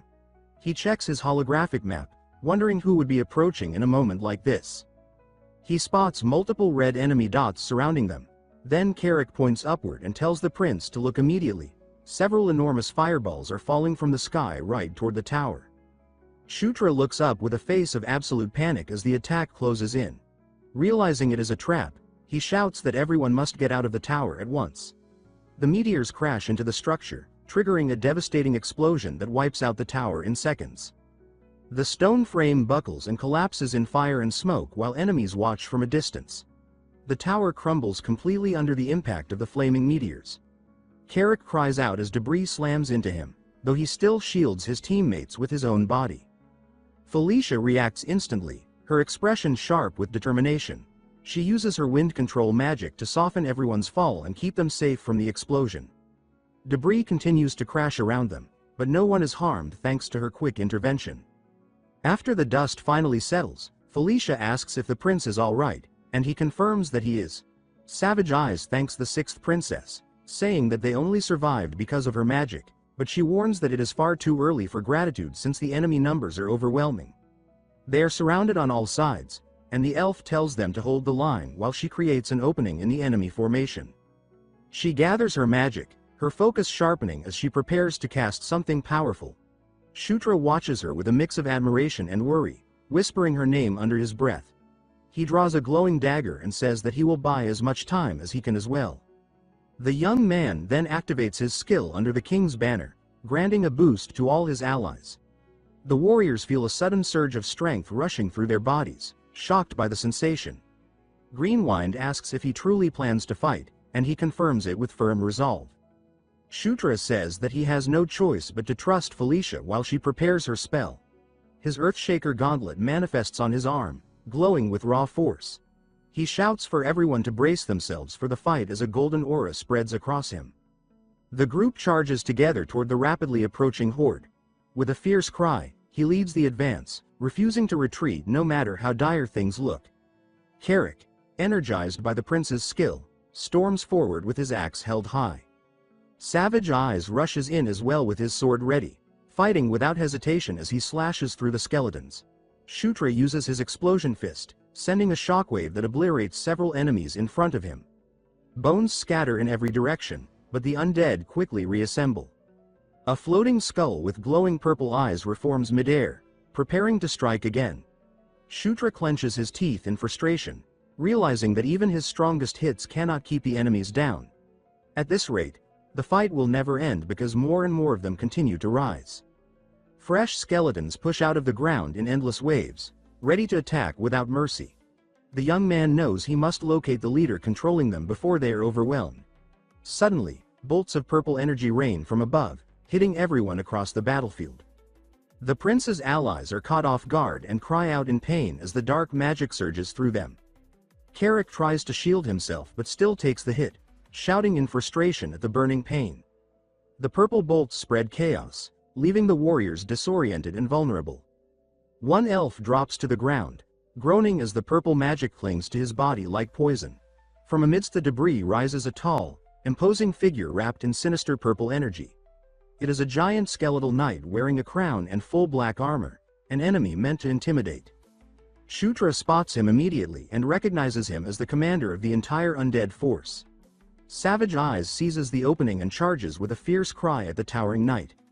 With unwavering resolve, he leaps in and strikes with all of his strength.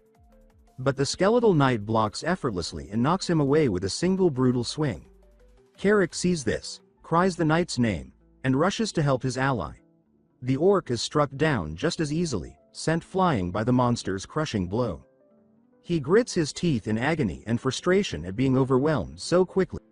Shutra uses the momentary opening and sprints toward the giant knight at high speed. He thanks the enemy for approaching and says that this is where the monster's path ends. He jumps and hits with an explosion fist aimed directly at the knight's core. But the skeletal knight catches the blow effortlessly and throws him to the ground like nothing. Shutra rises slowly, coughing, shocked by the sheer gap in strength. He realizes that the knight is facing them from a completely different tier. Felicia steps forward then and tells him to stop fighting and rest. The knight stares at her silently, almost curious about her presence. Shutra is startled by his sister's intervention and struggles to guess her intentions.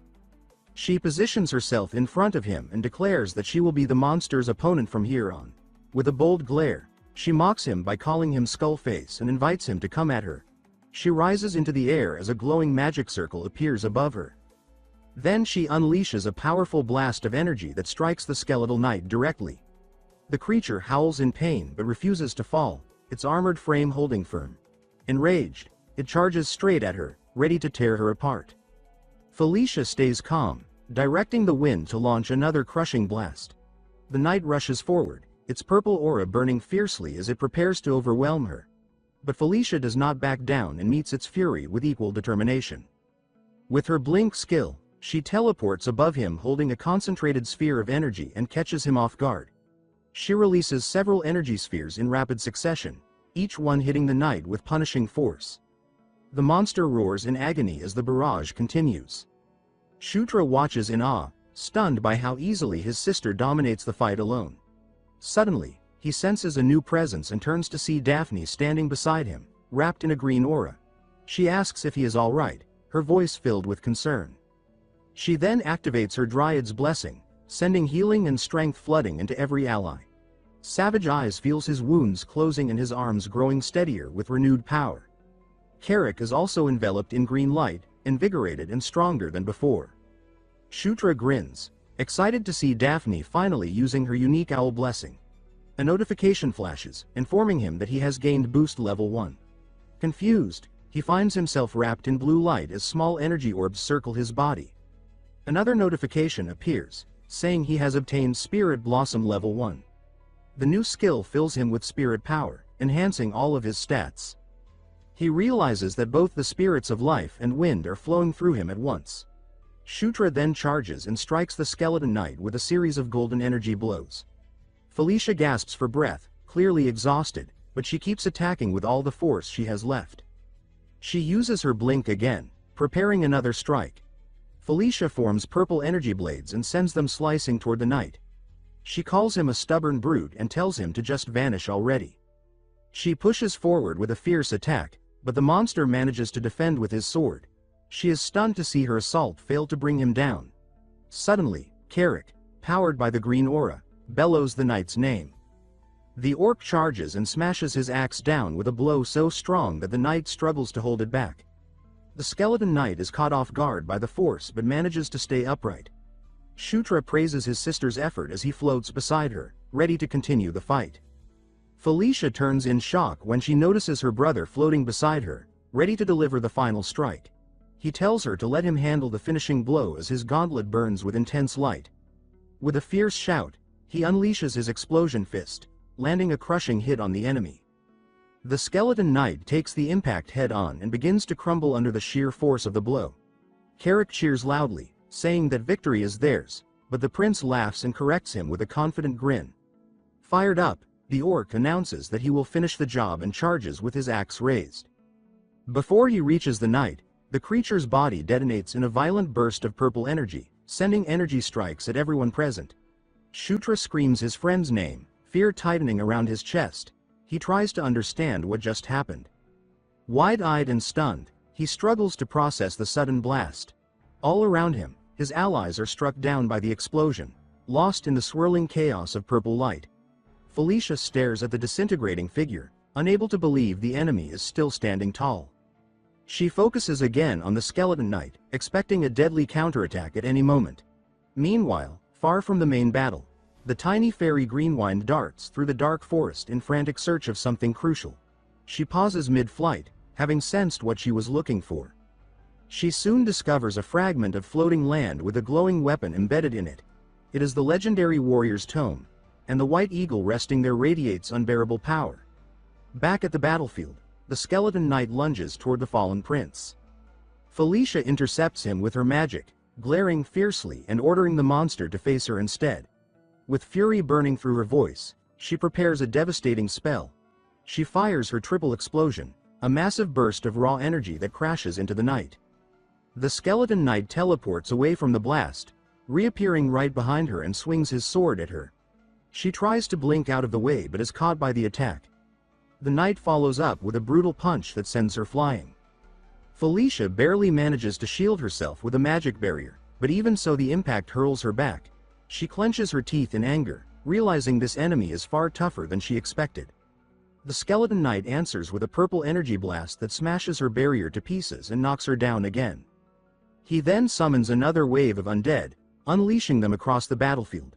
Amid the chaos, Shutra lies unconscious after being struck by the bat of bones.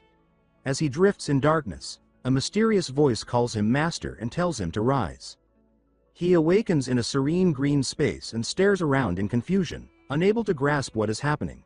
Greenwind appears and insists that he must hurry and awaken Enkel's power inside him. He asks how he is supposed to use Enkel's power when he has no idea how to activate it. A tremendous green light flashes overhead, making him lift his gaze in shock. The forest spirit warns him of something important, holding a glowing artifact in her hands. Meanwhile, his unconscious body murmurs the words dragon blood as if struck by sudden insight.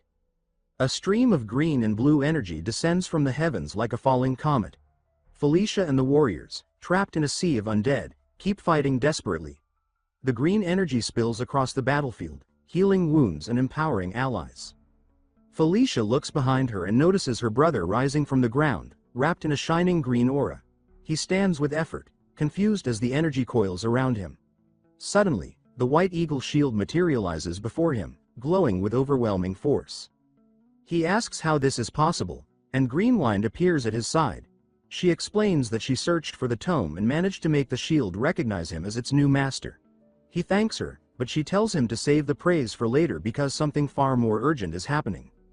The skeleton knight turns to face him, sword in hand, ready to end everything. The creature charges forward with blinding speed, trailing purple energy behind him. The prince tries to react, startled by how impossibly fast the monster has become. He wonders why the knight is moving with such speed. The skeleton knight fires a bolt of purple energy, but Shutra blocks it with the shield. Felicia screams his name, terrified as she sees the knight's headless form through the smoke, but the prince rises into the air, glowing green, shield steady in his hands. He grips the white eagle and feels its immense power flow through his veins.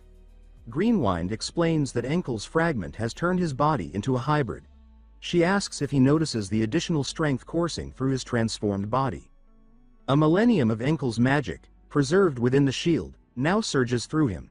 He marvels at the sensation and says that the power feels unbelievable. The skeleton knight watches him, purple eyes blazing with hatred. Shutra insults him, calling him bonehead, and invites him to keep fighting. With full confidence, he says that this time he will crush him for real with no mistakes.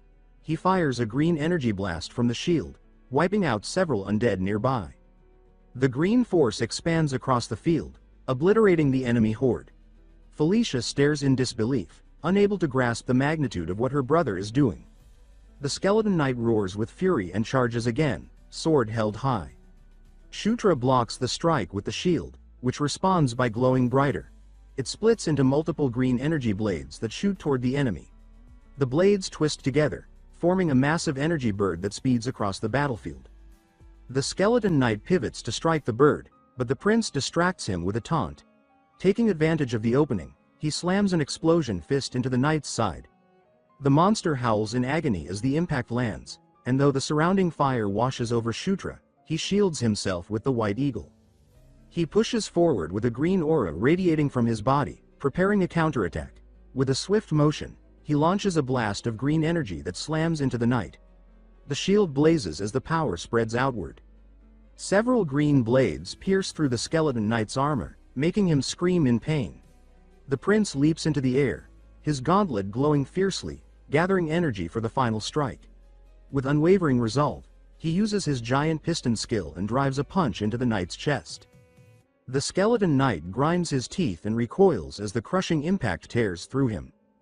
The young man says that it all ends there and prepares to deliver the mercy kill. With a precise flick of his fingers, he gathers the green energy into a single blazing point. He releases an energy beam that tears straight through the monster's chest with overwhelming force. The skeleton knight begins to crumble, his entire form dissolving as the energy devours him. The surrounding undead stare in shock, witnessing their commander's downfall. A notification flashes before Shutra, informing him that he has defeated the boss, Skeleton King Valkyrova. He levels up twice, feeling new strength flooding his body. Wearing a satisfied smile, he obtains the title Kingslayer level 1. Felicia quickly warns him about the Bad of Bones curse and says that they should flee. That night, the group gathers around a crackling campfire to rest and talk. Felicia asks if the shield he carries is truly the White Eagle's relic, and the prince nods. Savage Eyes and Carrick stare in amazement, impressed that the legendary weapon actually existed. Daphne says she senses an immense life force radiating from the shield and believes it still has not revealed its full strength. Shutra realizes the shield is holding back its power to stay in sync with him. Felicia tells him the relic is his now and promises not to report anything to the castle. Savage Eyes then steps forward and acknowledges him as the successor of the great warrior White Eagle. The Centaur chief pledges that they will stand with him whenever he calls. Shutra smiles and says he will rely on them in the future as well. Then a thought hits him, something he nearly forgot completely. He remembers that they still had not checked the warrior's tome for loot. Inside, he finds a chest overflowing with treasures and gold coins. Before he can enjoy it, the green one appears and says that something is not over, because he still has not praised her.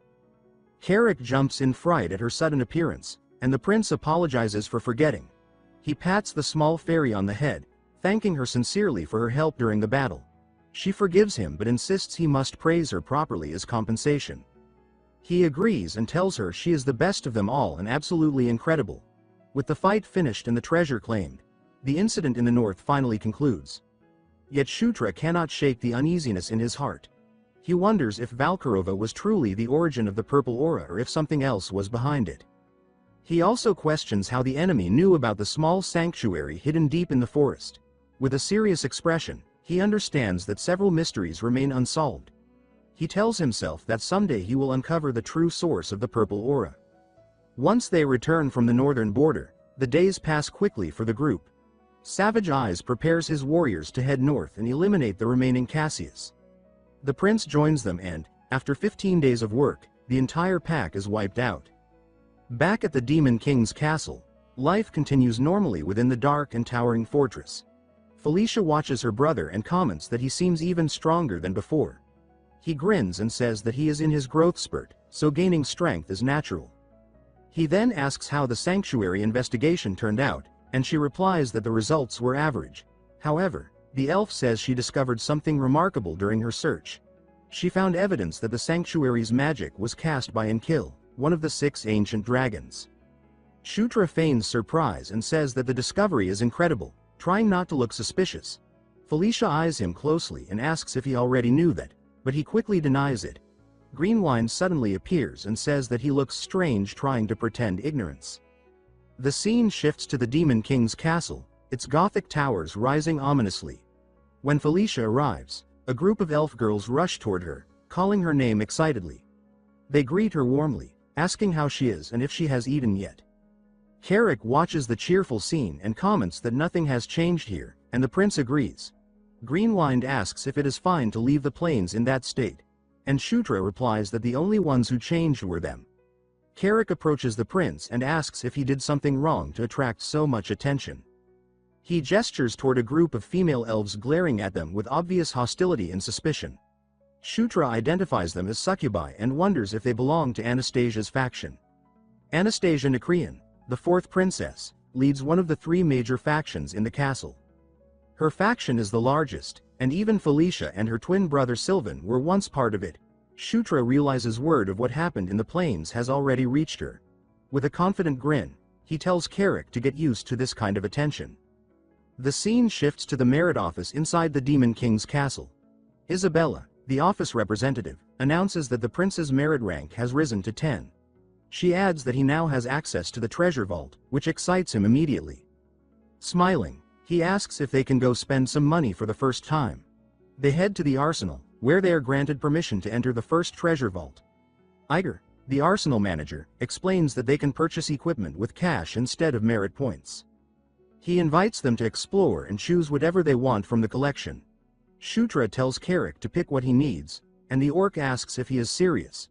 When Shutra confirms it, Carrick rushes off excitedly to find new gear. He chooses a chest armor and says it is durable, resistant to elemental attacks, and light enough not to interfere with his beast god fist art. He decides to wear it under his usual clothing. Next, they visit a blacksmith named Cater to commission new greaves. Shutra explains he needs special ones because his martial style relies heavily on footwork. The blacksmith says the design is simple and should be ready in 2 days. He suggests crafting the greaves with leather and dragon scales, stunning Shutra.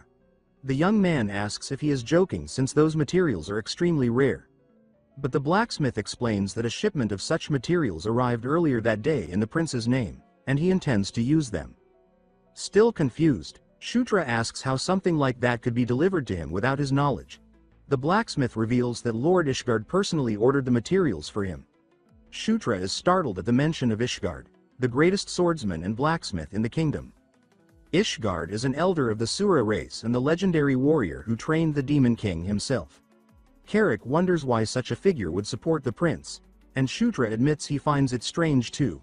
In the game, he never received any help from the Shura side, so he cannot understand why things are different now. Suddenly, a man arrives running, breathless with urgent news for the 9th prince. Carrick demands to know what is wrong, and the man bows while catching his breath. He announces that there will be an audience ceremony the next morning, surprising the young man. The messenger explains that the ceremony will honor 3 people for their achievements in the plains. Shutra wonders who the 3rd individual could be besides him and his sister Felicia. The messenger then reveals that the 2nd prince, Zephyr Ragnarok, has returned to the castle. From the sunlit street outside the Demon King's castle, a herald announced that the 2nd prince, Zephyr Ragnaros, had returned. Far below the walls, Carrick and Shutra halted. The orc muttered in surprise that the 2nd prince was already back, while Shutra stood frozen, the words sinking into him with heavy force. His eyes began to glow blue, his muscles tightening as though an old memory clawed its way up from the dark. Carrick asked if he was all right, but Shutra only raised his head slowly, gaze sharpening. Inwardly he repeated the name, thinking that this was the 2nd prince, Zephyr Ragnaros. A vision flooded his mind. A towering knight in black armor standing beneath a blood-red sky, crimson eyes burning like embers. In that phantom memory, Shutra's own body lay broken at the knight's feet. He remembered clearly that this man would one day kill him and destroy everything around him. The idea of meeting that person again, in this life, sent a chill running through him. The scene shifted to the dim corridor inside the fortress. Carrick walked beside the prince, still worried, saying that Shutra had seemed off since yesterday. Shutra gave a faint sigh, trying to still his trembling fingers. He knew this meeting was inevitable, but he had not expected the fear tightening in his chest. Trying to ease the tension, Carrick asked about another prince who was supposed to arrive. A servant answered that the second prince would enter directly, bypassing the waiting chambers. A smooth female voice then chimed in, saying that Zephyr was special in more than one way. Felicia approached, her stride poised and fluid, eyes gleaming with confidence. She stopped before her brother and remarked that his own achievements were not insignificant. Shutra quietly told her not to feel overshadowed, and she replied with certainty that they would simply show their best. Soon the grand audience hall glowed red beneath the tall windows. An attendant announced the start of the ceremony. The Demon King sat on the throne, armored and imposing, his hair lit by the backlight as he surveyed the hall. Another herald declared the entry of the sixth princess, Felicia Doomblade, and the ninth prince, Shutra Ignis. They walked down the crimson carpet. Shutra's steps were controlled yet tense, his cloak brushing the floor. He told himself that if he was already this nervous, he could not imagine what would happen next. He forced his eyes ahead, ignoring the balconies full of nobles and the horned woman watching him with cool arrogance. He reminded himself to endure, since this moment was a wall he was destined to face. Then the herald announced the next entrant. Silence fell. The second prince, Zephyr Ragnaros, stepped through the radiant doorway. His pale hair and crimson eye caught the light as he walked with slow, steady confidence. Shutra's heart hammered as Zephyr crossed the threshold. He thought that at last, the moment had come. This was the protagonist of Night Saga's Demon Realm arc, the second prince Zephyr Ragnaros. When Zephyr reached the center of the hall, another official raised a scroll and began listing the achievements of the royal children. Time blurred as the three knelt on the carpet. Shutra thought that Zephyr's feats alone justified the entire ceremony. Soon the northern border incident involving Felicia and himself was announced, drawing murmurs from the hall. But the true focus was not the achievements. The Demon King leaned forward, eyes narrowing, and called Shutra by name. His deep voice echoed as he announced that he would personally assign Shutra his mission. Felicia stiffened, another demon noble glanced sharply, and Zephyr bowed his head in silence. Shutra felt every gaze lock onto him, realizing this situation had never occurred before. He stepped forward, stammering as he asked for pardon, stunned that the Demon King had assigned a mission in the middle of the ceremony. Later, before a glowing rune-covered map, he listened to the details. The official pointed to a marked region and stated that Shutra's mission was to explore the Thunderdome fortress of the Dwarven Kingdom. A light box displayed excavation routes where miners had discovered a path leading to the fortress. Shutra was told to secure the passage and investigate the interior. The official added that the mission had originally gone to the 27th Exploration Unit under General Kashubal, but the general had died during the investigation, the cause being toxic gas. He advised Shutra to prepare countermeasures and ultimately secure the fortress. Shutra muttered under his breath, unable to believe it. He thought that Kashubal, of Draconian descent, had failed this mission, and wondered why they expected him to succeed. He questioned why the task was not simply handed to Zephyr, whose lineage made him more suited for it.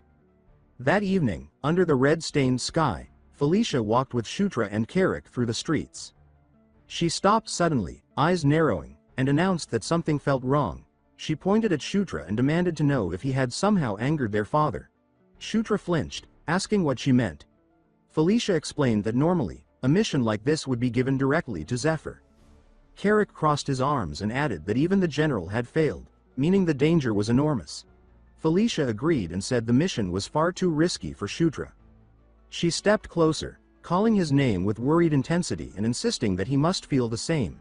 Shutra scratched his cheek awkwardly, caught off guard, but finally admitted she was right. Her expression shifted, determination breaking through her worry. Light shimmered faintly around her as she announced that she would go with him. She reached toward him, saying that they would face the Thunderdome fortress together, side by side. Felicia pretends to be irritated, though Carrick teases her for inviting herself along without hesitation. Shutra sees through the act and responds with a warm smile, clearly grateful for her loyalty, and he gladly accepts her decision to join them. At the same time, a blue-haired siren steps forward with an intense smile, seeking Prince Shutra's permission to join the group as well. Felicia immediately recognizes him and states that his name is Kodorov. With mild surprise, Shutra responds courteously but firmly, explaining that the team is already complete. Kodorov bows in understanding, excuses himself, and walks away without protest. Felicia questions Shutra's choice afterward, pointing out that the male siren is exceptionally capable. Shutra admits to himself that she is right, acknowledging that he is an extremely powerful magic user. As Kodorov departs, however, he discreetly activates a teleportation spell and vanishes from sight. Shutra understands the truth though, knowing Doriv is a fanatically loyal spy serving Princess Anastasia. In another location, Kodorov kneels within a darkened chamber and reports back to his master. Shutra smirks elsewhere, realizing that Anastasia must be deeply concerned if she is willing to deploy her finest spy. He silently challenges his sister, daring her to keep watching him from the shadows. Anastasia calmly sips her wine while admitting that her younger brother is more cautious than she anticipated. Later, within Shutra's quarters, Felicia asks what information he has about the fortress they are heading toward. He explains that it once belonged to dwarves, a people renowned for waging brutal wars against dragons. Felicia clarifies that this dwarven high kingdom fought dragons to protect their vast treasures. Carrick is left stunned by the thought, while Felicia continues by describing the various types of dragons that once threatened the realm. Carrick innocently asks whether she could defeat a dragon herself, which immediately flusters her. Carrick bluntly states that she could not, prompting Felicia to angrily remind him that dragons are overwhelmingly powerful creatures. Carrick merely laughs and compliments her impressive knowledge of history. She responds by puffing out her chest proudly and explains that the fortress is famous among scholars. Her eyes gleam with greed as she suggests they could strike it rich. Carrick points out that she is practically drooling, though Shutra agrees with her assessment, stating that it truly is a jackpot. From his past life, he knows the fortress is a legendary high-risk, high-reward dungeon. Because of the ancient wars, countless priceless treasures were buried within its depths. More importantly, Shutra knows there is something inside that he must obtain at all costs. The legendary Dragonslayer's sword rests there, a weapon capable of killing Dragonkin. To defeat Prince Zephyr, who carries dragon blood, Shutra knows the sword is essential. At the entrance to the northern region, he stands ready for the mission ahead. His newly acquired A-rank greaves, crafted from dragon scales, gleam brilliantly in the sunlight. Shutra smiles with satisfaction, clearly pleased with his powerful, custom-made armor. His party stands assembled behind him, alert and awaiting his command. He pulls up his mask, his eyes sharp with focus, and signals that it is time to move. They enter the dark, dust-filled opening of the newly discovered mine. The group advances carefully through the vast and ancient dwarven hall. Carrick observes that the fog ahead is growing thicker, realizing that it is actually a dangerous toxic gas. Felicia suggests that they proceed slowly, and Shutra agrees that caution is their best option. Carrick notices the odd coloration of the gas and wonders aloud whether it should be yellow. Without warning, several members of the party begin choking and gasping for air. Carrick and a female attendant collapse to the stone floor, overwhelmed by the poison. Felicia and Shutra are stunned by the sudden turn of events. Felicia curses as she realizes that the composition of the toxic gas has changed. She quickly summons a powerful vortex of wind, attempting to create a pocket of clean air. However, her magic reacts violently with the unfamiliar poison.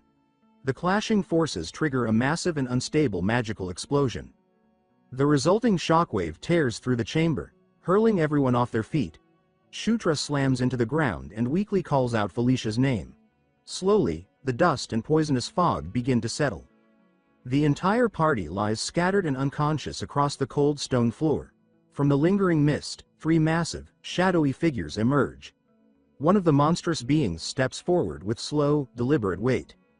The creature towers over the helpless group, its silhouette dark and terrifying. It releases a deep, guttural roar that echoes throughout the hall.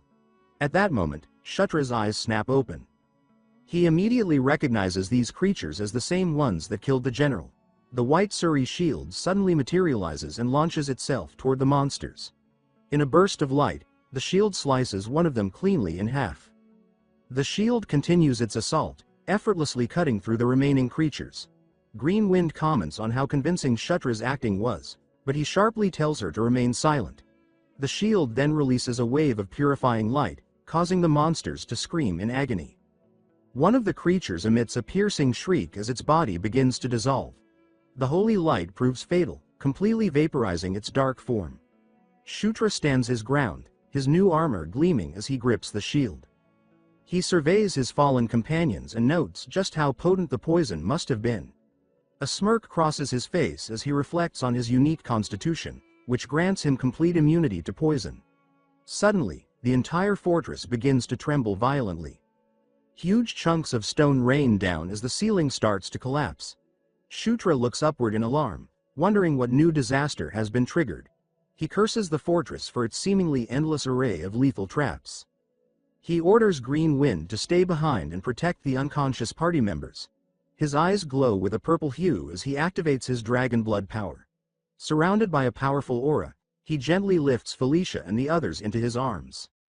With incredible speed, he leaps through the collapsing cavern, narrowly avoiding falling debris. He desperately searches for a way out and spots a massive structure ahead. He lands safely before an enormous sealed gate. It is the fortress's true entrance. The white Suri's wings spread wide, forming a barrier that shields the party from the falling rubble. Green Wind calls out urgently, warning her master that the situation is rapidly getting worse. Shutra discovers Carrick pinned beneath an enormous pile of shattered stone and rubble. He looks down at his unconscious friend and silently promises that he will return for him. Without hesitation, he begins carrying the other fallen party members away one by one, placing them somewhere safer. He lands with a heavy thud, his new dragon-scale greaves absorbing most of the impact. After taking a short breath, he realizes that he has managed to save nearly all of his unconscious allies. As he turns back to retrieve Carrick, his body suddenly stiffens and his eyes widen in shock. The wall of debris trapping Carrick violently explodes outward. Fear grips him instantly, and he cries out his friend's name in pure panic. The white Suri moves to block his path and urges him to calm himself, but his thoughts spiral out of control. The spirit reminds him of the powerful summoning spell he had used earlier. He clenches his teeth as a spark of hope flares in his chest, the memory returning clearly. With renewed resolve, he shouts the command to summon his knight. A green portal tears open in midair, and Carrick's head emerges from the glowing space. Moments later, his entire body tumbles through the portal and crashes safely onto the ground. Carrick remains unconscious, but alive. Behind them, the passage collapses completely, sealing them inside the ancient fortress. Carrick breathes heavily, though it is clear that he has not suffered any severe injuries. Shutra sits beside him, overwhelmed with relief. As his heartbeat steadies, Shutra wonders about the strange shadow creatures they encountered, knowing they were not supposed to exist according to the game. At that moment, Felicia begins to stir, coughing weakly as the poison fades from her system. Shutra realizes he has no time to lose and must detoxify the others immediately. Before he can move, a massive shadowy foot slams down in front of him, blocking his path. He looks up and finds himself completely surrounded by a horde of monstrous figures. He curses his misfortune as even more creatures crawl out from the darkness. Another wave of the monsters roars in unison, preparing to attack. Shutra channels a surge of power into his gauntlet, his expression hardening with fierce determination. He throws a devastating punch, completely annihilating the first creature. He raises his shield and complains inwardly that this situation is a massive nuisance. The remaining monsters roar in fury, unfazed by the loss of one of their own. Shutra's eyes burn with anger. He declares that they are wasting his time. The horde answers with a shrill collective scream and charges toward him. His gauntlet shines with brilliant golden light as he braces for their assault. He slams his fist into the ground, releasing a powerful shockwave that ripples through the cavern. As the monsters stagger and lose their footing, he follows through with a sweeping strike. His shield releases a crescent of green energy, cutting down dozens of creatures at once. Standing unmoved amid the destruction, he becomes the center of a storm of holy power. With one final, furious surge, he unleashes a last explosive wave of energy. When the golden light fades, the cavern falls completely silent. Felicia's eyes slowly open, her vision unfocused and hazy. Shutra kneels beside her, asking if she is all right as she weakly calls out his name. She looks around at the destroyed monsters in confusion while he begins healing her injuries. He offers her a gentle, reassuring smile and downplays the situation, insisting that nothing serious occurred. After fully reviving the rest of the party, they prepare to begin a full assault on the fortress. They are forced to choose between a longer but safer route or a much shorter path riddled with traps. Felicia asks which route he intends to take, the safe one or the risky shortcut. Before he can respond, a piercing alarm echoes through the ancient halls. Shutra's expression instantly turns grim. Caution is no longer an option. An attendant explains that the alarm signals an attack on the fortress's main facility. Shutra quickly realizes that another group has already entered the dungeon and is progressing ahead of them. Without hesitation, he orders a visibly stunned Carrick to take the dangerous shortcut. He gives his guard a confident look, assuring him that he will survive. A stone dragonhead embedded in the wall suddenly activates, its eyes glowing with blazing energy. The dragonhead releases a torrent of fire, which Carrick manages to block. Moments later, the floor collapses beneath him, revealing a deep pit lined with deadly spikes. A storm of sharp projectiles fires outward but clatters harmlessly against Carrick's shield. The corridor becomes a brutal gauntlet filled with swinging maces and relentless traps. When Carrick finally emerges, he is drenched in cold sweat and gasping for breath. Shutra cheerfully congratulates him, while the terrified orc insists that he nearly lost his life. Thanks to Carrick's efforts, the party now stands before the massive doors of the control room. An attendant observes that the gargoyles meant to guard the entrance are nowhere to be seen. Felicia agrees that the situation is suspicious, but insists that they must proceed to uncover the truth. They step carefully into the enormous control room, which is filled with dust and unnatural silence. Shutra's attention is drawn to a lone figure slumped against the far wall. It is the skeletal remains of the last dwarven city lord, still clad in armor. The attendant points out another unusual object nearby, a large, perfectly smooth sphere. The dark sphere rests quietly in the corner, absorbing light rather than reflecting it. Felicia wonders aloud whether it is a dwarven device that requires activation. Shutra calls to her after discovering a golden key on the skeleton. He lifts the ornate key, its surface gleaming faintly, and inserts it into the sphere. Instantly, blue electricity surges across its surface. The sphere hums to life, glowing with soft blue light. Dozens of holographic screens burst into existence, filling the room with shifting images. The party watches in stunned silence, awed by the sophistication of dwarven technology. Suddenly, Carrick cries out in alarm, sensing something wrong. A distant noise draws his attention as Daphne points toward one of the screens. The image shows a violent battle raging elsewhere within the fortress. They see shadow monsters clashing with a massive army of stone gargoyles. Shutra's expression darkens as he realizes these forces are the true invaders of the fortress. As he scans the projection, a colossal figure in the background catches his eye. His breath catches as realization strikes. The hologram zooms in on the corpse of a massive monster pierced by a glowing golden spear.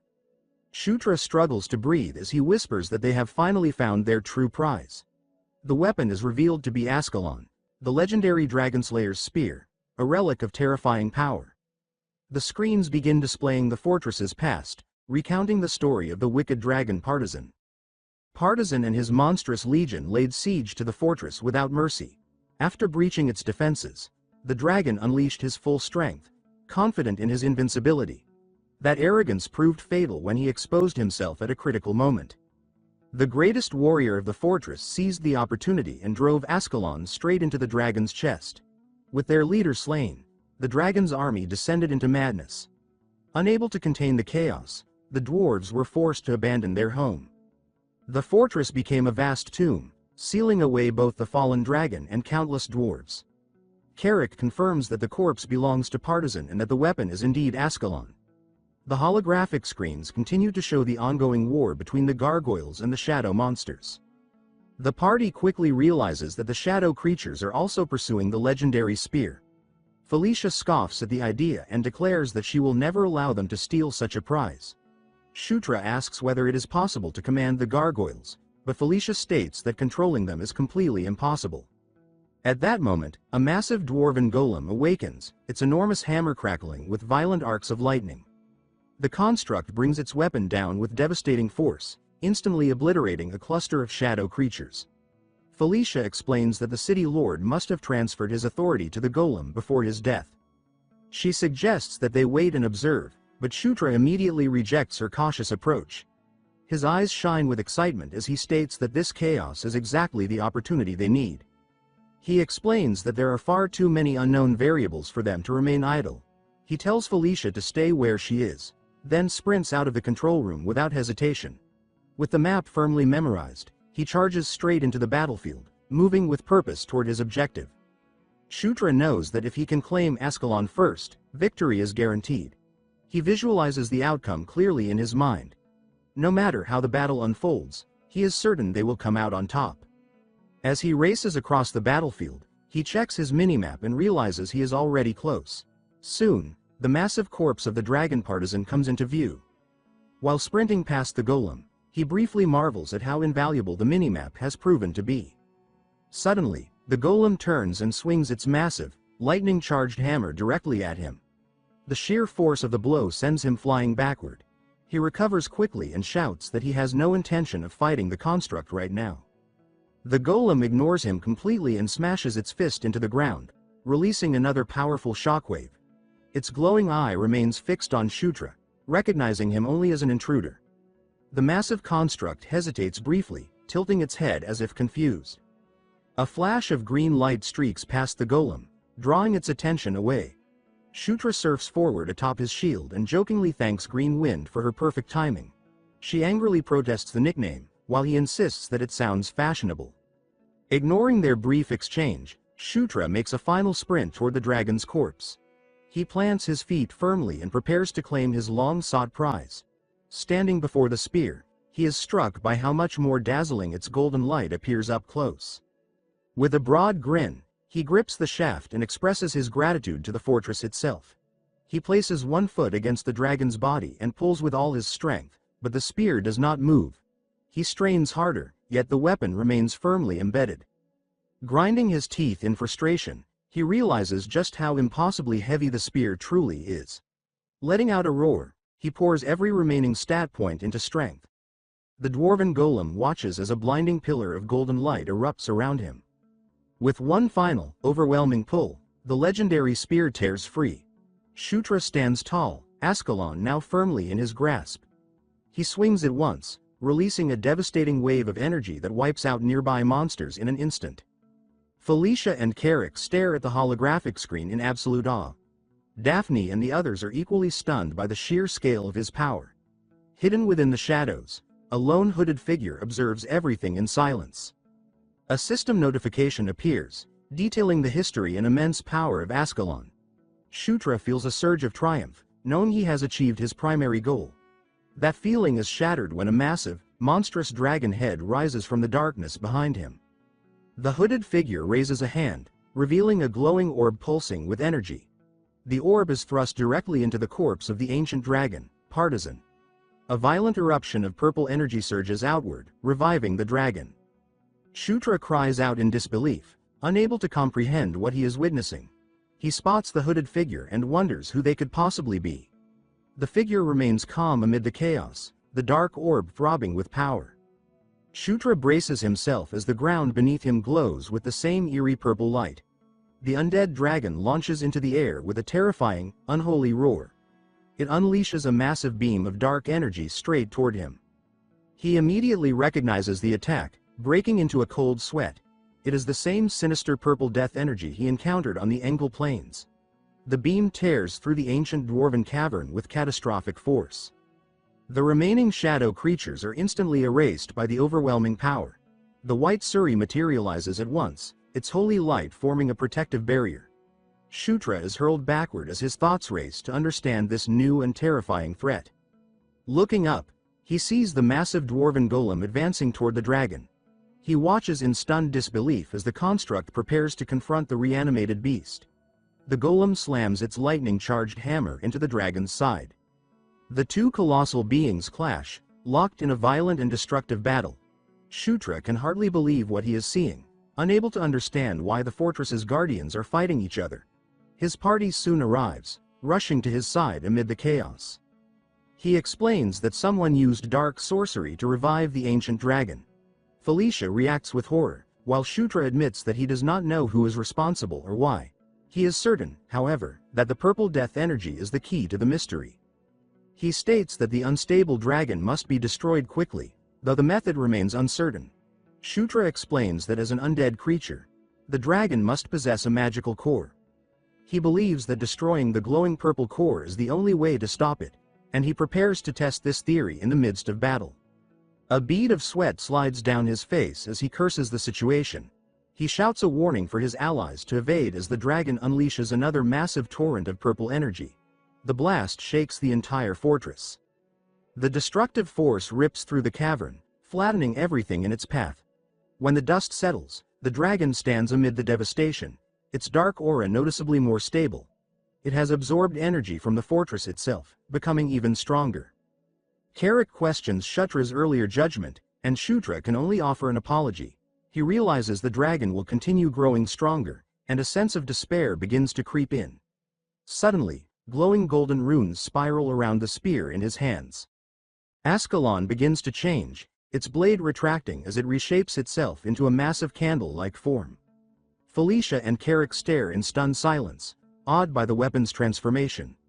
Shutra asks Felicia to create a brief diversion for him. He tells her with complete confidence that he believes he can end the battle.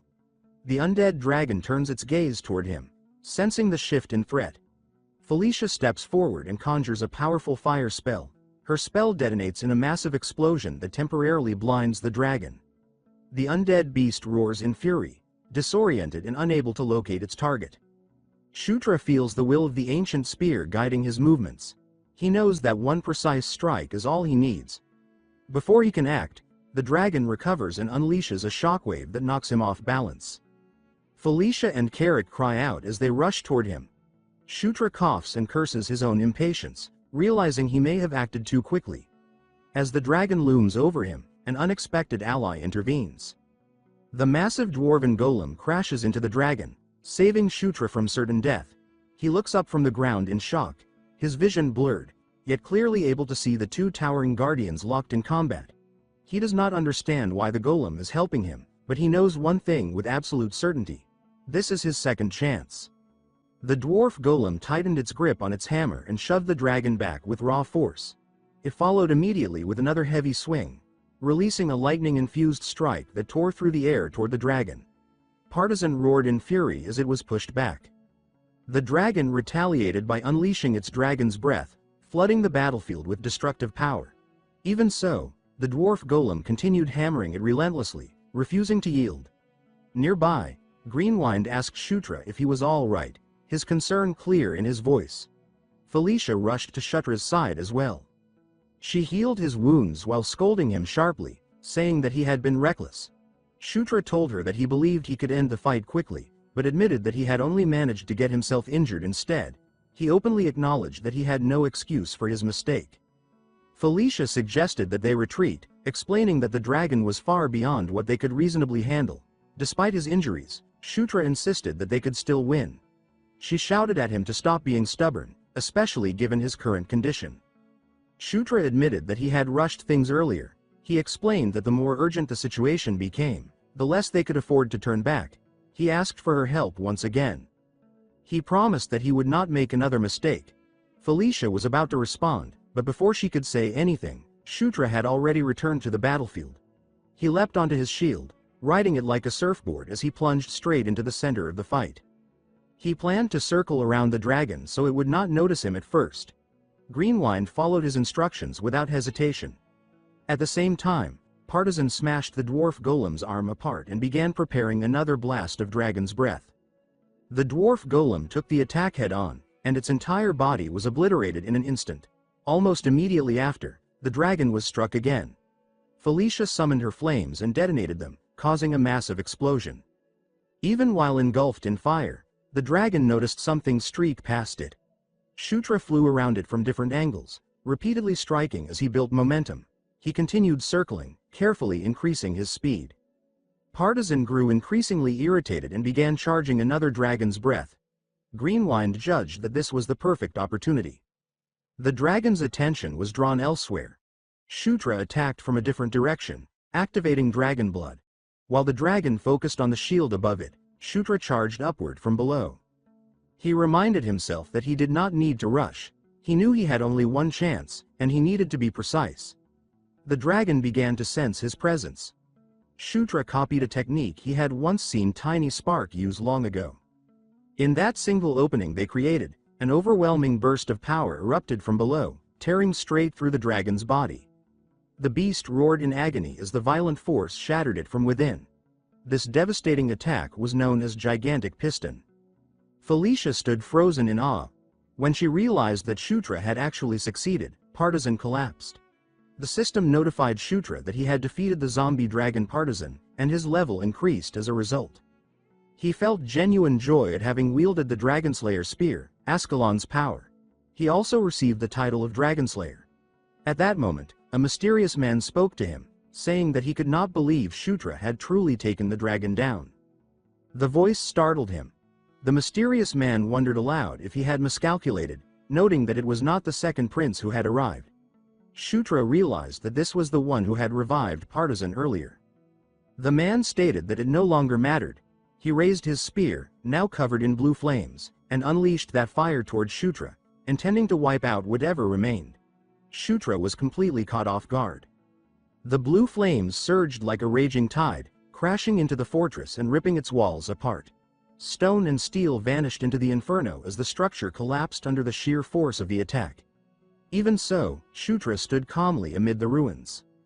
Surrounded by dust and debris, he could only open his left eye to see what had happened. When the smoke finally cleared, his vision returned, but confusion remained. The attack had vanished without explanation. It was then revealed that the mysterious man had been cut cleanly in half. To Shutra's shock, the man fell to the ground. Shutra stood there, unable to understand what he was seeing. Suddenly, another voice appeared, saying that he had arrived just in time. Shutra's eyes widened when he saw who it was. He immediately recognized the figure as the Sword Lord. The man smiled and greeted him, addressing him as the Ninth Prince, the final bulwark protecting the sanctuary of Asura, and the master of the Demon King Mitra. Sword Lord Ishigard was a being in Night Saga comparable to an elder dragon. He was an extraordinary and overwhelming presence, yet he existed only in the background of the story, making him impossible to encounter during the actual narrative. Even when Zephyr Ragnaros became the Demon King, Ishigard never stepped into the spotlight. When Loch invaded the demon realm, Ishigard still did not reveal himself. He was a hidden powerhouse of Night Saga, shrouded entirely in mystery. He was a monster whose strength was so great that even the Demon King had sought guidance from him. Ishigard commented that the sixth princess had grown considerably. Without warning, he lifted her into the air and remarked that the last time he had seen her, she had been nothing more than a tiny child. Embarrassed, she screamed at him to put her down. Amused by her reaction, he teased her further, saying that she was throwing a tantrum and proving that she was still a child at heart. Shutra could hardly believe that Sword Lord Ishigard was standing right in front of him. Meanwhile, Felicia felt both annoyed and embarrassed by the scene. Ishigard then asked the Ninth Prince whether he liked his gift. Shutra realized that he was referring to the dragon hide. He replied that he did, thanking him sincerely. He explained that the gift had allowed him to craft excellent equipment. While they were talking, Shutra failed to notice several monsters approaching from behind. A sudden flash of light caught his attention. Moments later, the light released a violent surge of power, followed by a chain of explosions. Carrick asked why everything was suddenly exploding. Shutra admitted that he had no idea what was happening and suggested that they move away immediately. The man from earlier began glowing intensely before exploding himself. When the chaos ended, only ruins remained. Fortunately, Ishigard had erected a barrier to protect them. He asked calmly whether everyone was all right. Shutra replied that they were, thanks to him. Felicia, however, could not understand why the explosion had occurred at all. It left her wondering what their enemy's true objective had been. Shutra recalled the man mentioning the second prince, and the more he thought about it, the stranger it felt. Ascalon clearly was not their objective, since the man had shown no interest in it at all. That realization made Shutra question what they were truly after. Then the answer finally clicked. His expression hardened as the pieces came together. He told Felicia that their real target might have been the second prince. The statement shocked and confused her. She questioned why he would suddenly come to that conclusion. Shutra explained that the man wielding the spear had mentioned they were watching because the second prince did not appear. He added that those enemies chose to show themselves now, even though half a month had already passed since General Kashubal failed his mission. To Shutra, it felt as though they had been lying in wait for someone all along. Felicia's expression darkened as she understood the implication. She stated that General Kashubal had likely been killed from the very beginning as bait to draw out the second prince. She further pointed out that Zephyr was usually the one assigned to missions of that nature. Because of that, she reasoned, those people probably assumed it would be the same this time. That realization made her wonder who would specifically target Zephyr and for what reason.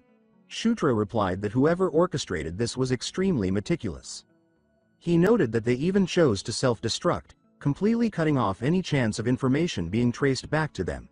Ishigard commented that the story they were piecing together was quite interesting. Felicia, clearly irritated, snapped that this was not something to comment on lightly, emphasizing that the situation was serious. Ishigard replied calmly that he was being serious as well. With no energy left to argue, she could only sigh. She then asked what had brought him here in the first place. Ishigard answered that the Demon King had taken a deep interest in the ninth prince, which had made him curious enough to come and see Shutra for himself. Shutra was left speechless that someone like him would show up just to look at him. Ishigard continued, explaining that the Demon King never acted without reason. If he had done something unexpected during the audience ceremony, then there was meaning behind it. Now that Ishigard was facing Shutra directly, he said that he could roughly understand what the Demon King was thinking. Shutra felt the atmosphere subtly shift as Ishigard studied him. Then Ishigard asked whether Shutra would like to learn from him. The question stunned both Shutra and Felicia. Ishigard clarified that he was not asking Shutra to become his disciple. He explained that he was not in a position to raise a student, and more importantly, Shutra had already learned the beast god fist art. Felicia was visibly surprised by that revelation and asked when Shutra had learned such a thing. Shutra, equally surprised, asked Ishigard how he even knew about it. Ishigard explained that Shutra's body contained numerous kinds of energy layered together, including the beast god fist art. He admitted that he could not clearly distinguish every single one of them, but he could tell that they were not rejecting each other. Instead, those powers were coexisting, even embracing one another. He said that the phrase mutual coexistence described Shutra perfectly. Ishigard stated that this was why he had taken an interest in the ninth prince and wanted to pass on some of his insights. He then asked Shutra what he thought. Shutra knew how unprecedented this was. Aside from Demon King Matera, Ishigard had never offered his teachings of his own accord. With no reason to refuse such an opportunity, Shutra agreed. Ishigard was clearly pleased with the answer. He explained that he would teach Shutra one method of aura manipulation along with several techniques, adding that how those techniques evolved would depend entirely on Shutra's own skill. He placed a hand on Shutra's shoulder, and in that instant, Shutra began to emit a golden light. That glow marked the beginning of the instruction.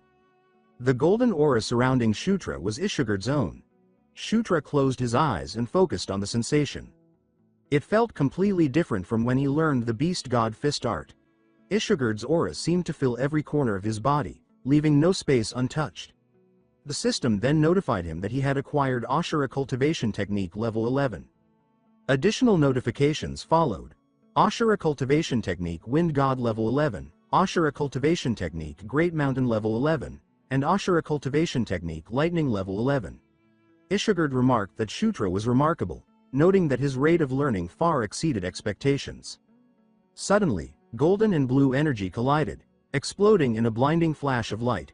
Shutra was swallowed by the radiance, leaving Ishigard frozen in disbelief. Felicia and the others stared in shock, fear tightening their expressions as they worried about Shutra. Ishigard could hardly believe what he was seeing. He had never imagined such a phenomenon was even possible. Slowly, the blue and gold energies began to merge, forming a single, radiant core. New notifications appeared. First, the Ashura Cultivation Technique and the Beast God Fist Art were now working in harmony. Second, Shutra's physique level increased. His immunity to 100 poisons at level 1 also increased, with the system noting that once it reached level 3, it could evolve into immunity to 1000 poisons. He acquired Harmony level 1, and the S-rank martial art, Beast God Fist Art, evolved. A massive pillar of golden light shot skyward, slamming into the fortress and shaking the land. Shutra emerged from within the glow, floating calmly as the fused energy flowed around him. His eyes remained closed, his body steady, as though the power had completely accepted him. When Shutra finally opened his eyes, he had acquired rank martial art, Asura Divine Fist. As the light faded, he dropped unceremoniously onto the ground, landing on his backside. Carrick and Felicia rushed over, urgently asking Ishugard what had happened to Shutra. Ishugard explained that he had only intended to teach the Ashura cultivation technique. However, Shutra had unconsciously merged it with the Beast God Fist art, creating something entirely new, that in Night Saga, the only rank martial art was originally the hero Loch's sword art. Now, the Beast God Fist art had evolved into the Asura Divine Fist Strike, standing at the same rank level as the hero's technique. Ishugard admitted that Shutra was far greater than he had imagined. He stated that he would not pry further and told Shutra that no explanation was necessary. What truly interested him was Shutra himself. He then asked whether Shutra had already given the technique a name. Shutra answered affirmatively and revealed the name he had given it, calling it the Asura Divine Fist Strike. Ishugard commented that the name was simple, yet fitting. He then advised that what had happened should be kept secret whenever possible. He explained that Shutra had already drawn more than enough attention, and there was no need to further attract the scrutiny and suspicion of the royal court. Shutra agreed, saying that keeping it quiet would indeed be best. With most of what they had come to accomplish now finished, all that remained was to pack everything up and get some rest. Felicia asked what exactly they needed to pack. He asked her whether this was her first time exploring ruins. He then suggested that they should completely harvest the dragon before the expedition team arrived. That suggestion left the siblings visibly shocked. He explained that if they divided everything into 3 portions and shared it equally, it would work out perfectly. He then asked what they planned to do with the materials. They replied that they had only thought of sending everything to the forge at the Demon King's castle. He said that it was not a bad idea, but since they had obtained such high-quality materials, he proposed entrusting them to an acquaintance instead. He personally guaranteed that this person's skill was exceptional. He asked whether they knew someone named Amita. Felicia replied that she had never heard the name before. Shutra, however, suddenly became excited and exclaimed the full name, Amita Ignatia. He explained that Amita Ignatia was the greatest blacksmith in the demon realm, a master who wielded the last flame. Ishugard realized at that moment that the 9th prince already knew of them. Shutra was confident in his knowledge, explaining that encountering Amita was considered a true hidden event even within Night Saga. Amita Ignatia was a mysterious existence. Sometimes they appeared as a man, and other times as a woman. There were rumors that Amita was a shape-shifting mage capable of freely changing form, and other rumors claimed that Amita was not a single individual at all, but a shared name used by a clan or group. Meeting Amita was considered extraordinarily rare, and even Shutra had only managed to encounter them 3 times across 10 full clears. Ishugard was pleased that he did not need to explain further. He said that he would tell Shutra where Amita had been staying recently, which made Shutra genuinely happy. Ishugard explained that Amita frequently changed residences, so once Shutra was ready, he should seek them out immediately. He added that Amita was reclusive and disliked meeting people, but if Shutra mentioned Ishugard's name, they would agree to meet him at least once. Shutra felt deeply satisfied, realizing that in addition to gaining a rank martial art, he had also obtained Amita's whereabouts. In such a short span of time, the rewards had been extraordinary. Eventually, they descended a staircase. After taking some time to rest, they conducted a thorough search of the treasure vault. Their next destination was the archives, which Felicia insisted they absolutely could not skip. As soon as Shutra entered, he began coughing due to the thick layer of dust. Felicia challenged him by asking whether his curiosity could really be defeated by something as trivial as dust. Carrick remarked that, to begin with, the 9th prince did not possess even a trace of curiosity about dwarf culture.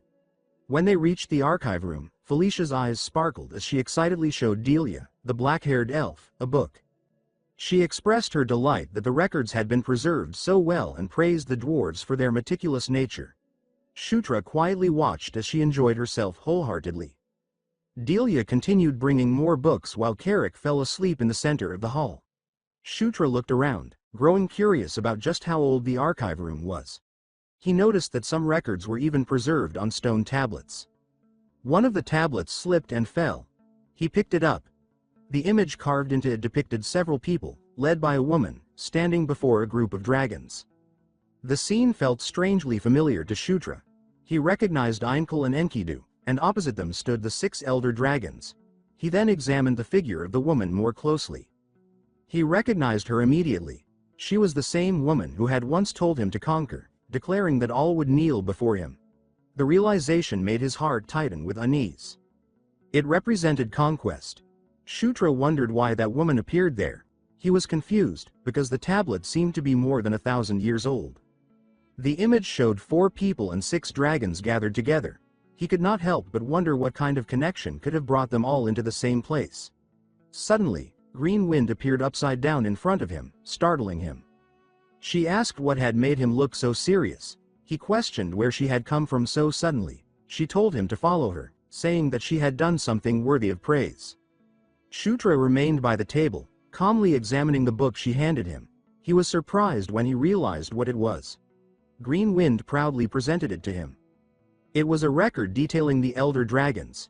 Each elder dragon had a nickname that reflected their personality. Enkidu, who wielded destructive power, was known as a tyrant. Ainkel, who showed kindness to all, was called the Gentle Mother. Kien, wise and thoughtful, bore the title of Sage. Kaltine, intense and ferocious, was known as a warrior. However, despite his fierce nature, Kaltine was closer to ice than fire. He was described as a cold flame, a silent warrior who rarely drew his blade. But once he did, his ferocity was said to burn the world to ash. Shutra noticed that most of the records focused on Kaltine, including legends about him and the location of his lair. Something specific caught his attention. On one of the maps, a location was marked clearly. It was the Lake of the Sun. He had never imagined that an elder dragon with a fire attribute would make its lair beneath a lake. At that moment, he understood why veteran hunters had never been able to find it. Green Wind grew impatient, pointing out that he still had not praised her. As he studied the map further, he realized something else. The location was close to Amida's residence, the one Ishugard had mentioned. He recalled that Amida had been staying near the spider forest. The area was also close to the lycanthrope region. Shutra had already been planning to find Caitlin and Chris along the way, so everything aligned perfectly. He gently patted Green Wind on the forehead and praised her for a job well done. That made her visibly happy. Shutra's plans were now clear. He would meet Amida first, then obtain the armament of the elder dragon Kaltine. If everything went smoothly, the next stage of his journey would be an unparalleled gain. They remained at Thunder Doom Fortress for 4 days. Felicia's enthusiasm was astonishing, as she showed no sign of exhaustion despite spending nearly all her time in the archives right up until the day before they departed. Shutra also spent most of his time there, searching for information about the elder dragons.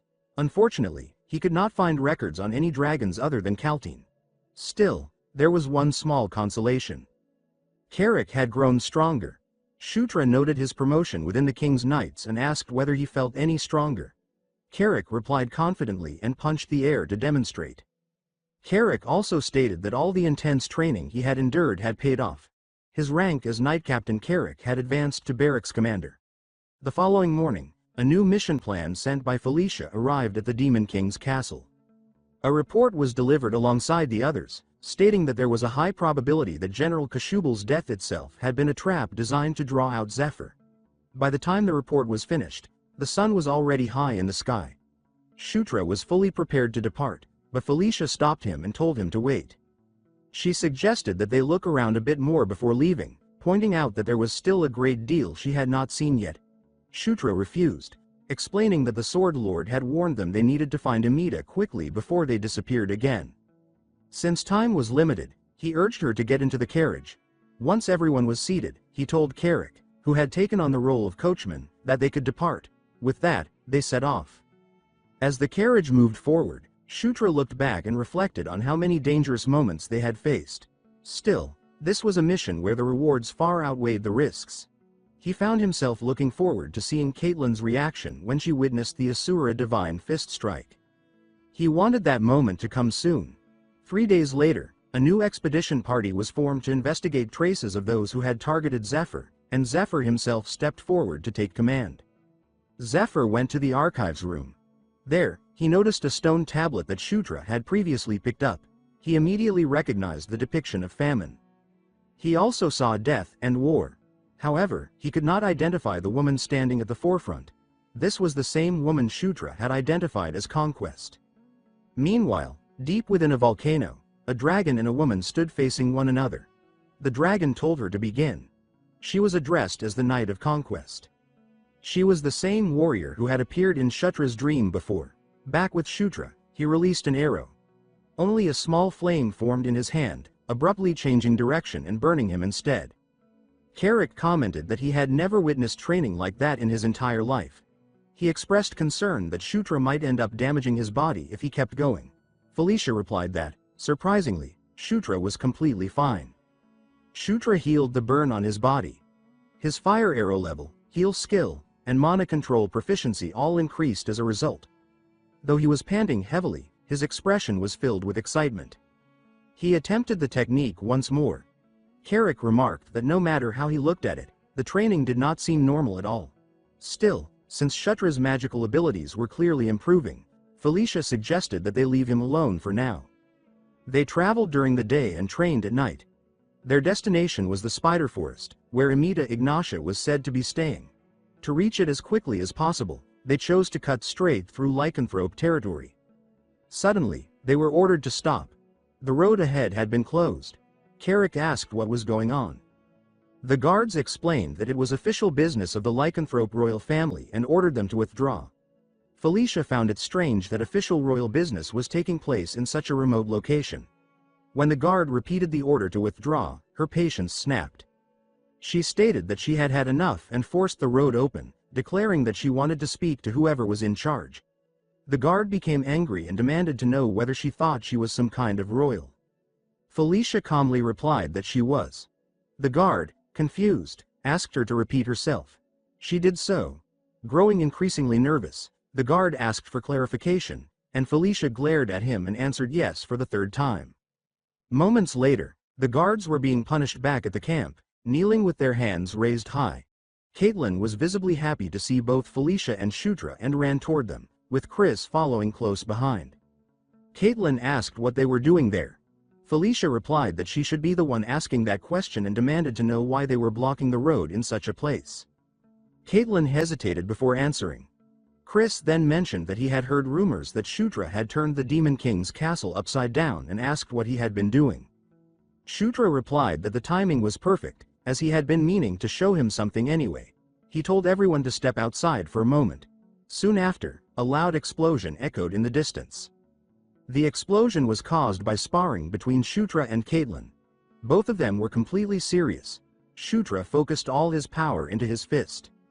When their fists collided, the impact caused a massive explosion. The ground cracked beneath them, and the surrounding trees were obliterated. Caitlin immediately noticed that Shutra's technique was different from the beast god fist art. She asked what it was.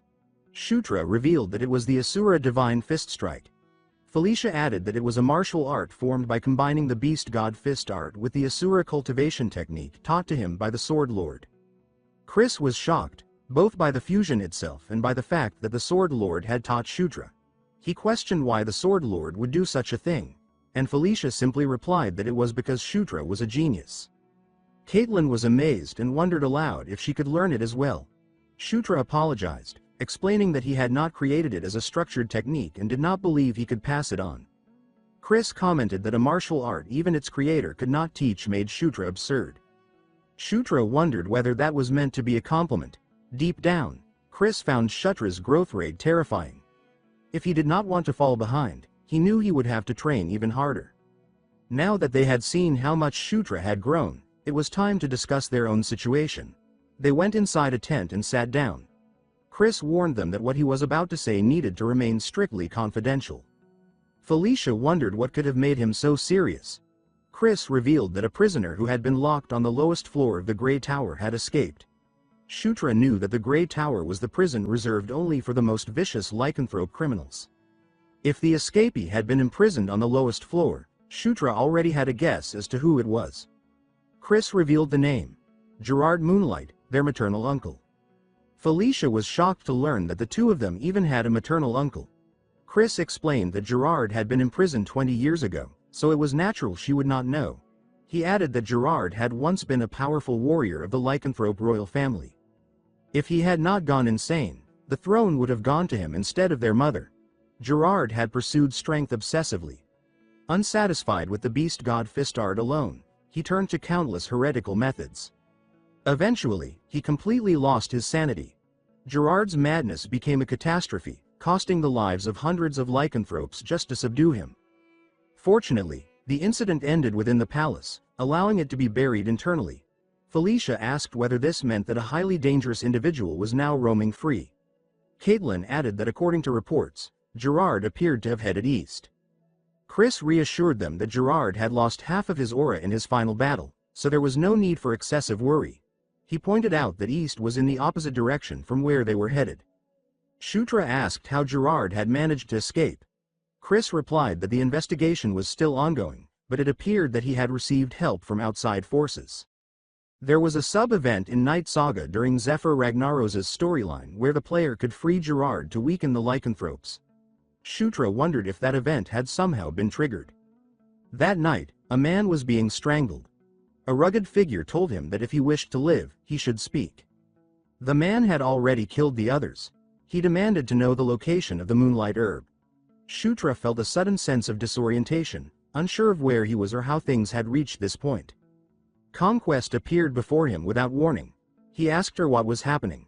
Instead of answering directly, she pointed toward a black hole forming behind him. When he focused on it, he saw a figure trapped inside. He recognized it instantly. It was Famine. Shutra suddenly jolted awake, gasping for air. His heart was pounding, and the image of that black aura refused to fade from his mind. The hostility he had felt from it lingered, clinging to him like a shadow. What disturbed him even more was that the name Famine kept echoing in his thoughts. Before he could sort through it, Carrick burst into his tent, urgency written all over his face, and announced that something terrible had happened. Shutra demanded to know what was going on, and Carrick hurriedly reported that an enemy had broken into the camp. He described a man with a long scar stretching across his left cheek, radiating strange black energy, slaughtering soldiers with his bare hands. There was no weapon involved. Shutra understood immediately who it was. It was Gerard Moonlight. Chris and Caitlin had already seen the destruction left behind. Shutra and Carrick rushed to join them. Shutra was confused. Gerard was supposed to have fled east, yet he had returned here. He could not understand why Gerard had come back.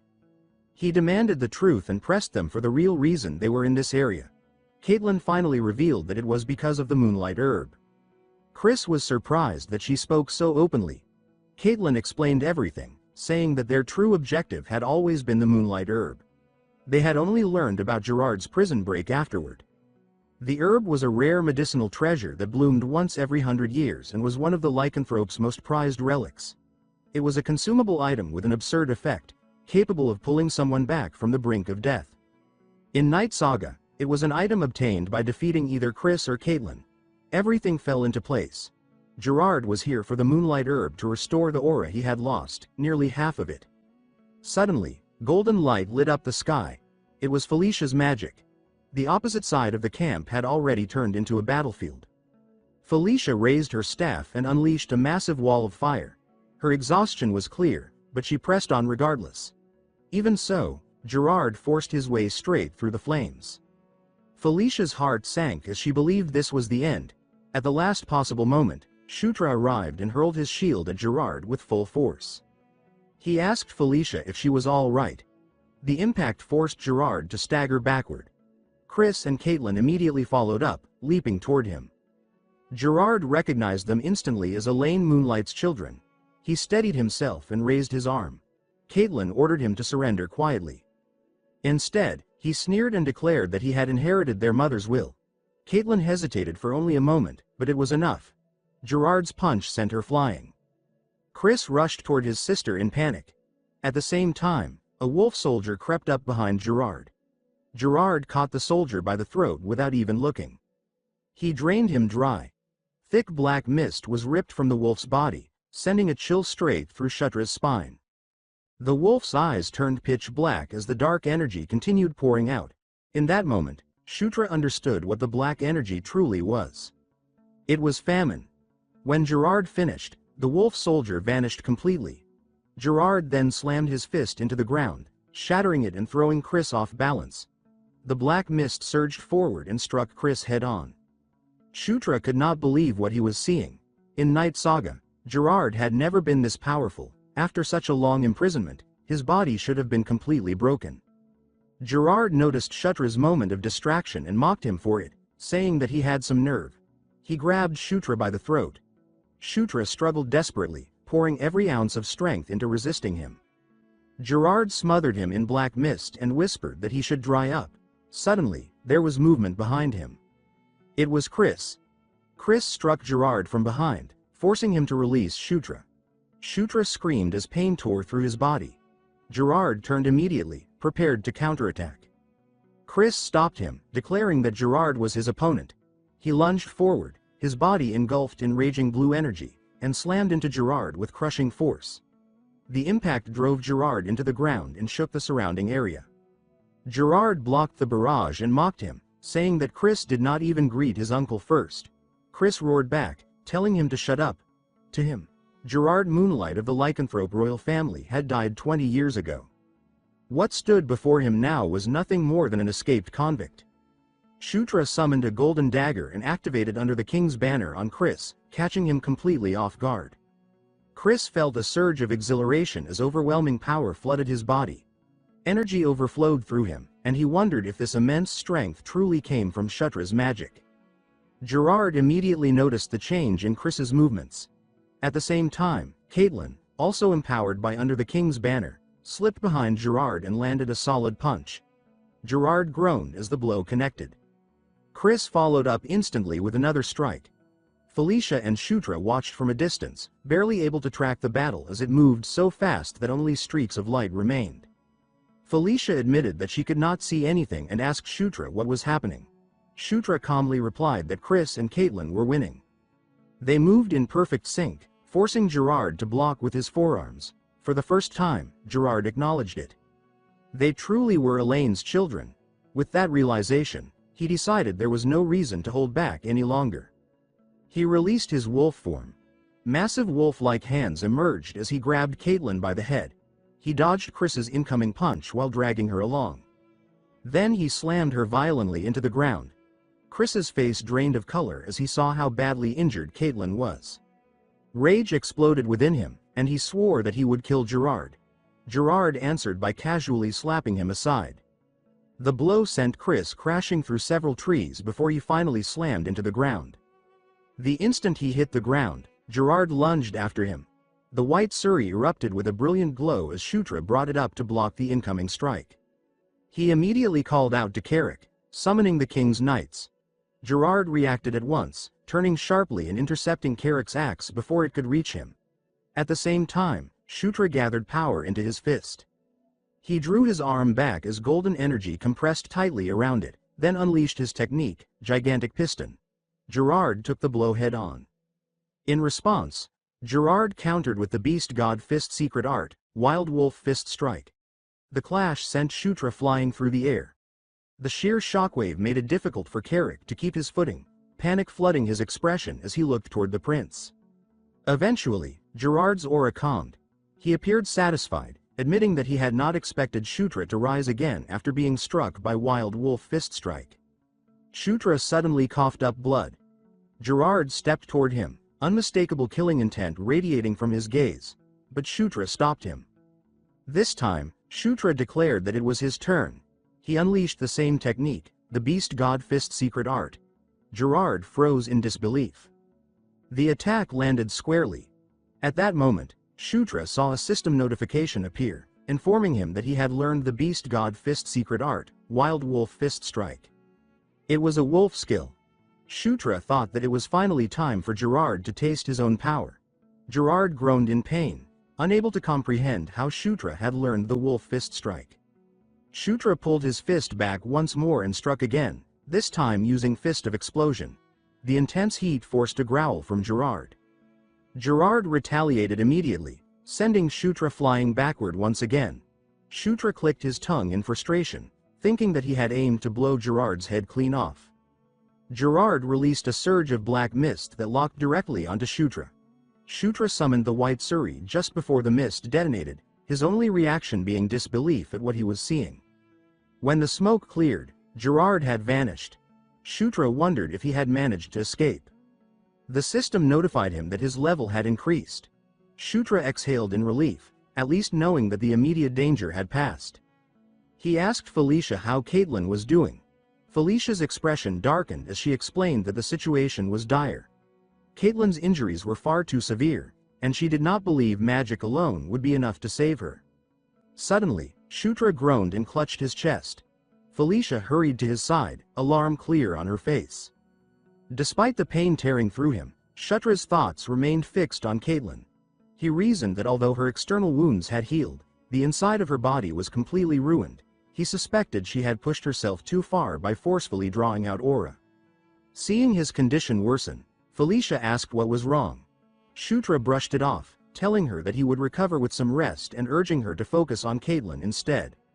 Chris appeared carrying a box and told Felicia to use it on both Shutra and Caitlin. Felicia asked what it was. When she opened the box, she froze.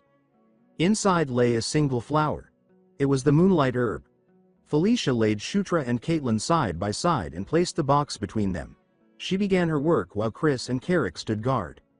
She carefully removed the moonlight herb from the box and split it in half, placing one portion above each of them. The fragments dissolved and flowed into their mouths. Caitlin's body began to glow with a brilliant light. Felicia frowned in confusion, but that confusion immediately turned into panic when Shutra's body started to levitate. Chris had never seen anything like it before, but he remembered the legend surrounding the moonlight herb. Long ago, the primordial Wolf King had gathered the scattered lycanthrope clans and united them into a single nation. One day, a ferocious red dragon named Castellon invaded their lands. The battle lasted 7 days and nights, ending only when the Wolf King slew the dragon.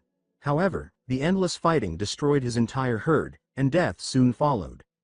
In his final moments, the Wolf King encountered a pure white flower. Trusting his instincts, he consumed it. The flower, which held moonlight itself, became his new heart. With a heart forged from moon essence, the Wolf King declared that his life was bound to moonlight and took the surname Moonlight. It was said that he protected the kingdom for countless generations. Yet that miracle happened only once.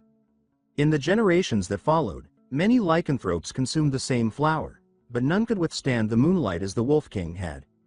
No one else ever gained a new heart. That was the legend of the moonlight herb. And now, that very legend was unfolding before Chris's eyes. It was happening to Shutra, a being of an entirely different race. Shutra's chest glowed intensely as a pillar of light shot into the night sky. The system notified him that a protagonist setting adjustment had strengthened the enchanted encounter. His protagonist physique reacted to the moonlight herb. He now possessed 2 hearts, meaning 2 starting points. Eventually, Shutra opened his eyes, greeted by a radiant golden light. Caitlin was lying beside him. Startled and embarrassed, he immediately sat upright. Still disoriented, he scanned his surroundings and realized that he was in an elegant bedroom. A knock sounded at the door, and several soldiers entered. They escorted a commanding woman forward. She asked Shutra whether he had slept comfortably and addressed him as the 9th prince, Shutra Ignis. He recognized her immediately. He had seen her countless times in the game. She was the 4th queen, Elaine Moonlight, queen of the lycanthropes, and the biological mother of Chris and Caitlin. She said that she had heard her children survived because of him and asked how she should repay such a debt. Shutra answered honestly, saying it was nothing and that he had only done what he believed was right. She told him not to be modest, stating that what he had done deserved proper recognition. Shutra thanked her. Then, without lingering on pleasantries, she went straight to the point. She asked him directly whether he intended to become the Demon King. Shutra was clearly confused by her question. Elaine quickly realized that the thought of becoming the Demon King had never even crossed his mind. Considering his position and circumstances up until now, that reaction was completely understandable. Even so, she pointed out that his situation had changed, and that he could no longer afford to ignore the possibility. She advised him to start weighing every action carefully from this point forward and to think about which choices would benefit him the most in the long run. Through Greenwind, Shutra learned that he had been unconscious for 4 full days. Greenwind added casually that she had remained by his side the entire time. Now that he understood, Shutra urged her to continue explaining everything that had happened. She told him that they were currently staying in a villa reserved exclusively for the lycanthrope royal family. She also explained that he and Caitlin had been placed in the same bed to maximize the healing effect for both of them. Shutra asked what she meant by that. Greenwind questioned whether he truly did not remember consuming the moonlight herb. Shutra was stunned by the revelation. He immediately opened his status window to confirm it. At the same time, he could feel something new within himself, an unfamiliar layer of power resting atop his existing aura. It felt as though a second heart of aura had formed inside him. Greenwind explained that Chris had told her the closer the two of them were, the more strongly his life force would activate. She suggested that if he tried holding Caitlin's hand, he would understand. So he did. In an instant, power surged violently through his body, overwhelming his senses. Greenwind explained that thanks to the moonlight herb, the two of them were now connected, in a way similar to how he was connected to her. Later, while walking through the hallway, Shutra learned that no one knew whether Gerard was alive or dead. Chris explained that there had been casualties during the pursuit. They had recovered Gerard's lower body, as well as part of his upper body. Even so, Chris stated that he intended to continue the search until he could confirm Gerard's death without any doubt. Shutra agreed, believing that it was the safest possible course of action. Chris then brought up something he had heard, mentioning that his mother had made Shutra an offer. Shutra immediately understood that he was referring to the question about becoming the Demon King. Chris admitted that while he himself was strong, he was not overwhelmingly so. At best, he placed himself around Sylvan's level. Even after nearly 10 years, he still could not close the gap with the first prince, by call. As for the second prince, who could only be described as a monster, the difference between them was so great that comparison felt meaningless. However, Chris believed that Shutra could eventually catch up to both of them, and even surpass them to become the Demon King. Shutra was completely caught off guard by that belief. Chris continued, explaining that unlike himself, Shutra had the ability to gain the support of other races. On top of that, he had the backing of the Sword Lord. If Shutra's public achievements continued to accumulate, even the Gandharvas, who were currently imprisoned, might be granted amnesty. It was at that moment that Shutra realized why he had not seen a single Gandharva until now. He could not help but wonder what they had done to warrant such imprisonment. Chris clarified that he was not asking Shutra to make a decision immediately. He only wanted him to think about it, because there was a vast difference between giving something serious consideration and not thinking about it at all. Shutra stood by the window, gazing outward as he silently contemplated the path of becoming the Demon King. Meanwhile, a carriage traveled through the night. Ludwig Moonlight, captain of the Bloodwolf squad, asked Her Majesty Elaine whether she truly believed the ninth prince had the potential to become the Demon King. Elaine replied that the Demon King never acted without purpose. There was no such thing as a meaningless action. She stated that she was certain he was not the type to intervene twice, especially during an audience ceremony, without a deeper reason. She suspected that he had seen something in the ninth prince that everyone else had overlooked. After all, they were father and son. Ludwig admitted that he still did not fully understand why the situation was considered so drastic. Elaine responded by calling him naive. She explained that to the Demon King, even if his own son were to kill him and inherit the throne, he would rejoice. To him, that would mean that a Demon King stronger than himself had been born. That was simply the kind of man he was. She acknowledged that it was a dangerous gamble, but she also admitted that a future where the ninth prince became the Demon King was the best possible outcome for them. Ludwig finally understood. In the demon world, strength ruled above all else. Everything flowed according to the will of the strongest. Elaine confessed that this truth unsettled her, and yet, at the same time, she found herself drawn to it. That night, wolf soldiers continued their search. Given Gerard's condition, he could not have gone far. One of the wolves sensed something. They found him. A voice spoke to Gerard, stating that he must have had enough time to sort out his thoughts. A shadowy figure asked whether he would accept. Gerard placed his hand against the ground. Black mist exploded outward, washing over the approaching wolf soldiers as he commanded them to dry up. In an instant, all of them were defeated. Cornered and desperate, Gerard finally agreed to accept the offer. The mysterious figure smiled, revealing sharp teeth. It declared that it was time to begin again, to reach an ending different from the one before. A few days later, Caitlin finally woke up. Because of Gerard's situation, Chris returned to the main palace. The very next day, Shutra and the others set out for the spider forest to find Amita. A man named Robin guided them along the way. Robin explained that once they reached the twin bridges ahead, they would need to dismount and continue on foot. He was a boar lycanthrope introduced by Chris before their departure. Shutra asked Robin what the spider forest was like and whether he had been there before. Robin replied that he had visited once about half a year ago, and that it had been quiet, just as expected. According to him, it was a peaceful place, so peaceful that there were no wild beasts or monsters at all. To Shutra, that sense of peace felt deeply wrong. It was the first time in a long while that he had encountered such calm. When they finally arrived at the forest, they were greeted by bones scattered everywhere. Robin asked what could have happened there. Shutra was not surprised. He already knew that this place would never be peaceful. He only wondered what kind of trouble awaited them this time. The group spread out in a clearing, all facing the same direction with their guards raised. Broken branches and scattered bones littered the ground. Greenwind sensed the presence of the forest's guardian spirit, but its power was extremely weak. Because of that, the spirits feared that the guardian spirit of the spider forest might soon disappear entirely. Shutra asked Robin whether the spider forest had a guardian spirit.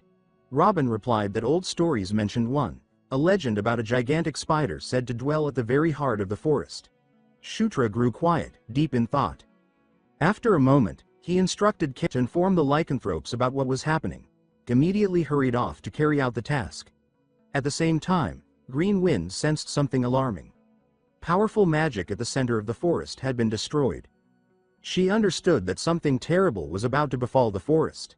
As night descended, they set up camp. Shutra shared what Green Wind had told him, explaining that the guardian spirit's energy was rapidly weakening. He then asked what would happen if the guardian spirit were to disappear entirely. Felicia explained that there were two ways a guardian spirit could vanish. One was if the guardian spirit itself was destroyed. The other was if the source it existed to protect disappeared. In other words, if the origin that had manifested the guardian spirit was lost, the spirit would fade as well. She added that although Green Wind appeared small, she was actually a fairly high-ranking guardian spirit. Even if her source vanished, she would weaken but likely not be destroyed outright. Most guardian spirits, however, vanished together with their source once it was destroyed. That was especially common with artificial guardian spirits found in dungeons or ruins. In simple terms, the reason the spider forest's guardian spirit had weakened was because its source had already taken damage. Felicia suddenly stopped speaking, her attention drawn upward. She pointed out that the moon's color looked strange. Before anyone could react further, Caitlin suddenly attacked.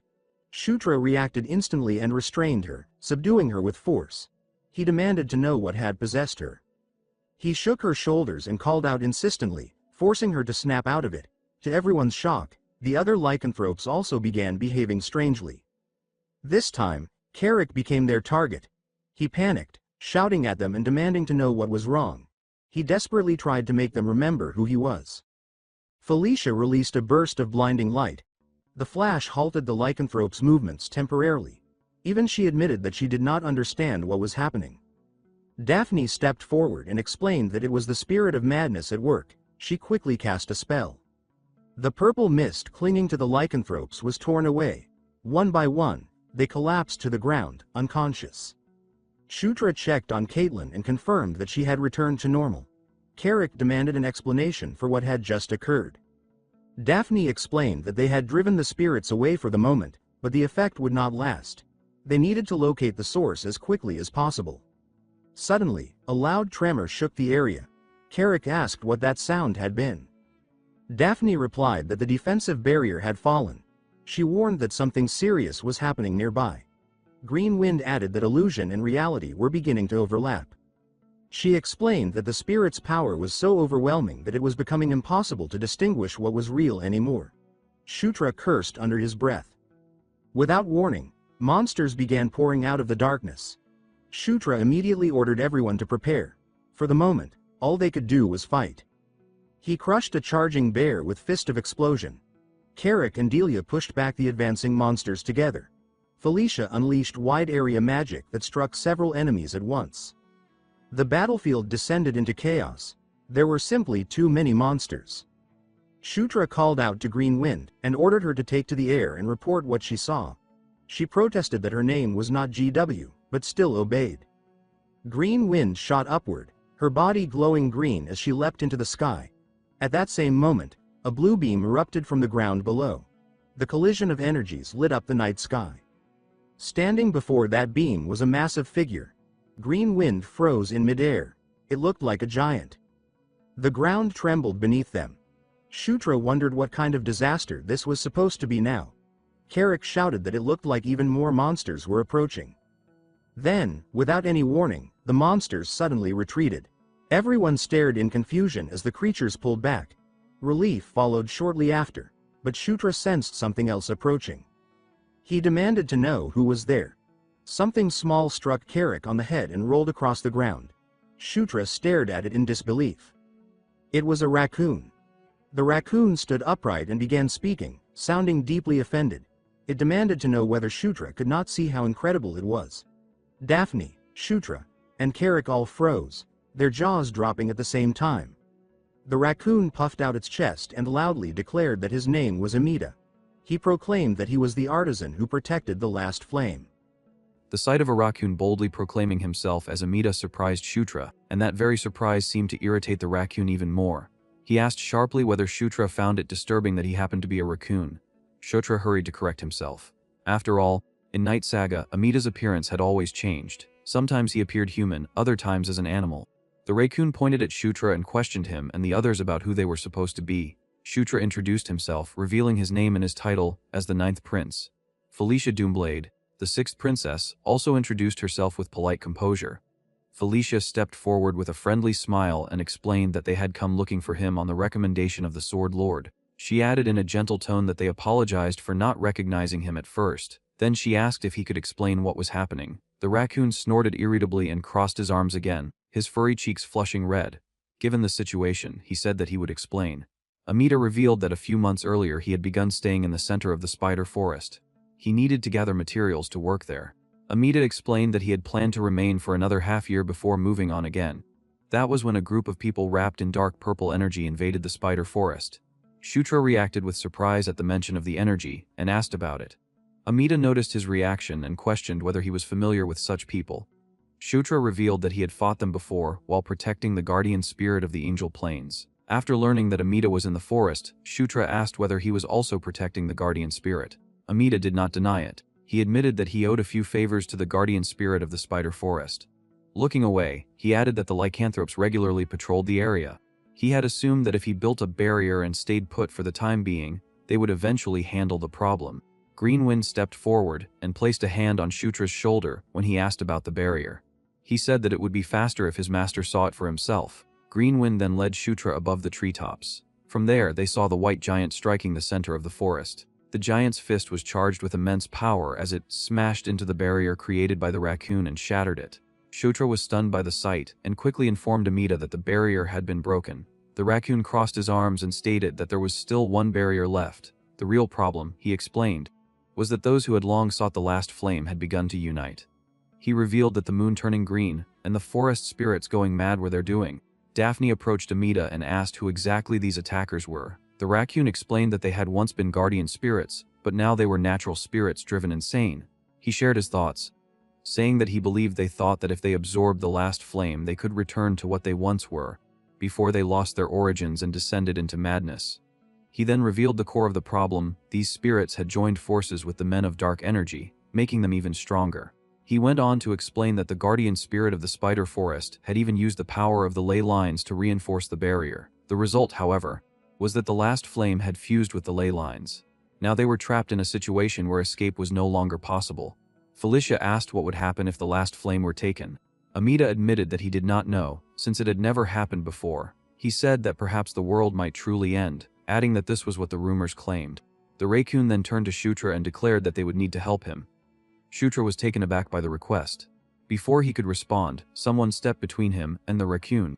Karak interrupted and warned the raccoon that nothing came for free. He demanded, with a sly laugh, that Amida craft a piece of equipment for each of them, adding that surely he could manage at least that much. The raccoon bristled with outrage and shouted that Karak had no idea what kind of situation they were facing. He reminded him that this was an unprecedented crisis in which the last flame could be extinguished. Karak casually cleaned his ear as if he did not wish to hear any of it, and remarked that perhaps the flame would simply fade and nothing would happen. He added that since they would be risking their lives, perhaps they should just give up instead. Fury overtook Amida. He ground his teeth, trembling with anger. In the end, he accepted the deal. He muttered that it was fine and that he had already spoken. He told them to simply follow him. Karak looked satisfied, and even Greenwind requested a piece of equipment for himself. The next day, Shutra explained the entire situation to the 3 lycanthropes in their group, who had been unconscious the whole time. Caitlin and Sierra were stunned, shaken by what they had done. As the situation spiraled after they sent Karma away, Shutra decided to send Robin back to the base as well, instructing him to inform the lycanthropes of the current crisis and request reinforcements. The rest of the group remained in the forest, gathering to form a plan. Amida opened the meeting. He explained that up to this point, the enemy's pattern could be divided into 2 main phases. In the first phase, monsters and beasts driven mad by the spirit of madness hurled themselves at the barrier. He clarified that it was exactly what it sounded like: brutal, mindless body blows meant to weaken it. He added that, due to their latent ferocity, the lycanthropes were especially vulnerable to the spirit of madness and advised them to prepare countermeasures. After hearing this, Sarah and Daphne admitted that they could already feel that influence in the air. Amida then described the second phase. He explained that once the barrier weakened, a white giant would appear and destroy it. He revealed that the giant was formed when the insane guardian spirits fused into one being. It was already powerful, but it became even worse when those men wrapped in purple death energy joined in. He stated that he would deliberately open a hole in the barrier and funnel the first wave of attackers into a single point. He stressed that they would need to strike with full force. According to him, if they could eliminate the weakened section before it fully collapsed, the white giant would be unable to destroy the barrier. He added that in the morning, when the barrier remained intact, the giant always retreated. During the day, they would restore the damaged portion and repeat the cycle. Before he could finish explaining, Caitlin suddenly pulled the raccoon Amida into her arms. She declared confidently that if they could hold out for 2 days, they would win. The raccoon found himself unable to continue speaking as Caitlin squeezed his fluffy cheeks as if he were a pet. Karak leaned toward Shutra and whispered that it did not seem like Amida was enjoying that treatment. Shutra quietly replied in a teasing tone, wondering if Amida might be weak against beautiful women. Felicia, seated close to Caitlin and Amida, asked whether he intended to win within 2 days by relying on reinforcements. Amida clarified that he viewed reinforcements more as support than as the main solution. He crossed his arms while forcing a smile, even as Caitlin continued tugging at his cheeks. He revealed that at the center of the last flame, a weapon he had crafted was charging. Once it finished charging, they would be able to use it to defeat the white giant. That night, with the moon high in the sky, the group headed toward an altar in the middle of a ravine. Karak gripped a golden axe, the weapon Amida had given him. He admitted that he was eager to test it. Daphne handed a tiara to both Sarah and Caitlin. She explained that wearing it would block the influence of the spirit of madness. The group then blocked the bridge that connected the ravine to the forest. From the trees, sinister sounds began to rise. Heavy footsteps echoed like those of a massive army. Soon a vast horde of monsters burst from the forest, charging straight toward them. Shutra shouted for everyone to take their positions, declaring that they could not allow the enemy to pass. He stepped into a battle stance and declared that they only needed to hold for 2 days for victory to be theirs. The sheer number of monsters filled the forest horizon. They surged toward the barricade on the bridge. The first to act raised a magical staff and unleashed a powerful spell. Felicia wielded the new weapon Amida had given her and called down a fierce storm of lightning upon the front lines. She halted the initial charge, though the amount of energy she expended made her sigh. In her mind echoed the raccoon blacksmith's earlier advice. He had told her that when she truly understood the power of all things, she should attempt to use the staff he lent her, and that she would then be capable of casting magic stronger than anything she could currently wield. Trusting his words, the elemental mage gripped the staff crowned with a red crystal and closed her eyes. When her incantation ended, she invoked the flames and commanded them to burn. A blazing cannon of fire erupted from her staff, tearing through even the blockade before her. The roaring inferno swallowed the monsters attempting to cross the bridge, triggering a massive explosion that vaporized them entirely. Shutra praised Felicia for her spell and rushed onto the battlefield, with Caitlin following to confront the monsters beyond those her sister had destroyed. On Shutra's fist rested the dragon gauntlet. Gathering energy into it, he charged forward and declared that from that point on, the rest was up to them. He unleashed the explosion punch, and the first monster struck was obliterated completely. At his side, Caitlin mirrored him, executing the beast god fist. Yet the area around Caitlin remained dangerous. Several giant insects swooped toward her, fangs and claws poised to kill. But she was not alone. Using the tiara Daphne had provided, Sarah activated her lycanthropic transformation. Taking on a bestial form, she tore apart the monsters that dared approach her princess. Karak also joined the fray. The orc roared fiercely and swung his axe. When he slammed it into the ground, the shockwave triggered a powerful explosion that consumed the surrounding monsters. His axe glowed with energy, and even after that devastating blow, it bore not a single scratch. Karak declared that the weapon the raccoon had lent them was no joke. The battle raged on with Shutra and the others holding the front line. During a brief retreat, Shutra turned to Daphne at his side and remarked that they were performing impressively. Amida, overhearing, recalled that the prince's name was Shutra. Watching the prince fight with worn equipment, Amida commented that the boy's gear clearly needed improvement. A measure of respect for Shutra formed in his heart. He admitted that if they survived safely, he would like to craft at least one piece of equipment for him. Together, they defeated the first wave of monsters and the battlefield grew quiet. As they pulled back, Amida warned that the white giant was about to appear. He ordered everyone to retreat inside the barrier. The barrier rose quickly, forming a dome of energy above them. At that same moment, the white giant began to rise, and the moon shifted color, turning green. A brilliant glow emerged in the forest's center. The white giant had taken shape directly before the barrier, its clear target. Seeing it in person, Shutra finally grasped just how enormous it truly was. The white giant wasted no time. It launched its first attack, driving its elbow into the barrier. Karak stared up at it and admitted that it was massive, large enough to crush anyone in a single strike. Despite the orc's fear, Amida reassured him. He insisted that the barrier would not break and that all they needed to do was wait until the giant disappeared. The white giant continued its assault, even hurling its shoulders and full weight against the barrier. Inside the dome, the group stood watching. Only Shutra sensed that something was wrong. He stated that this was different from yesterday. Felicia looked confused, prompting him to explain. He pointed out that the previous day, the white giant had not possessed that blue aura surrounding it. The blue aura gathered into the giant's palm. Then an overwhelmingly powerful strike crashed down on the barrier, making it tremble violently. Cracks spread as the barrier began to fail under the aura-infused attack. Fragments of the energy dome started to fall around Shutra's group. Amida stared at the power the giant wielded and felt shock grip him. He questioned in disbelief whether that power could possibly be death itself, as pieces of the barrier rained down around them. The protagonist quickly called upon the aid of the White Shield Suri and ordered everyone to take cover however they could. Shutra stood at the very front of the group, which made him the white giant's immediate target. The giant's punch struck him head on. Even with the protection of the Shuri shield, he was hurled across the area, crashing into the stairs that led up to the altar. Seeing Shutra thrown so violently, Felicia and Karak shouted his name in alarm. Shutra coughed heavily, forcing himself back to his feet. As he rose, he saw the white giant gathering that same blue energy into its palm once more. Karak suddenly pointed upward, saying that there was a ship floating in the sky above the white giant. When Shutra looked up at the vessel, one person immediately came to mind. There was only one individual who sailed the skies like that. The dark elf sword that cleaved through the heavens. Felicia lifted her gaze and beamed with overwhelming joy as she recognized the figure aboard the ship. Standing with arms crossed and staring down at the giant was her brother, the fifth prince, Sylvan Doomblade. The sky pirate fixed his red eyes on the white giant and ordered his crew to advance. The massive ship surged forward through the air and slammed into the white giant's back. The giant staggered, shaken by the tremendous impact. Then, one after another, attacks rained down from the ship, beginning a fierce aerial assault. The great vessel struck again, and the white giant collapsed. Large fragments of its body began to fall. Felicia stared upward, mouth open in awe at the sheer scale of the destruction her brother had unleashed. Explosions thundered across the forest, raising a curtain of white dust over the entire area. The great ship descended and landed within the protected zone where Shutra and the others stood. As Shutra observed the fallen pieces of the white giant, something unexpected happened. The solid fragments melted into slime, then rose again, reshaping themselves into new spiritual beings. Daphne, carrying the raccoon in her arms, approached Shutra and explained that those were the guardian spirits. She clarified that they had fallen into madness and ruin, but there was no doubt about their origin. Amida congratulated everyone, saying that he believed this should have been the end. The green glow of the moon faded, and the illusion vanished. As the moon returned to normal, the spirits fully materialized, startling them all. From Daphne's arms, Amida shouted in confusion, demanding to know what those beings were and insisting that the attack should already have ended.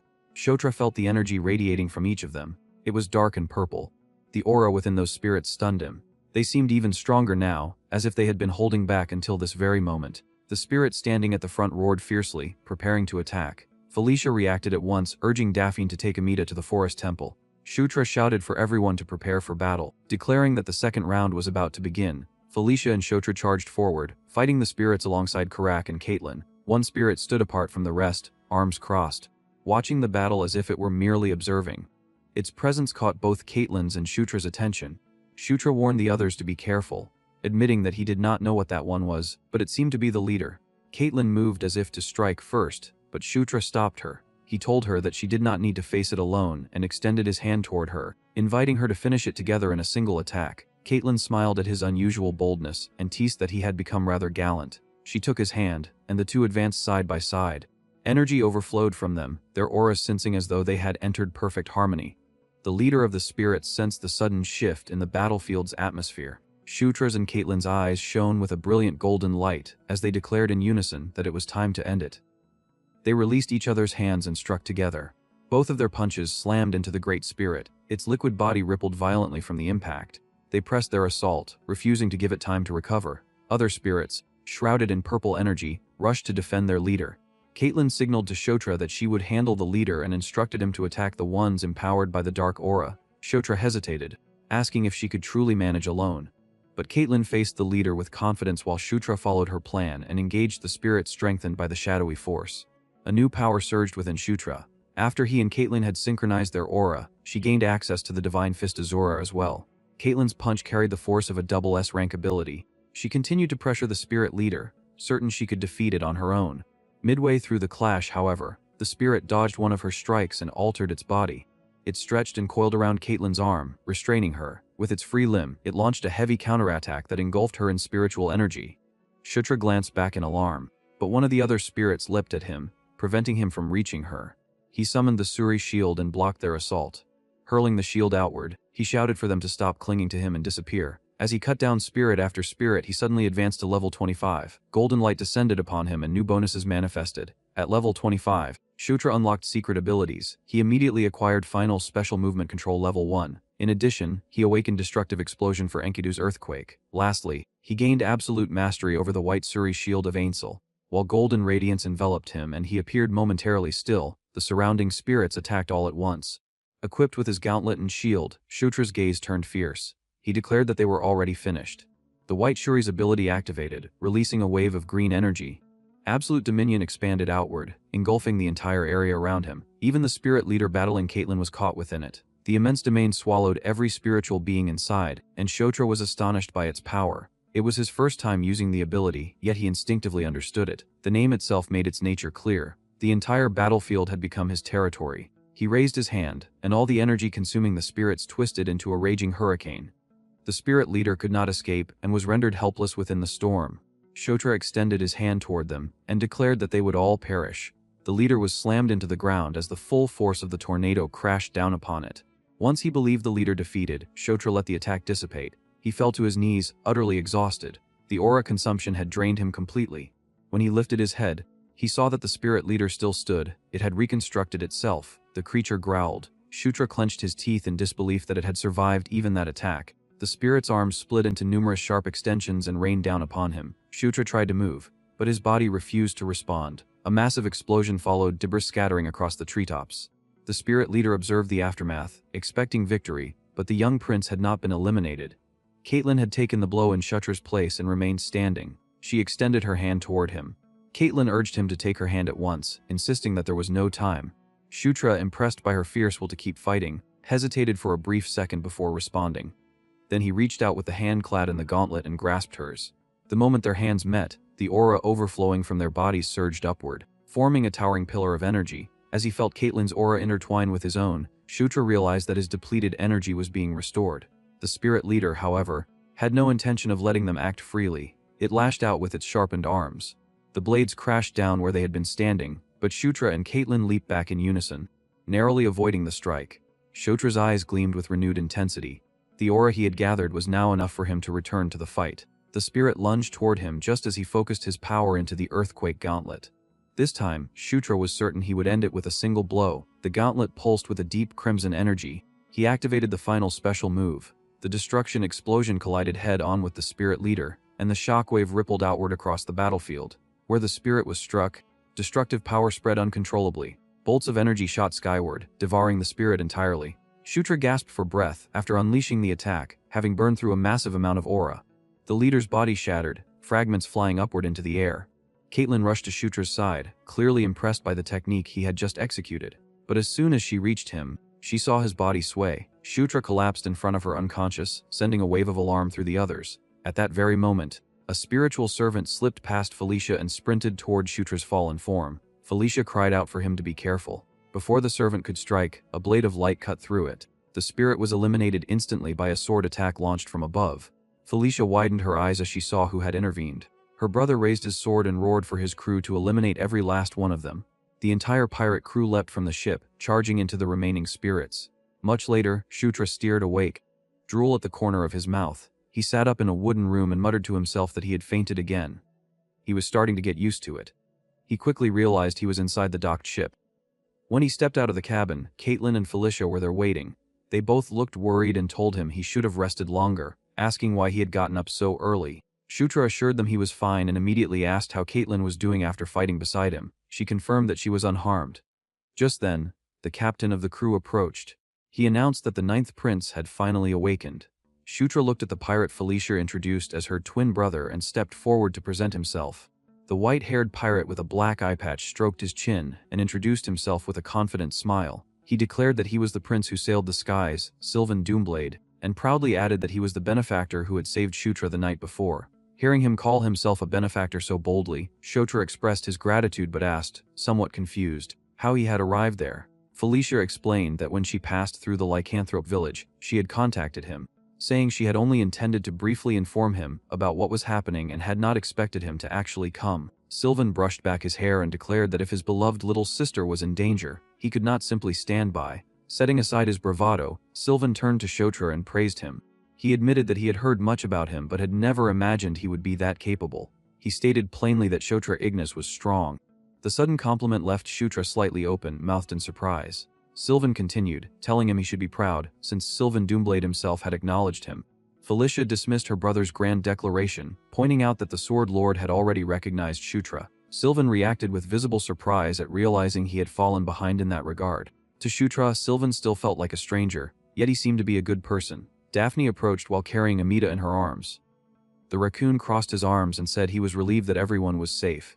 He thanked them for protecting the last flame and the guardian spirit, and reminded them of his promise to craft equipment for each of them. They expressed their thanks, but Amita revealed that there was something he needed to do first. Shutra looked surprised, yet Amita refused to explain further. He simply told Shutra to follow him, stating that the last flame wished to meet the 9th prince. A powerful blue flame burned within a great pyre. When they reached the temple, Amita instructed everyone to remain focused and behave respectfully from that moment onward, explaining that the last flame was watching them. The temple housing the last flame was the same one they had defended the previous night. Inside, they found a massive tree. Beside it stood a woman dressed in white who welcomed them warmly and introduced herself as Kaprang, the guardian spirit of the spider forest. Shutra was stunned by how young she appeared. Green Wind appeared beside him in the form of a firefly and explained that the girl was not the main body but rather a terminal. Judging by her appearance, Green Wind sensed that the original spider guardian had likely been young as well. The gigantic spider from legend had met its end, and Kaprang must have succeeded it. He added that her absence from the previous night's battle was likely because she was still young and too weak to fight. Thinking of the former guardian spirit, Shutra wondered in confusion whether guardian spirits could even have children. Amita walked toward Kaprang and announced that from that point forward, only he and the 9th prince would proceed. He asked the others to wait. Shutra followed after him and called out playfully for Little Wayne to come along. Green Wind responded irritably that his name was Green Wind. Shutra wanted Green Wind to speak with the guardian spirit. A meeting between spirits was not something that happened every day. Hearing his intention, Kaprang looked at Green Wind with visible anticipation. The spirit of wind thought for a moment before agreeing. Amita, already several steps ahead, impatiently called for Shutra, who hurried after him. They walked deeper into the temple. Perched on Shutra's shoulder, the raccoon led him toward a stone door from which a mysterious light seeped through the cracks. From his shoulder, Amita warned him not to make mistakes and to move carefully. Shutra did not take the warning too seriously and simply nodded, saying that he understood. He pushed the stone door open. Inside, a blue flame danced quietly atop a great pyre. Shutra stared at it, impressed by its calm yet powerful presence. Amita instructed him to approach the flame and place his hand into it, assuring him that it was no ordinary fire and that it would not burn him. Hesitant but trusting, Shutra extended his hand. The moment he touched the flame, it reacted as though triggered. It flared wildly, expanding to fill the hall and spiraling around him in a vortex of blue light. Shutra looked around in confusion, wondering what was happening. Then the flame reshaped itself into the form of a woman. She greeted him warmly, saying she was glad they had finally met. The spirit of fire extended her hand toward him and addressed him as the Knight of Conquest. Mouth slightly open, Shutra asked if she was the last flame. The woman of fire rested her hand against her chin, studying him with interest. She observed that his eyes were full of confusion and disbelief, and asked whether he did not know what a Knight of Conquest was. Shutra admitted that he truly had no idea what she was talking about. The fire spirit smiled, even more intrigued. Small flames appeared around Shutra, making him tense. Yet those flames shifted into shapes: a crown symbolizing conquest, a sword representing war, a scythe of death, and a bowl of famine. The last flame explained that these were the Knights of the End, beings who longed for the destruction of the world and sought to bring about the end of days. Yet she said she sensed that Shutra was different, so different that she could not even understand why he had become the Knight of Conquest. She explained that the Knights of the Apocalypse were chosen because they already thirsted for ruin. It was not that they became knights and then desired destruction. They were selected precisely because that desire already existed within them. Normally, she continued, such knights were heavily influenced by the four beings who chose them. Acting in the name of their power and will, they fell under their influence and sought to bring about the end. She shrugged slightly and remarked that Conquest, in particular, did not seem to be attempting to conquer him. It was almost as if Conquest had been conquered by him instead. Shutra thought of the mysterious woman who had appeared in his dreams. The last flame asked him what he intended to do, knowing that one of the knights still pursued the end of days. She asked what he truly desired in this world. For the first time, Shutra seriously asked himself that question. He thought of his past life. Returning to his original world briefly crossed his mind, but when he imagined what he would do there, Caitlin appeared in his thoughts, asking him to stay by her side. Felicia followed, remembering how she had embraced him and wished for his safety. Karak came to mind as well, someone he had grown to respect. A clear desire formed within him. He wanted to stop the subjugation of the lycanthropes. He wanted to prevent the day of slaughter. He saw Caitlin again in his thoughts, holding his hand and leading him toward all the people who had become important to him in this world. He wanted to change the future in which all of them would be eliminated by Zephyr Ragnaros. He answered the last flame plainly. He said that he wanted to protect everyone. She appeared satisfied. She explained that a Knight of Conquest was one born with the destiny of a king, meant to conquer and rule over all things. Then she told him that there was a simple and perfect way to achieve his wish. She asked him one final question. Would he become the Demon King? As soon as he heard it, Shutra understood that there was only one path to truly accomplish what he wanted. He would have to change the game's ending and ascend the throne. He made his decision. He declared that he would become king. A faint smile curved the fire spirit's lips. Flames rose around him, wrapping him in their warmth. She declared that a Knight of Conquest who sought a life beyond the end of days was no longer merely that. He would be the King of Conquest. She stepped closer, surprising him, and said she prayed that his wish would come true. As the fire enveloped him, countless abilities poured into his being: divine power, incarnation of flame, and finally, a pact was formed between him and the last flame. Shutra returned to reality. A golden glow surrounded him, announcing that he had leveled up. Still processing what had happened, he heard Amita's voice behind him, questioning what was so admirable about a guy like him. The raccoon ordered him to follow. The last flame had instructed Amita to deck him out in a full set of equipment. Deep within the spider forest, in a hidden orchard of secret fruits, the raccoon sat on a wooden table eating an apple and complaining about their lack of materials. A map lay spread out before him. He pointed north and explained that if Shutra traveled in that direction, he would find a place called Sun Lake. Creatures with metal bodies lived there, and he was to gather materials from them. Confused, Shutra asked whether the black dragon's hide and bones were not enough. Annoyed, Amita nearly struck him with a stick and snapped that those were only ingredients. Crafting proper equipment required a wide variety of materials. If he was to replace all of Shutra's gear, he would need plenty. He ordered Shutra to bring back everything he could find. Shutra found it strange that the greatest blacksmith in the world lacked materials. Seeing the doubt in his eyes, Amita asked sharply whether he even wanted the equipment. When Shutra apologized, the raccoon barked at him to stop wasting time and go collect the items immediately. By late afternoon, Sylvan's ship rose into the sky once more. Karak stood beside the captain and curiously asked about the monsters of Sun Lake. Sylvan crossed his arms and explained that the most famous creature there was Kodos, a being weak to divine power. It was entirely made of metal, and that metal was a rare natural waterproofing agent. Karak expressed his admiration for Sylvan's knowledge, which the pirate accepted with great satisfaction. Laughing, he reminded them that he was the prince who sailed the skies. Felicia joined Caitlin and mentioned that this worked out perfectly, as she needed to visit Sun Lake anyway. When Caitlin asked why, Felicia revealed that the ruined survey map she had delivered to the Demon King's castle was of Sun Lake. She had intended to go sooner or later, so this saved her time. Caitlin grew excited at the thought of going along. Meanwhile, Shutra stood with Green Wind, examining the region's minimap provided by the system. He had many stat points to allocate but chose to balance his attributes and save the rest for later. He remembered that upon reaching level 25, the King's Knight's ability had evolved. Checking the details, he saw that he could now accept 3 knights, and the summoning performance had improved. He could summon 1 knight every 3 days. He was pleased by the possibility of adding another member. Ideally, he wanted to choose Caitlin or Felicia, though he knew it might not be easy. Suddenly, Green Wind drifted closer and sniffed him. She said there was a different scent coming from him. Confused, Shutra asked what she meant. The smell, she explained, was not like Kaprang's. Crossing her arms, she irritably asked whether it was the scent of the last flame. Shutra shivered at how accurately she had guessed. Green Wind declared that a master who smelled like another spirit was disgusting. She gathered a huge breath of air and blew it directly at his face like a gale, stripping away any lingering scent. His hair flew wildly in the wind. Karak asked what had just happened, and Shutra awkwardly brushed it off while fixing his hair. At that moment, Sylvan announced that they were almost there. Ahead, under the light of the setting sun, a vast lake surrounded by mountains came into view. Sylvan studied the surface of the water and sensed something was wrong. Suddenly, a massive lake monster attacked the ship despite it flying dozens of meters above the water. A sea serpent roared furiously after failing to reach them. Sylvan stared at the creature in shock, questioning why something usually found in the ocean was here. He quickly warned the crew that they could not remain in place and needed to move at once. But someone stopped him.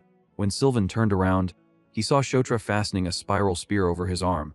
With steady confidence, Shutra declared that there was no need to flee and that he would handle the serpent himself. Caitlin felt a surge of worry as she watched him step forward, but when he placed his hand on her shoulder and activated the aura they shared, she felt the connection stabilize her. Shutra climbed onto the ship's hull and assured them that he would return in an instant. Caitlin tried to stop him from taking such a reckless risk, yet he had already leapt toward the lake before she could act. As he dove through the air, the sea serpent opened its jaws wide, waiting to swallow him whole. Just meters away from the creature, Shutra activated his dragon blood. Ancient golden inscriptions appeared along the entire length of the spiral spear. For Shutra, this was the perfect moment to test his newfound strength. He needed a worthy target. His body aligned with the spear, and he activated Ascalon's final movement technique. He shot forward, piercing straight through the sea serpent's massive body. With the Dragon of Ruin's skill, he tore it apart completely. Sometime later, Sylvan's ship docked along the shores of Sun Lake. Caitlin jumped down immediately and scolded Shutra, saying that she was not his personal aura battery. Shutra tried to apologize. In the end, she admitted she understood why he had done it, given the situation, but she firmly asked that he warn her in advance next time he intended to draw on her aura. Shutra gave an awkward smile and agreed.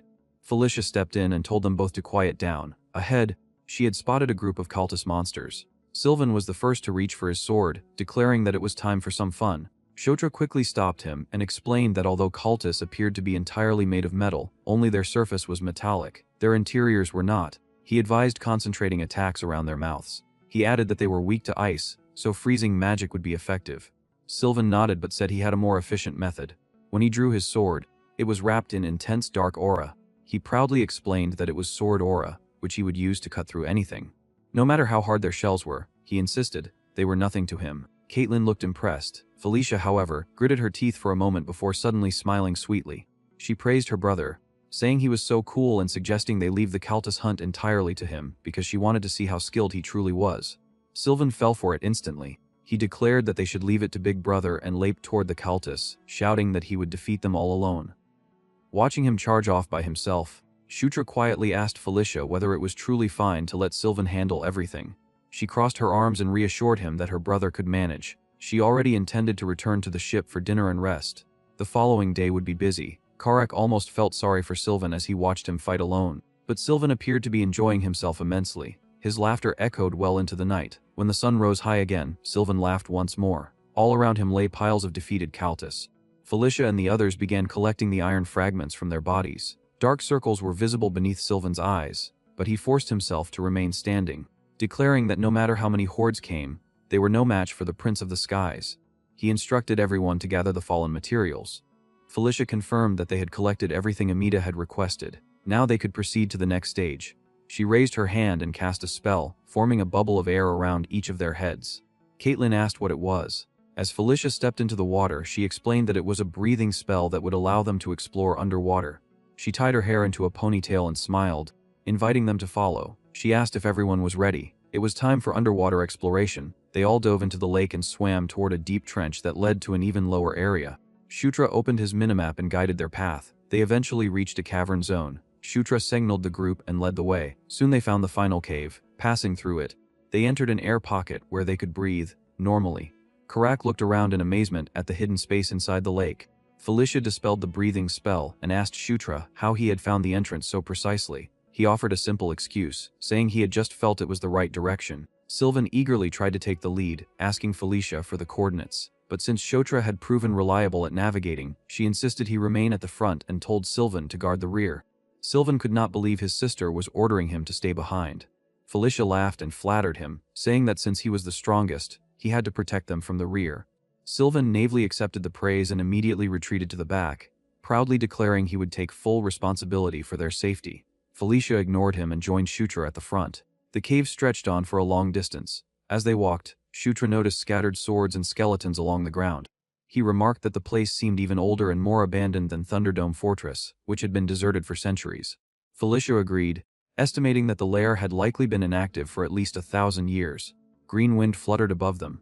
Upon spotting something unusual, she called for her master's attention. She pointed to a wall covered in carved inscriptions. Shutra stepped closer and asked what the writing was. Even Felicia, the archaeologist, had never seen those characters before. As Shutra stared at the unknown script, golden light suddenly enveloped him. He had learned Ruined Precursor Script Level 1. Murmuring as he read, he deciphered fragments of meaning: ruins, nights, 10,000 years, end of days, 6 pillars collapsed, we failed to protect them. He admitted that the words felt overwhelmingly negative, though he could not fully grasp the context. Felicia was stunned that he could read what even she could not. At that very moment, something else happened. The earthquake gauntlet glowed with intense golden light. Simultaneously, a path deeper within the cave illuminated like a beacon at the end of a tunnel. Shutra silently turned toward the glow and began walking. Felicia hurried after him, trying to stop him from rushing into danger.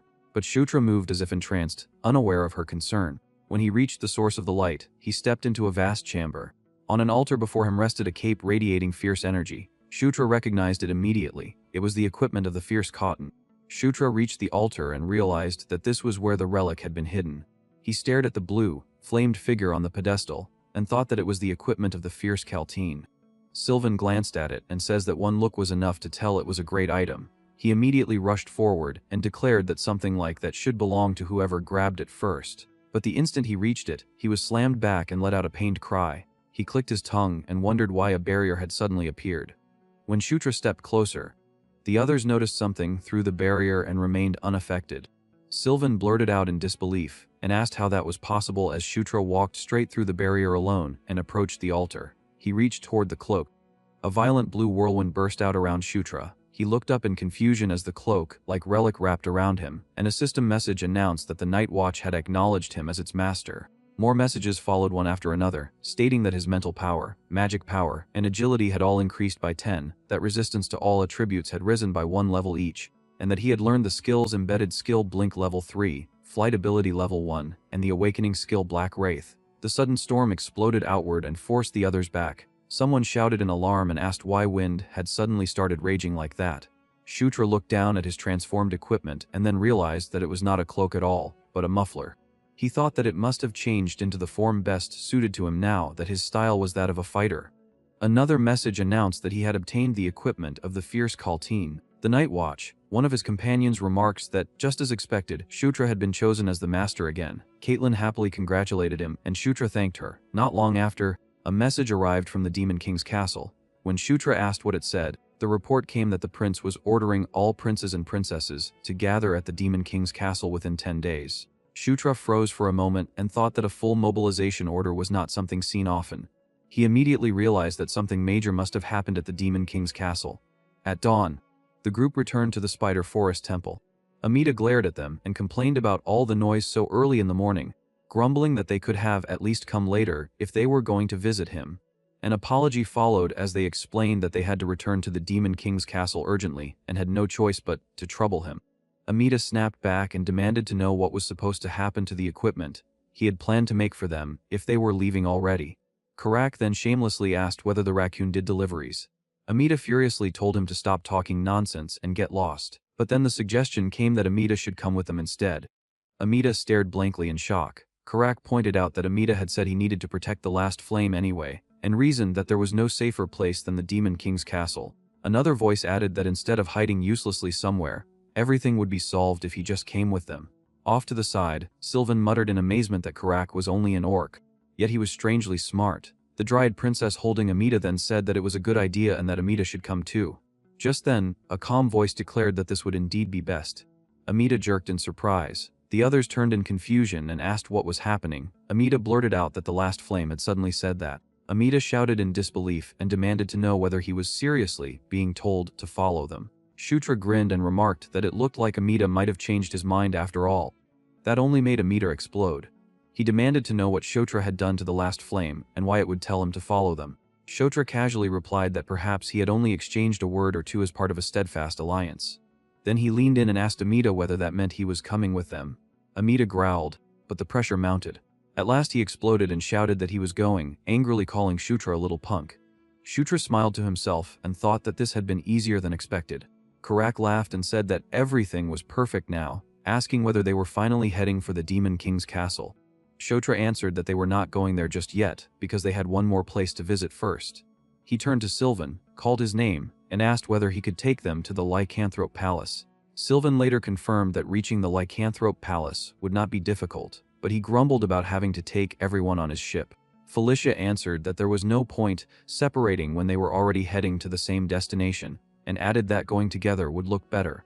Sylvan was asked whether he was still uncomfortable around them, and he barked back that it should have been obvious.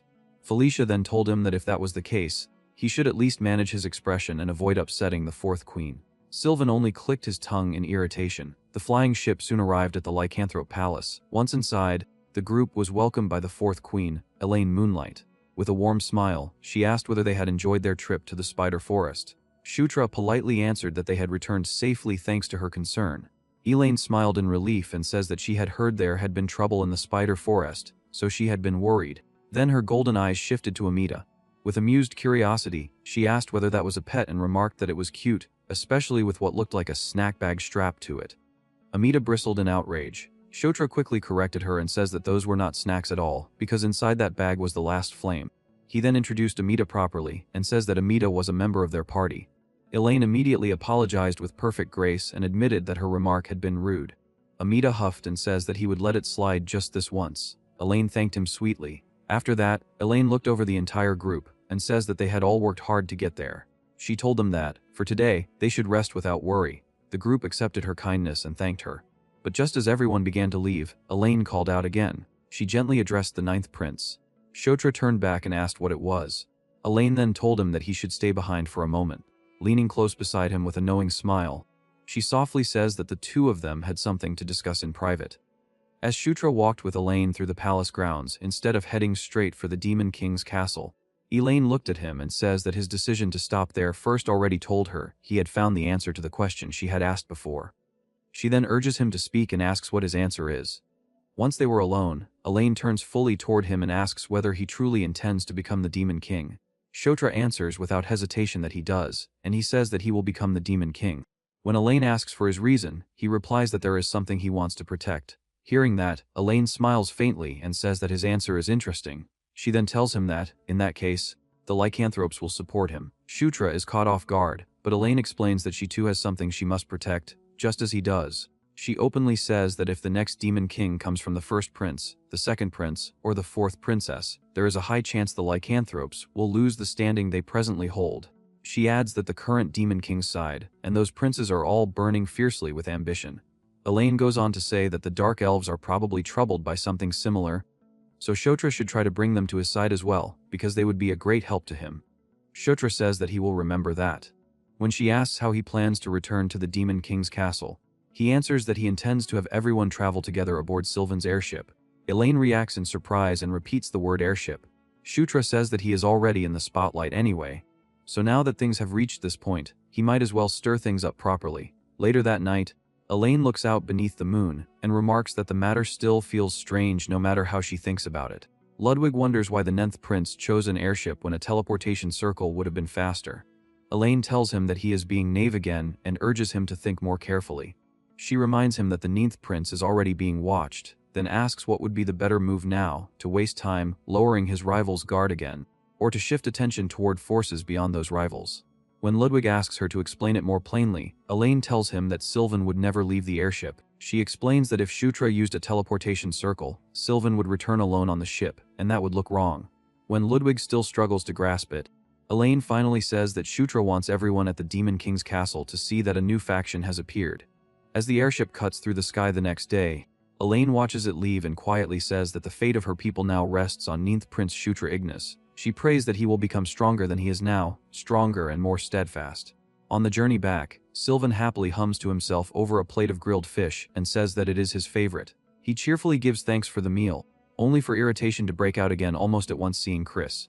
Chris also reacts with annoyance, and soon a complaint is shouted toward the chef about there being far too many fish bones. Nearby, Felicia lets out a weary sigh and wonders what she is supposed to do about those two. Karak then mutters that he is starting to get nervous, because every time they head for the Demon King's castle, some unexpected mess seems to explode right in front of the Demon King. Shutra immediately snaps at him to stop talking because he will jinx it. Karak shoots back that Shutra talks as if he is not already a walking jinx himself, and asks why he is acting so bothered now. Shutra argues that maybe nothing will happen this time and asks what Karak will say then. Karak replies that if nothing happens, that would be good in its own way, then awkwardly adds that he is only saying all this because he is worried about Shutra and should not be misunderstood. Shutra stares at him and says that he really knows how to talk, then wonders aloud whether Karak is truly an orc. Karak retorts that if he is not an orc, then what else could he be, an ogre? At that point, Shutra gives up and says they should just drop it. When the airship arrives near the Demon King's castle, it immediately causes a stir. Onlookers stare in disbelief as the Dark Elf side and the lycanthrope royalty appear together, and many question how such a thing even happened. Others are even more shocked that the Ninth Prince is the one leading the group. Among the watchers, Lady Chandra calls for Katarov. After he answers her, she orders him to report to Anastasia at once and tell her that the Ninth Prince has formed a new faction. Back at Shutra's private residence, Amita explodes in outrage and accuses him of being a con artist, demanding to know why he had spoken of a forge. Shutra casually shows him the place and says that it is right there, then adds that from now on Amita can decorate it however he wants. He goes even further and says that if Amita needs anything at all, he only has to ask, because Shutra will prepare whatever is necessary. Hearing all that, Amita is left with a sinking feeling and thinks that, somehow he may never be able to leave this place again. A little later, Shutra recalls that back at the Demon King's castle, Amita had wanted to pass himself off as nothing more than a raccoon. Amita defensively says that he only wanted to avoid getting dragged into pointless trouble, then asks why Shutra is suddenly bringing that up. Shutra brightly says that it suits him perfectly. Before Amita can react, Shutra puts a collar on him. Amita is baffled and angrily asks what this is supposed to be. Shutra tells him with a grin that all pets in the Demon King's castle have to wear a collar. After a brief, stunned silence, Shutra adds that Amita needs to keep it on all the time so he does not forget. That finally makes Amita burst out in fury and scream at him to cut it out, calling him a little brat. 2 days later, the summons is carried out. As the princes and princesses gather once more at the Demon King's castle, a voice calls for all of them to enter. An attendant announces that the audience ceremony will now begin as the royal heirs gather once more in the Demon King's castle.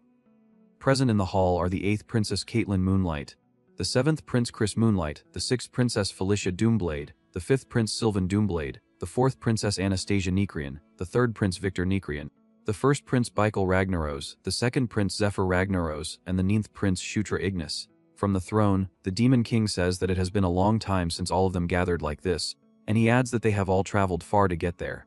Shutra tries to stay calm, but inwardly admits that even after all this time, the place still makes him nervous. He recalls Karak's words that every time they come to the Demon King's castle, something always blows up. Shutra silently fumes and thinks that Karak keeps saying unnecessary things, just to get under his skin. Before addressing the main issue, the Demon King says that there is someone he wants to introduce. Footsteps echo through the hall, and a cloaked figure enters. Sylvan turns in shock and blurts out that it is the Sword Lord. Others stare in confusion and wonder why the Sword Lord is there at all. The Sword Lord walks straight toward Shutra and says that it has been almost a month, then asks whether Prince Shutra Ignis has been well in the meantime. The hall freezes. Shutra awkwardly says that he has, but inside he wonders why this old man is suddenly going out of his way to stir things up.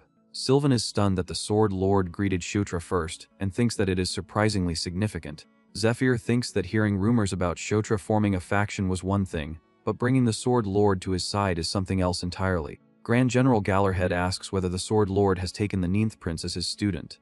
The Sword Lord calmly replies that the ninth prince does not use a sword, so all he did was teach him a few moves. Supreme General Richard presses him further and asks whether, if Shutra did use a sword, he would have accepted him as a student. The Sword Lord admits that the question caught him off guard.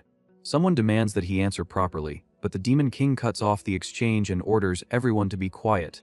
The Demon King then calls for Isabella. Isabella responds that they will begin and raises her staff, conjuring a great magical sphere and floating panels throughout the hall. She explains that over the last 2 months, 5 frontier regions have been attacked by enemies wrapped in purple death energy, and that 3 of those 5 regions have already turned into desert or wasteland. She says that the first place attacked was the Angel Plains, and reminds them that the 6th princess and the 9th prince stopped that attack. She then states that the most recent place attacked was the Spider Forest near Lycanthrope territory, and that the same 2 defended that location as well with help from the 5th prince and the 8th princess. She emphasizes that the Spider Forest case is especially strange because it was not merely a frontier region, but a point inside the demon realm's interior. Hearing that, Shutra thinks that the Death Knight has been far busier behind the scenes than he expected. As he studies the pattern, he realizes the attacked places may share a single trait, and wonders whether the enemy's true goal is to kill the guardian spirits. Isabella says that after compiling all the incidents, she has concluded that a hostile faction has emerged and can no longer be ignored. To crush them, a mobilization order has been issued. She displays the regions where the next attacks are expected and explains that the princes and princesses will be assigned to defend each region, block future attacks, and support efforts to locate the enemy's stronghold. Because Shutra and Felicia discovered the pattern and have already stopped the enemy twice, Isabella says that the right to choose first will be granted to the 9th prince and the 6th princess. She tells Shutra that if he examines the map, he will see each region's characteristics and the commanders already assigned to them, then asks whether there is a region he wishes to take. Shutra studies the map and thinks that the safest choice would normally be a place that is naturally easy to defend. Then he notices that General Bandal has been sent to a particularly brutal region. Realizing it is a perfect opportunity, he decides on the spot that this is his chance to make Bandal his subordinate. He raises his head and says that he will go to Evian. Isabella confirms that the 9th prince has chosen Evian. Sylvan remarks that Evian is not even a very important place and is not particularly easy to defend. Isabella then turns to Felicia and asks her to make her choice as well. Felicia says that she too will go to Evian. Someone questions why she would do that, and Felicia explains that, as everyone knows, she is closer to a civil official than a martial one. She says that rather than taking direct responsibility for a region herself, she wants to support the 9th prince. The Demon King gives permission and tells her to do as she pleases. Isabella accepts the decision and announces that the 6th princess has also chosen Evian. With that settled, Isabella declares that the remaining locations will be assigned according to the amount of public merit each person has earned. After the audience, a carriage rolls along a forest road beneath the red evening sky. As soon as the audience ceremony ended and all the princes and princesses finished making their choices, Shutra let out a long breath and thought that the tension had left him completely drained. Afterward, the assignments were finalized. Sylvan headed for Horn near Evian, while Chris went to Kaltu. Caitlin chose Evian so she could accompany Shutra, insisting that it would be better for a warrior like her to support him and Felicia, who was more of a scholar. That reasoning was accepted, so in the end Shutra, Felicia, and Caitlin were the ones set to go to Evian. But Shutra could not stop thinking about Zephyr's reaction. When he had chosen Evian, Zephyr had shown obvious killing intent. Shutra began to suspect that Zephyr might also be aiming for General Bandal. If that was true, he thought that he needed to move quickly as well. Back at his residence, he checked on Amida's progress. Amida immediately bristled and asked whether he was being pressured. Shutra hurriedly says that he was only curious. Amida then told him to stop talking nonsense and hand over Earthquaker and White Suri. Since they were already doing this, he says that he would tune them too, explaining that recalibrating them would make them much easier to use. Shutra brightened and asked if he was serious. Amida snapped that he was, then told him to hurry before he changed his mind. Shutra eagerly agreed and rushed off. Not long after, Flora found him, and says that she had been looking for the 9th prince. When Shutra asked what it was, she informed him that a letter from the 1st prince had arrived. Shutra reacted in surprise and immediately realized it was from Baikal. At Chris's estate, the contents of the letter were shared. Baikal proposed that all the siblings hold a joint tea party together. Caitlin repeated the idea in surprise, and Felicia remarks that it was probably Baikal's way of building camaraderie, since that was the sort of thing he valued. Caitlin cheerfully says that it sounded fun and asks whether everyone would go. Felicia answers that there was no real reason not to. Chris adds that he would normally have skipped such an event, but now that he was no longer alone, he would go along with everyone else's decision. Caitlin then turns to Shutra and asks what he would do. He hesitates, but before he can properly answer, Caitlin clasps her hands and asks him to come with them. The brightness of her smile makes Shutra think that it is blinding, and he awkwardly agrees. Someone praises his choice, while Shutra quietly thinks that this is going to be exhausting. Caitlin happily reminds them that the tea party is in 2 days and that everyone must attend. Later, Shutra went to the Grand Library to search for information related to the Death Knight. But because his current public merit level was still too low, he could only access the surface level section. As he searched through the books, he grew frustrated and thought that maybe he needed access to deeper levels to find anything worthwhile. He could not understand how there could be so little on what he actually needed. Even so, fragments remained in his mind.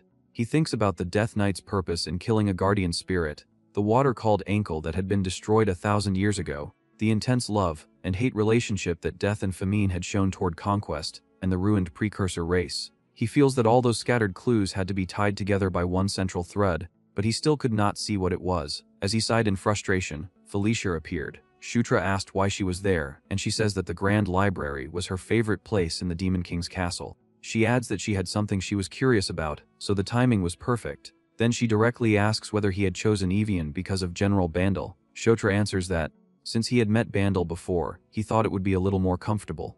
Felicia says that it is not a bad idea, and that it is also a good chance to strengthen ties with the general. Shutra then says that there is one more reason, because there is somewhere near Evian that he wants to visit. When Felicia asks what place he means, Shutra asks whether she knows Takar's slave auction house. Felicia is stunned into silence. Shutra explains that Takar is the entertainment city of the demon realm, practically its pleasure district. He then reveals that one of the subordinates he cherished most in Night Saga is their Nyatra, a succubus escort knight. He thinks that he needs to secure her before Zephyr makes a move, in case something unexpected happens. Felicia stares at him, then says that he really is a man after all. Shutra is confused, but she bluntly says that it sounds like there is something he wants to buy there. He immediately protests and says that she is completely misunderstanding him. Felicia coldly says that she is disappointed, while Shutra keeps insisting that it is not what she thinks. The next day, Shutra headed to the tea party. As he approached the estate, he looked around at the enormous grounds and thought that it was unbelievably grand, exactly what one would expect from the first prince. He then reflects that it had been a very long time since he and Baikal had faced each other like this. Before he could go further, Baikal himself stepped forward and warmly welcomed him. Shutra met him calmly and says that it is good to see him too, addressing him by name. With every sibling present, the tea party hosted by the first prince, Baikal, began. Tea was poured, plates filled, and the gathering unfolded with polished smiles and measured manners. Shutra remembered that, in Night Saga, tea parties were never simple meals. They existed for socializing, exchanging information, discovering and recruiting talent, protecting one's reputation, and even carrying out subtle media plays. They could be used for almost anything. Most of the conversation flowed around 4 people: Baikal, Anastasia, Felicia, and Caitlin. Meanwhile, Victor kept staring at Shutra from across the table, as if he were searching for the smallest excuse to start a fight. Shutra thought that Victor was an exhausting man to deal with. As he watched the room, Shutra reflected that the Demon King had never wanted his children to harm one another. There was supposed to be rivalry, caution, and restraint among the siblings, not hidden struggles for power where they truly sought each other's lives. But Zephyr had destroyed that atmosphere completely. Shutra remembered the future massacre that would one day come, the day the Demon King's children failed to unite and all lost their lives at Zephyr's hands. Nearby, Baikal grimaced and muttered in frustration, wondering why things had become like this. Later, Karak excitedly called Shutra over and told him to look at the new shield, proudly asking whether it suited him. Amita remarked that it looked somewhat brutish, but added that such a design probably meant it was sturdy. Shutra asked whether he could hold it too, and after taking it in his hands, he admitted that it definitely felt solid. At once, system messages appeared before him, announcing increases to strength, mentality, and durability by 5 each, followed by a notice that he had learned the equipment, embedded skill combine. Shutra stared in surprise and repeated the word combine, and Amita says that he had figured it out. He explains that there are extra parts and that the shield has a gimmick allowing it to fit into armor as well. Then he tells Karak to raise the shield and say cultus. Karak awkwardly repeats the word, and the shield erupts with light as hidden parts burst outward and rapidly assemble over his body. Even Karak panics for a moment, but when the transformation finishes, the result leaves everyone staring. Shutra can only murmur that it is incredible. Karak exclaims that it is amazing, and Amita proudly explains that it now reflects magic and has also greatly increased physical defense, making real combat much easier. Shutra then nervously asks about his own equipment. Amita tells him not to worry because his is finished too. Shutra brightens instantly. Amita then reveals the completed white suri, now transformed into something completely different from its old form, wrapped in a darker, sharper design and glowing with green light. The next day, Before the faction's own tea party began, Felicia told Shutra that he was the main character of the day. She explains that the event is a place for introductions and for confirming exactly who stands on their side, so he needs to make sure everyone clearly understands that he is the head of their faction. Shutra says that he understands. The gathering that followed became exactly what they needed. Shutra spent the time speaking directly with the people in the faction, building ties with them, and imprinting his presence on those who had once followed Felicia and Chris. The party lasted a little over 2 hours, but by the end he felt that they had accomplished every goal they had set. At last, the day of departure arrived. Before they left, Sylvan swung the sword Amita had made and loudly declared that it was the finest blade he had ever seen. He thanked Amita and says that he would use it well. Amita answered with a gruff compliment, saying that Sylvan was more useful than he looked since he could at least recognize true value. Then Amita asked whether they were really leaving for Evian that day. Shutra confirmed that they were. Amita asked for half a day more, explaining that the adjustments on Earthquaker were not finished yet. Shutra immediately agreed. Then, as if it were obvious, he added that Amita was coming with them anyway. Amita casually started to agree, then froze and shouted in disbelief, demanding to know what Shutra had just said. Shutra told him that he had heard correctly and added that the last flame had already given permission. When Amita refused to believe it, Shutra waved him off and told him to go check for himself. As Shutra walked away, Amita burst into a wailing scream. When the teleportation circle was prepared, the group gathered around it. Chris looked at Shutra and told him to take good care of Felicia and Caitlin. Behind him, Sylvan stood holding a ridiculous sign confessing his love for Felicia, making the send-off even stranger. Shutra answered with confidence that they could trust him, but Amita, still being carried along, screamed that the last flame would never do something like this to him and insisted that something was clearly wrong. As the circle activated, Shutra smiled and thought that it had been a while since he had traveled by teleportation circle. The pillar of light swallowed them all. Amita howled in despair, and Shutra fixed his eyes on the path ahead. Their destination was Evian, and he wondered what would happen there this time. As the teleportation circle carried them toward Evian, Shutra's thoughts returned to what he had found in the Grand Library. He reflects that, according to the information he uncovered there, the only elder dragon who could help pinpoint the lair's location was the ruthless Tala. Even though his access to the library had been limited, he thinks that the visit had not been a total waste. There had been a few books related to the elder dragons, and from them he learned that their disappearance began around 1,000 years ago. He remembers that one guardian whose main domain was the human world had been the lone exception, since that being had appeared there several times over the past 1,000 years. But the other elder dragons had vanished entirely starting from that era. Shutra links that to Ankel's death and the destruction of Kalteen's dungeon, then wonders whether some enormous battle had taken place and never entered recorded history. A clash involving the 4 horsemen of the apocalypse, the beings who chose them, and the elder dragons. Then another thought strikes him. He remembers Loch, the other protagonist of Night Saga, the hero of the human world, who crushed the invading demon army, crossed into the demon world, and eventually brought down the demon king himself. Shutra suddenly wonders when Loch first drew the holy sword. That thought is cut short when he crashes out of the teleportation circle and groans in pain. Karak immediately shouts at him to stop sitting there and get ready to fight. Shutra, still dazed, asks what he is talking about, only for Karak to roar that they are walking straight into an enemy ambush. The teleportation platform is already surrounded. Enemies rush in from all sides and Felicia steps forward at once. With a sharp command, she unleashes a deafening blast of wind that tears through the attackers and throws many of them aside. Even so, the numbers keep pouring in. The green-haired spirit warns Shutra that there are simply too many enemies. Shutra clenches his teeth and demands to know what is happening. The enemy commander screams that none of them should be allowed even a second to breathe and orders the assault to continue without pause. Hearing that voice, Shutra suddenly recognizes the speaker. He says that he has definitely seen that man before, then quickly remembers. The commander is Mad Dog Jix. At once Shutra understands that the one behind this has finally started moving. With a grim smile, he says that it is about time that bastard made his move. Without hesitating, he orders Green Wind to wipe out the small fry first. She answers that she understands. Then Shutra decides it is time to test Amita's modifications. He raises the new shield and calls for White Suri. The weapon shoots forward in a streak of green light. It splits apart and moves like a living construct, smashing through the attackers and cutting down the front ranks in an instant. One of the onlookers gasps in amazement, and Amita proudly boasts that a gimmick like this is nothing for him. He says that he named the pair White Suri and Black Suri, then asks whether they are not incredible. Green Wind excitedly adds that now she can protect her master twice as much as before. Shutra admits that it is impressive, though he asks whether she can really control both at once. She confidently declares that she can and promises to prove it. Jix, enraged by the sudden reversal, bellows that they little punks are dead and charges in personally. He swears that he will kill Shutra with his own hands. Shutra braces himself and says that that will not be easy. White Suri and Black Suri move to intercept, but Jix tears through their pattern. He snarls that a cheap trick like that will never work on him, then invokes draconian dragon fighting arts and lunges straight at Shutra. His body explodes with speed. Before Shutra can fully evade, Jix lands a crushing blow and sends him flying. Green Wind cries out for her lord, while Jix laughs darkly and says that it was a perfect hit.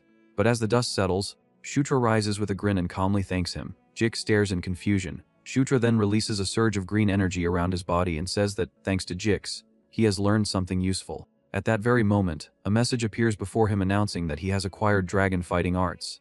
Jix is shaken and demands to know how the hell Shutra knows dragon fighting arts. Shutra only smiles wider, steps forward, and casually says that, anyway, he wants to know whether Jix has anything else he can teach him. Jix froze, stared at Shutra's eyes, and thought that something about them was not normal. Realizing the situation had turned dangerous, he immediately ordered a retreat. Before pulling back, Jix scattered a poisonous mist across the battlefield. Shutra recognized it at once and says that it was poison. Jix proudly explains that it was a toxic fog made by gathering the venom of every kind of poisonous insect around Evian, and he boasts that even inhaling it once would bring unbearable pain.